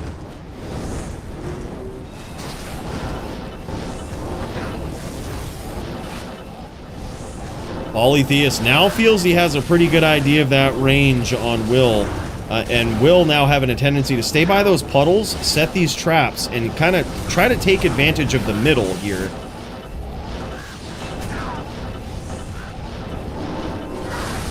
But yeah, I think this is a duel where certainly the Sin tries to run away. That's what we try to do on the Sin. Unless, I mean, you could sneak in some sneaky little kicks in there as well.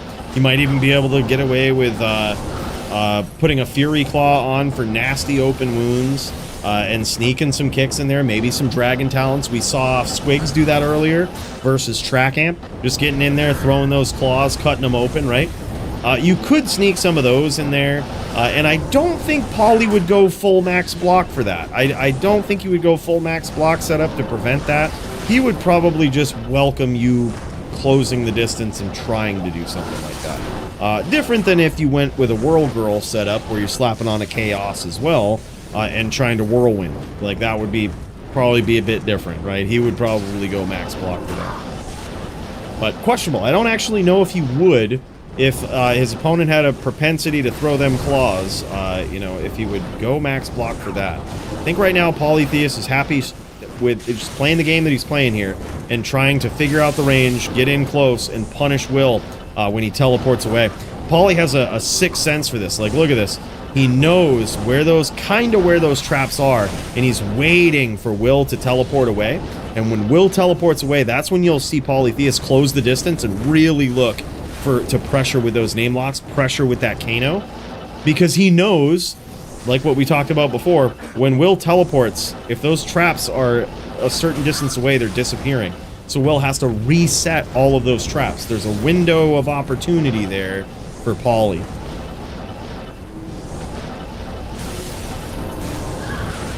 Oh, versus Spider, he doesn't ever go max block? No shit. That makes sense. It makes sense. I mean, the Spider's damage there just... It makes more sense to just morph into bear form if you get hit and you get cut open. Just makes all the sense. Big hits here from Poly. He's really doing a great job at whittling Will down from mid-range here. I mean, that's what he does. He has mastered this, right? That was a risky stomp right there, but Polytheist knew that even after a stomp with those traps, he has a little bit of time to get out. And he noticed right away there was some traps waiting for him.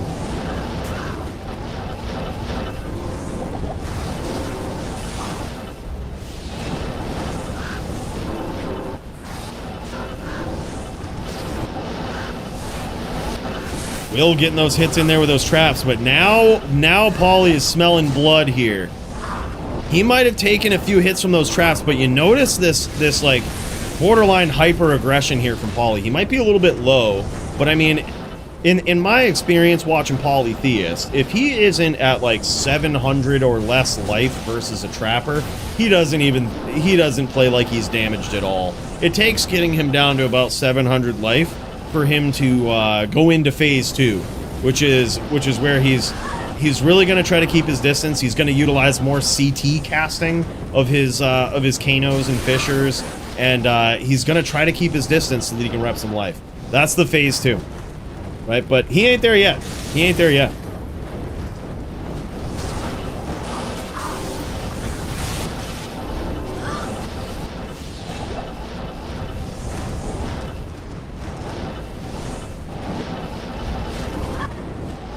Will very low here. Polytheist maintaining. Will is doing a great job of making it so his life rep doesn't really come into play here. He's doing some chip damage to him, but Polytheist is winning these exchanges. That volcano, man. There's a little bit of a cooldown on it too, but there's not much of an opportunity to get in and close the distance if you're Will. Because Polytheist leads with the Kano, right? He'll lead with Kano, and he'll keep Fisher sort of in his back pocket, right? It's a secondary attack. He'll throw it in there every once in a while, but he really keeps it in his back pocket, one of the two. And if you chase him, if you aggress after he gets that name lock, he'll drop the other one. Oftentimes he'll drop a Molten Boulder if you're right on top of him. But if you decide that that's your time to close the distance, he's going to use the other one versus you. He kind of keeps one of them just on cooldown, right? Like right in his back pocket. 0-2 here so far for Polytheist. Sorb rules in this matchup is basically Sorb away. So you can go 85-15 versus a Fire Druid. 85 max res with 15 Sorb. But the thing is, with this particular matchup, if you wanted to try and fully absorb Poly, you couldn't do it. How do I know? I've tried to cheese him like that before in a pub game. I slapped on Rising Sun and like 85% fire or 95% fire res on my Din. And the reason why it's hard to do that is because he also does physical damage, right? So it's hybrid damage from a lot of these spells, from Armageddon, Fisher, Kano, Molten Boulder. I think maybe that's hybrid as well. Fisher might be straight fire. Molten Boulder is hybrid. Either way, point is, a lot of these skills do hybrid damage, physical and fire. So even if you absorb all the fire damage, you're still actually going to take a pretty significant amount of physical. Yeah, that's true actually. Good point, Max. CC Sin is limited to 80. Yep, so 80%. But who knows? That might actually change. That might actually change after all of the Sin PK I've been doing. That might change. Especially, I mean, I truly believe that Necros are in a very good spot right now. And I think if Squigs really doubles down on Necro, I think he could really be a dominant champion again. I think it's only going to be a matter of time. Like, he's an insane Necro player. But someone like him, someone like Elite, Vamp the Champ, right? If Elite ever comes back, no one's beating him. Like, Necro is too good. Too good, man. I think it's in a really good spot. There's a reason why I went Necro main now. We gave up on that H-Din. We're going Necro main.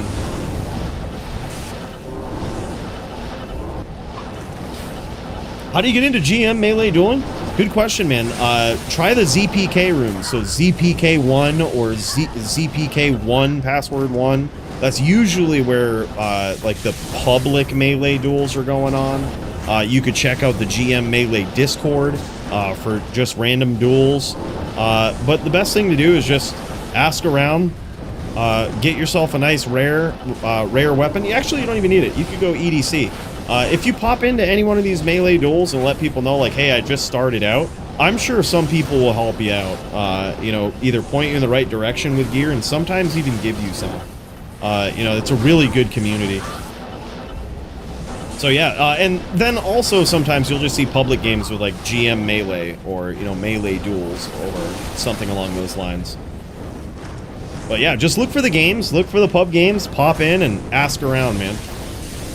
If you pop in there with a genuine interest, there's actually a lot of people that try to help others out.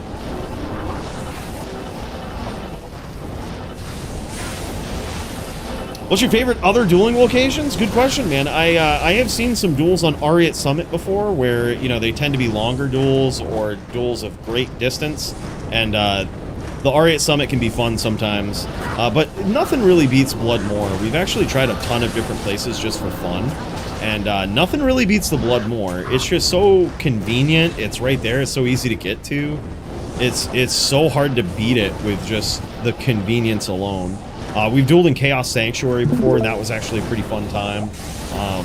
But yeah, Bloodmoor is where it's at. And then you also have more agency over what type of map you get as well. So like a lot of times people are looking for this style of H map. You might notice on Polytheist screen here when he has his map overlay up. They call this an H map. Kind of looks like an H, as you see from the side there, but it also doesn't have any, like, a lot of obstructions in the middle, such as like those big islands that you can CT telly over. They just kind of add a lot of time to the duel. This one just has the Den of Evil, no houses up in here. You know, so it's a big open arena that, you know, with a few corners. You can still do some wall banging over there in the corner, right, with a little part of the H map. But there's less of the cheese and more wide open play. And specifically on this H map is what people look for. Yeah, for sure. Yeah, I would just look for the ZPK games, man, or by the very least, look at some public melee duel games. And that's granted. Sometimes there's some BMers that can pop in, and you know, as it is with any public game, and just be dicks. But it's D2. It's how it is, right?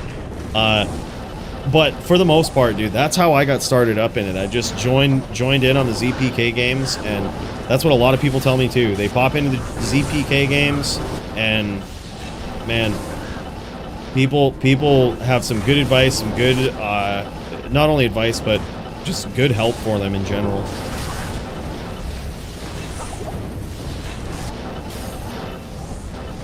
I think so too. That's always been my big thing about the Bloodmore, Roed, is that like it's a little too big in a lot of cases. I totally agree with you there. Like, I honestly think I mean, I hope someday that Blizzard says, you know what, we're gonna go for it. We're gonna add some PvP arenas, just special places that, you know, they're one click away. You go in there, you know, you just have everything you need. And but until that day, the Bloodmore is just hard to beat. It is a little big, though, I would say. Like, just a little too big. Another very effective area that we've used before was, you know, for, again, the longer duels, was the Valley of Snakes. We went there. It's a very consistent area, always square. It is quite a bit smaller than the Bloodmore. And that worked out pretty well, but the big thing is you got some big obstructions there, so it kind of inhibits some classes.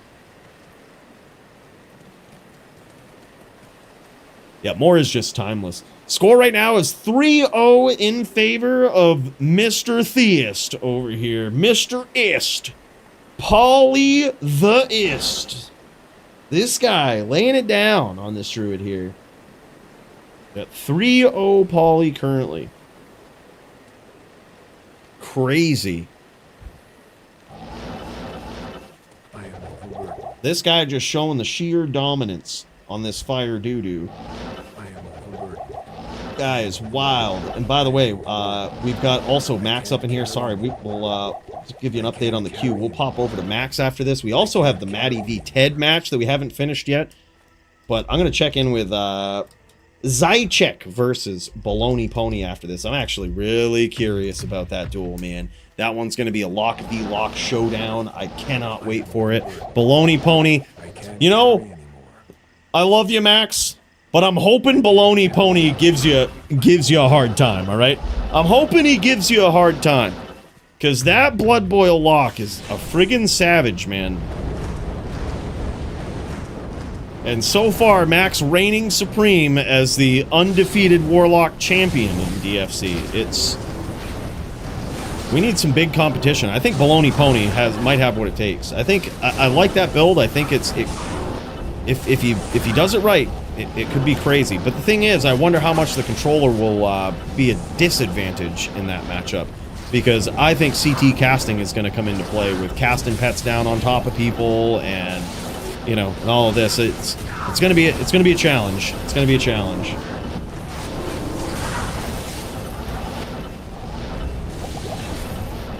Getting bonds by Pindle Roulette. Yeah. Getting PvP. Can you imagine someone bringing a 98 character into PvP, playing in Pindle area and getting ganked? The thing is with the Pindle area is it's also not very convenient. You would think that it is because it's just a portal in town, right? It's pretty convenient. It's right there. But unfortunately, if you're hostile to somebody, you can't enter portals. So you have to go all the way around from the waypoint. So it's not a very convenient place to go. As close as it is to town, right? Crazy. But it could be a fun arena, you know. Very, very small arena. I think that area is actually smaller than the Ariat Summit.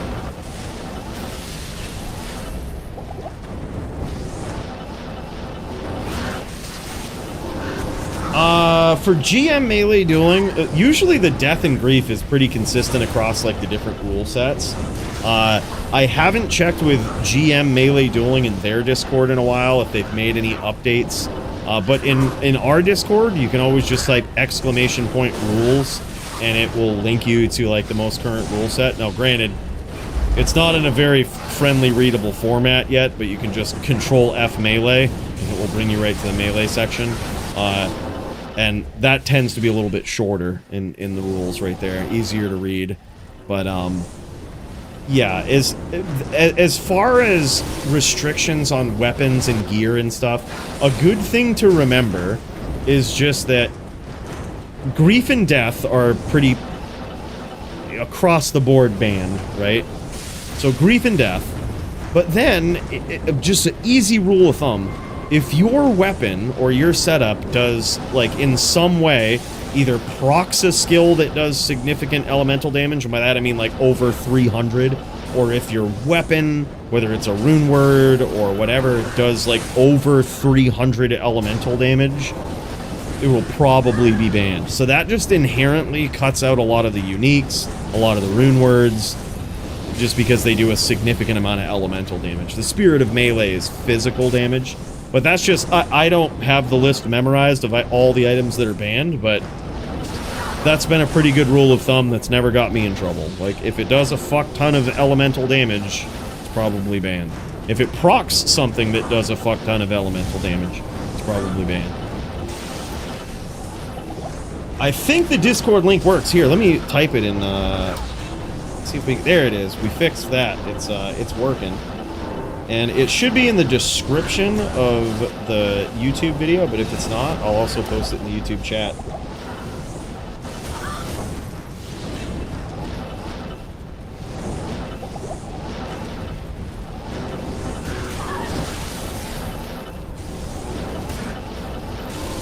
And do you gotta have a decked out tune to be able to compete? Not necessarily.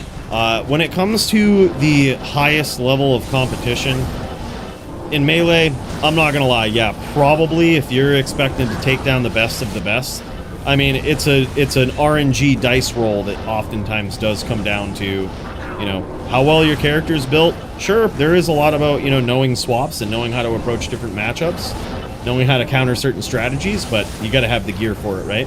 Now, while you don't expressly need 3 20/20s, you know, that's the one that they all go for, right? You can get away with probably 3 19/20s or 3 20/19s. Even 36/20s are a lot cheaper than 3 20/20s, loads cheaper, and in a lot of cases they can get you there. Wow, Poly pushing the pressure here, but almost in phase 2. Very close to that 700 life threshold, but he's trying to get that last bit of damage on Will and risking it all to get there. Poly is indeed in phase 2 now. Poly's in phase 2 now. Critical 700 life.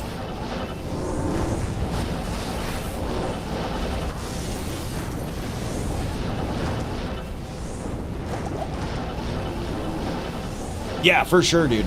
Yeah, there's also some HLD rules in there. I call it the HLD Bible. That one is definitely a good shitter read. You take yourself a good 20-minute shit and breeze over them, you know. But really, this is what I say. If you have a good general understanding of typical GM rules, they'll probably get you by an HLD, and really the rule Bible only comes into play, in my experience, when you get into very high levels of competition or have, like, very, very specific builds that you're trying to, like, you know, that you're like, oh, I could cheese with this or something, like, then you might want to check the rules, or, you know, but if you have, like, a Hammered In or a Necro or something, like, you're fine. Like, you could probably just pop in, duel, and you're probably not going to break any rules, right? Like, sub 30-minute duel. Look at that. Paulie says sub 30 duel. That was sick, man. A sub 30-minute title defense. Paulie was speed running this. And still, boys, the dominant, reigning, defending DFC HLD champion, Polytheist. Mr. Polytheist. This guy is just... Someone's got to stop him. This guy is a savage. Look at that. 2011s, 25s, 44 lifers. Someone was asking if you need 100% perfect gear. Polytheist just showing off. You certainly don't. But look at that. Also mixing in the Sunder Charm up in here. By the way, we're getting some serious rain and lightning storms up here. So if we lose power, y'all will know why. But we got all the title bouts in tonight. We got all of them in there. Yeah, big cheers, Paulie. That was sick, man. What a sick duel. Will, I think he didn't have a lot of confidence in himself going in, but I gotta say, he looked real good up in there. He looked real good. He is a Sin player at heart. He knew what to do. He knew the strategy to take. Paulie just knows these duels, man. He's been around the block a few times. And Will is one savage player, though. I think he doesn't give himself enough credit. But really savage. Really cool to see that throwdown. Let's pop over to the undisputed Warlock champion himself, Max, the Zychek. As he gets in here, goes up against Bologna Pony in this lock v lock showdown. This one's gonna be wild. I don't know who's gonna win, but I sure as hell hope Bologna Pony feeds it right to him as these guys start right up. They're jamming. Look at this, man. Okay, this is interesting. This is very interesting because Max, he might have set up his character with some fire absorb here. He knows these Warlock builds in and out. He's done a lot of theory crafting, a lot of studying, and he knows that with these, with Apocalypse here, he knows he has to overstack with that. He knows he can't just take that lightly, right? And look at this, so intelligently staying right on the outside of it, just on the outside of that Apocalypse is Max. Very keen on his range here, too. And he is landing some big shots from the outside, it looks like. Well, he's trying to. So far, he hasn't really done a lot of damage to Bologna Pony. Nice shot from Bologna Pony there. Okay.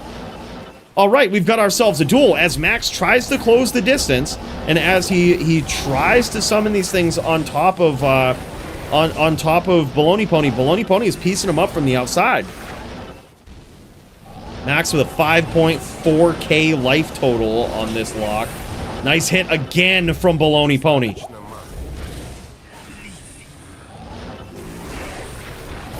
Looking like Max is going with the Ars Diablos, I believe, or Ars Balos weapon, or the book. Opting not to go with Spirit, as he will be forced to do that when the update comes. But that certainly takes a toll on his mana. He's sucking down some mana pots here, but he is delivering some big damage to Bologna Pony from the outside.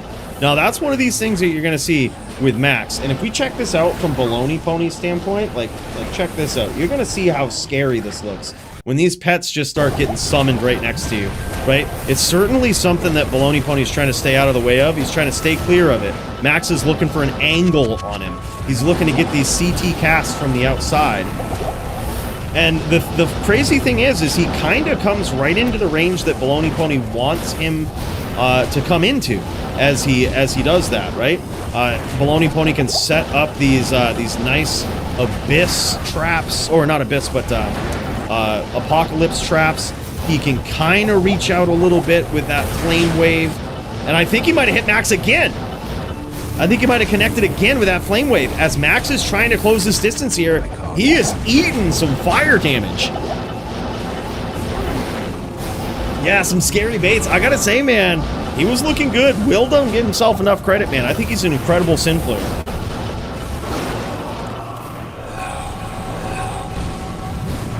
Yeah, that's for sure, Will. I think there's a reason you moved up into the top 10, He was saying in the Discord, he's like, I've lost 3 straight. I don't deserve this title shot. Well, look, I'm telling you.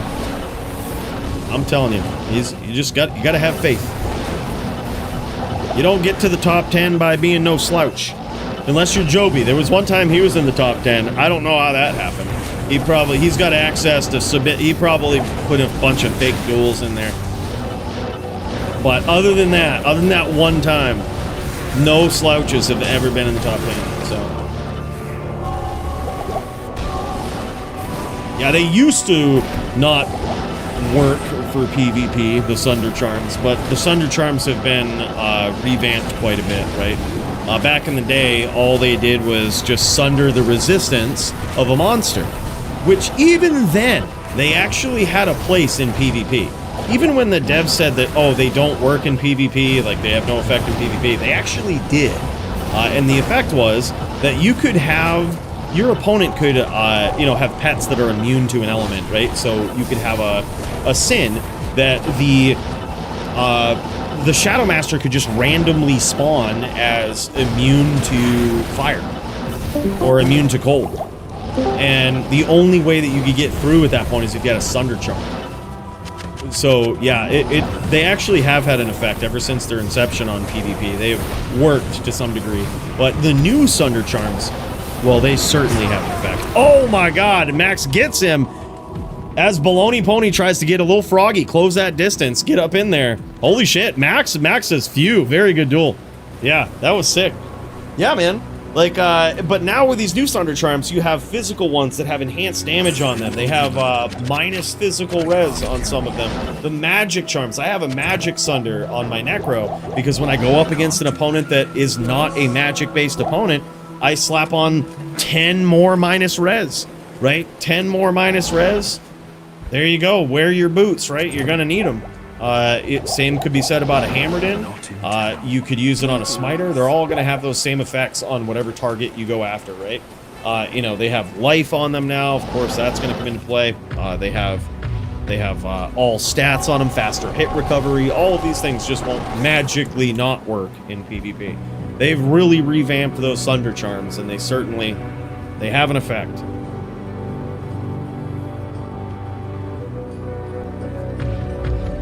But yeah, but also the sundering effect does work as well on pets. It won't sunder your opponents. Your opponent can't be immune. Like, a player cannot be immune to an element, right? They can sorb it, but their resistance can never be 100 or more. So therefore it can't affect.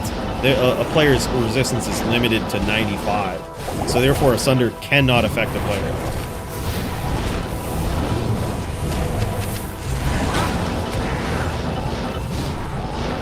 I like this pressure here from Bologna.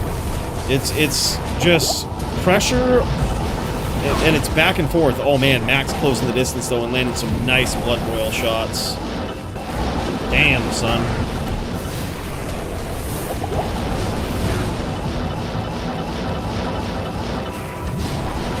Let's pop back over to Max's standpoint here, see how it looks from the Warlock Champion's point of view. He has been pieced up by a few of these shots. A few of these fire shots there, and another very close hit. Oh my God.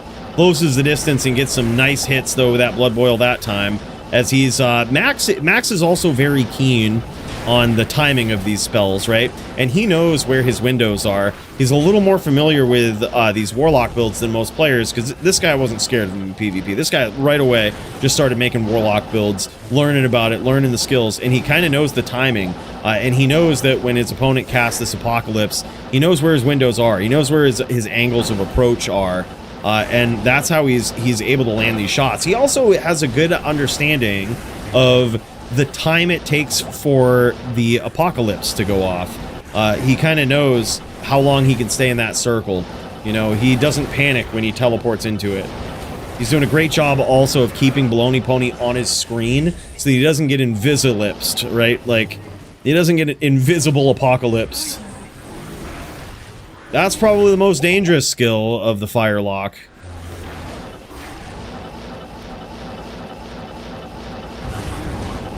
Oh, man, okay.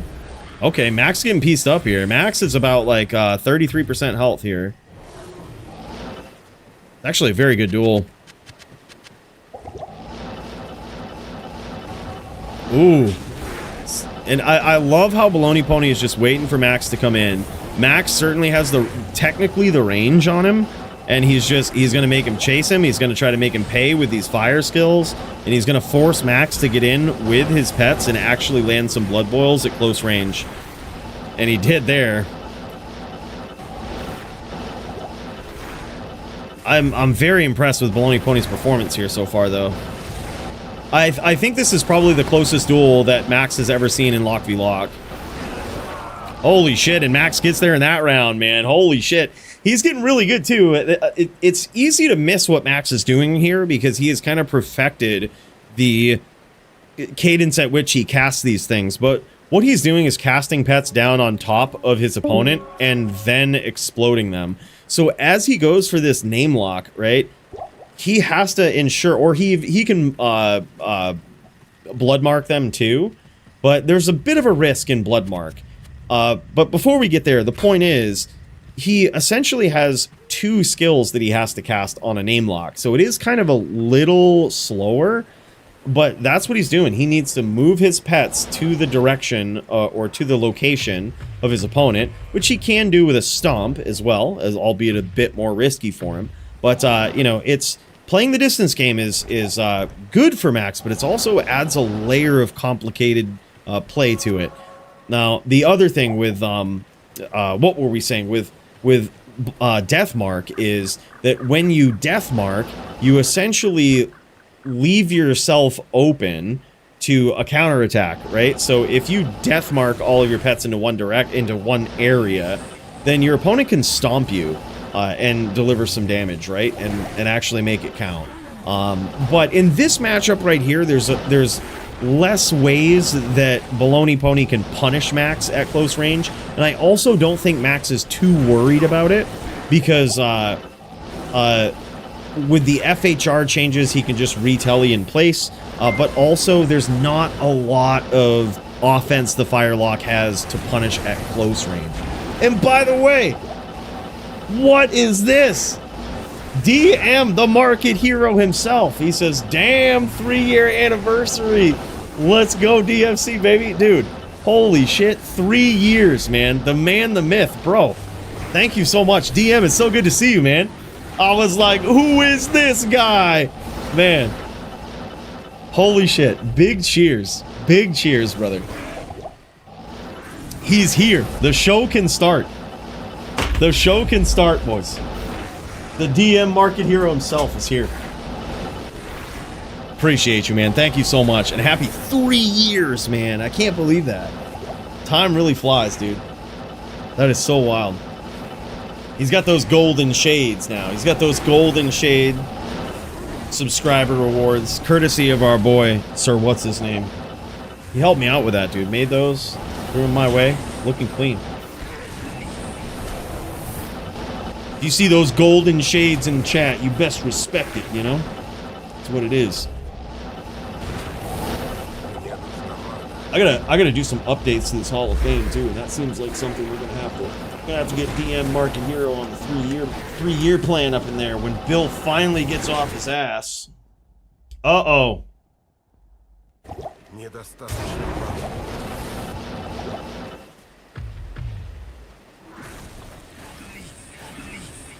Uh-oh.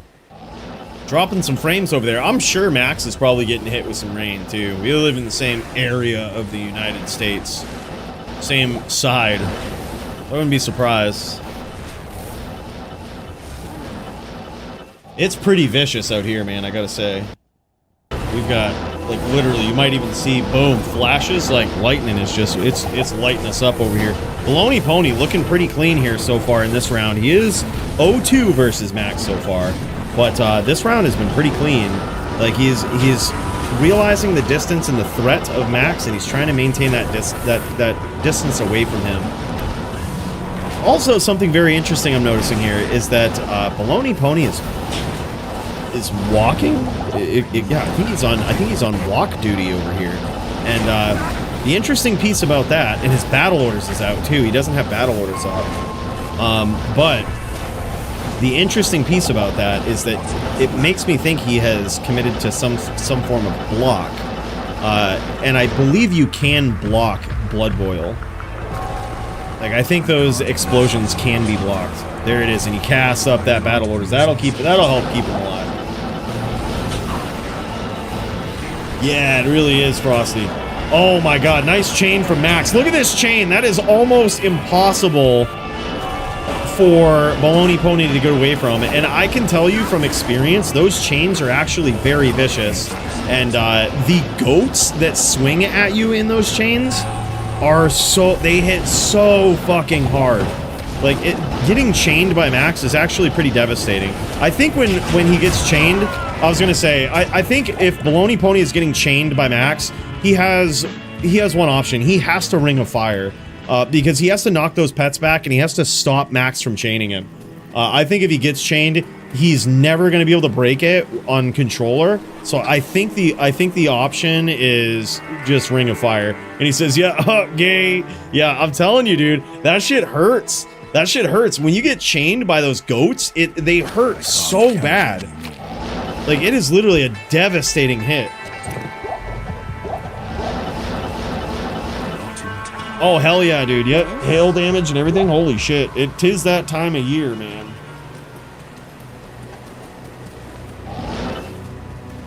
Hell yeah, DM. Make sure the golden aviators. Gotta do it, man. Gotta do it. It's time to celebrate, you know? Time to jam it. Bro, and thanks again, man. 36 months. The 3-year mark. Jesus. Big cheers, brother. Can you run Thorns on HLD? Yep, you can. It'd be an interesting choice to work in.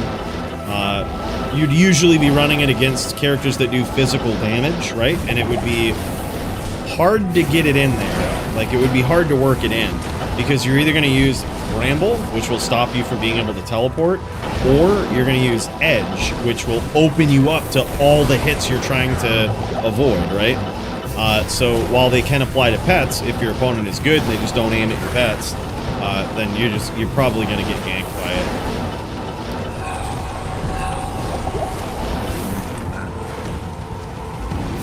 Yo, what up, Tyler? We're doing good, man. Welcome in, welcome in. We are watching a lock v lock matchup right here as Max is trying to hold on to his most dominant Warlock and D2R ROT Dubs title, the unofficial title. He is 3-0, I believe, versus Bologna Pony. Bologna is on his Firelock, which is, I think this has probably been the best duel so far, lock v lock, that I've seen with Max. Max has sort of developed a bit of a reputation of being a savage block player. And as these pets are down, as these pets are down, he's looking to do some chaining. Oh my god, dude, holy shit. Max gets there. That is just vicious. He says, yeah, so AIDS. GG's. It is, man, and it's like it feels like you never know what you're getting hit with, you know, like the pets just appear by you. It's almost like Uber Tristram on crack, like they're just appearing by you all the time and detonating, and it's like so annoying.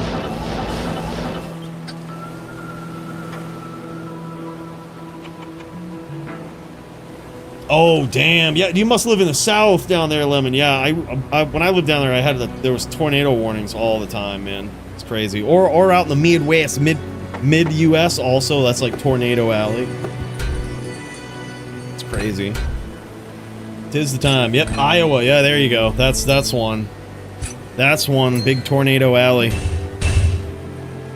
How we doing? What up, Primo? We doing all right, man. We just watched Max hold on to his top lock position here. Actually, a very good duel, though, with Bologna Pony. I'm surprised, because Bologna Pony brought to the duel more of a fair Warlock build that could theoretically have these, you know, duel against other characters, right? Hasn't been banned versus other characters. Blood Boil has been. That's more of one of the unfair Warlock builds. And holy shit, like it's crazy to see. Like it's crazy to see how well he did versus Max with a fair Warlock build. You don't always see that. I love this setup here too. He's got the rep life boots. He was ready to turn this into a real duel. Look at that 216 Warlock amulet as well. Damn, son. Yeah, Blood Boil versus the Apocalypse. Yep. It's crazy. Really cool to see. Absolutely insane, man. Holy shit.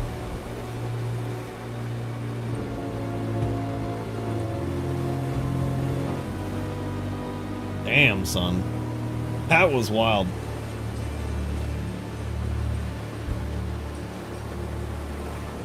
Oh, and by the way, I just saw the message from Coach Jason too. It looks like his computer shit the bed, so he wasn't able to get the he wasn't able to get dialed up for Melee. Ah, shit. No worries, man. It happens. Sorry about the comp. Holy shit. That is wild.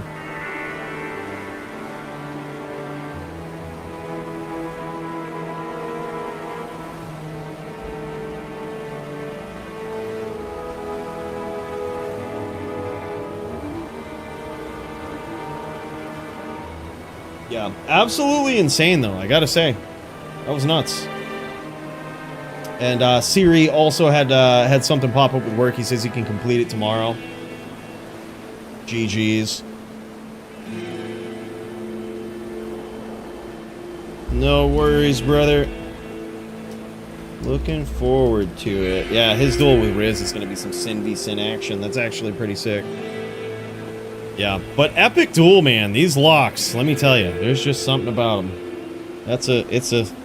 It's a strong one, and Bologna Pony gets in the winner's column here tonight. In his first duel, and then against Max. Max just lays the stamp down, man. That's just what he does. He says top lock. Well, here we are. All right, boys. Well, what do we think? Is there no one else? Is there no one else up in here?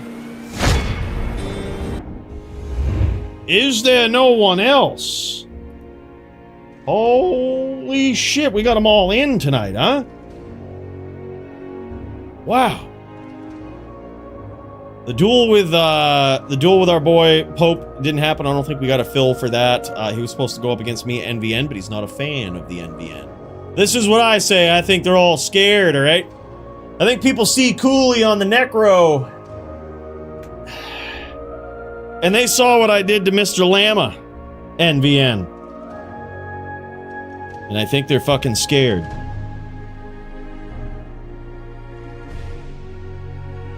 Oh, okay, so that's what that was, Primo. All right, GG, I get it. All right, I get it now. But bros, I think that's it. I'm gonna take another look at the Discord here, but I think we're good. Wow, holy shit. Bros, we did it. What a night. Another DFC in the books. Bill, bring us out of here in style, will ya? Give me that fancy beat. And we can rock out of here, too.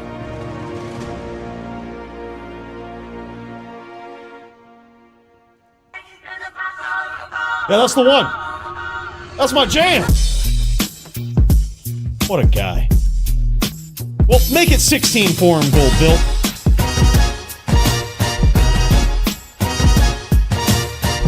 $16 for him gold this month. I think he's worth it. Unlike Joby.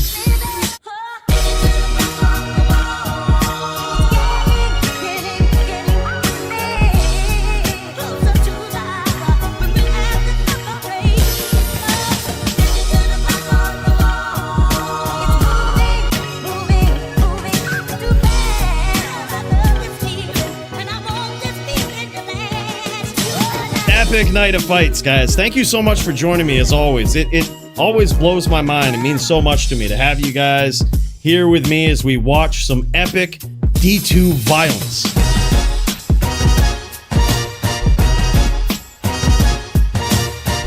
If you want to be a part of the next one, join the Discord, and we will see you guys next week. Peace!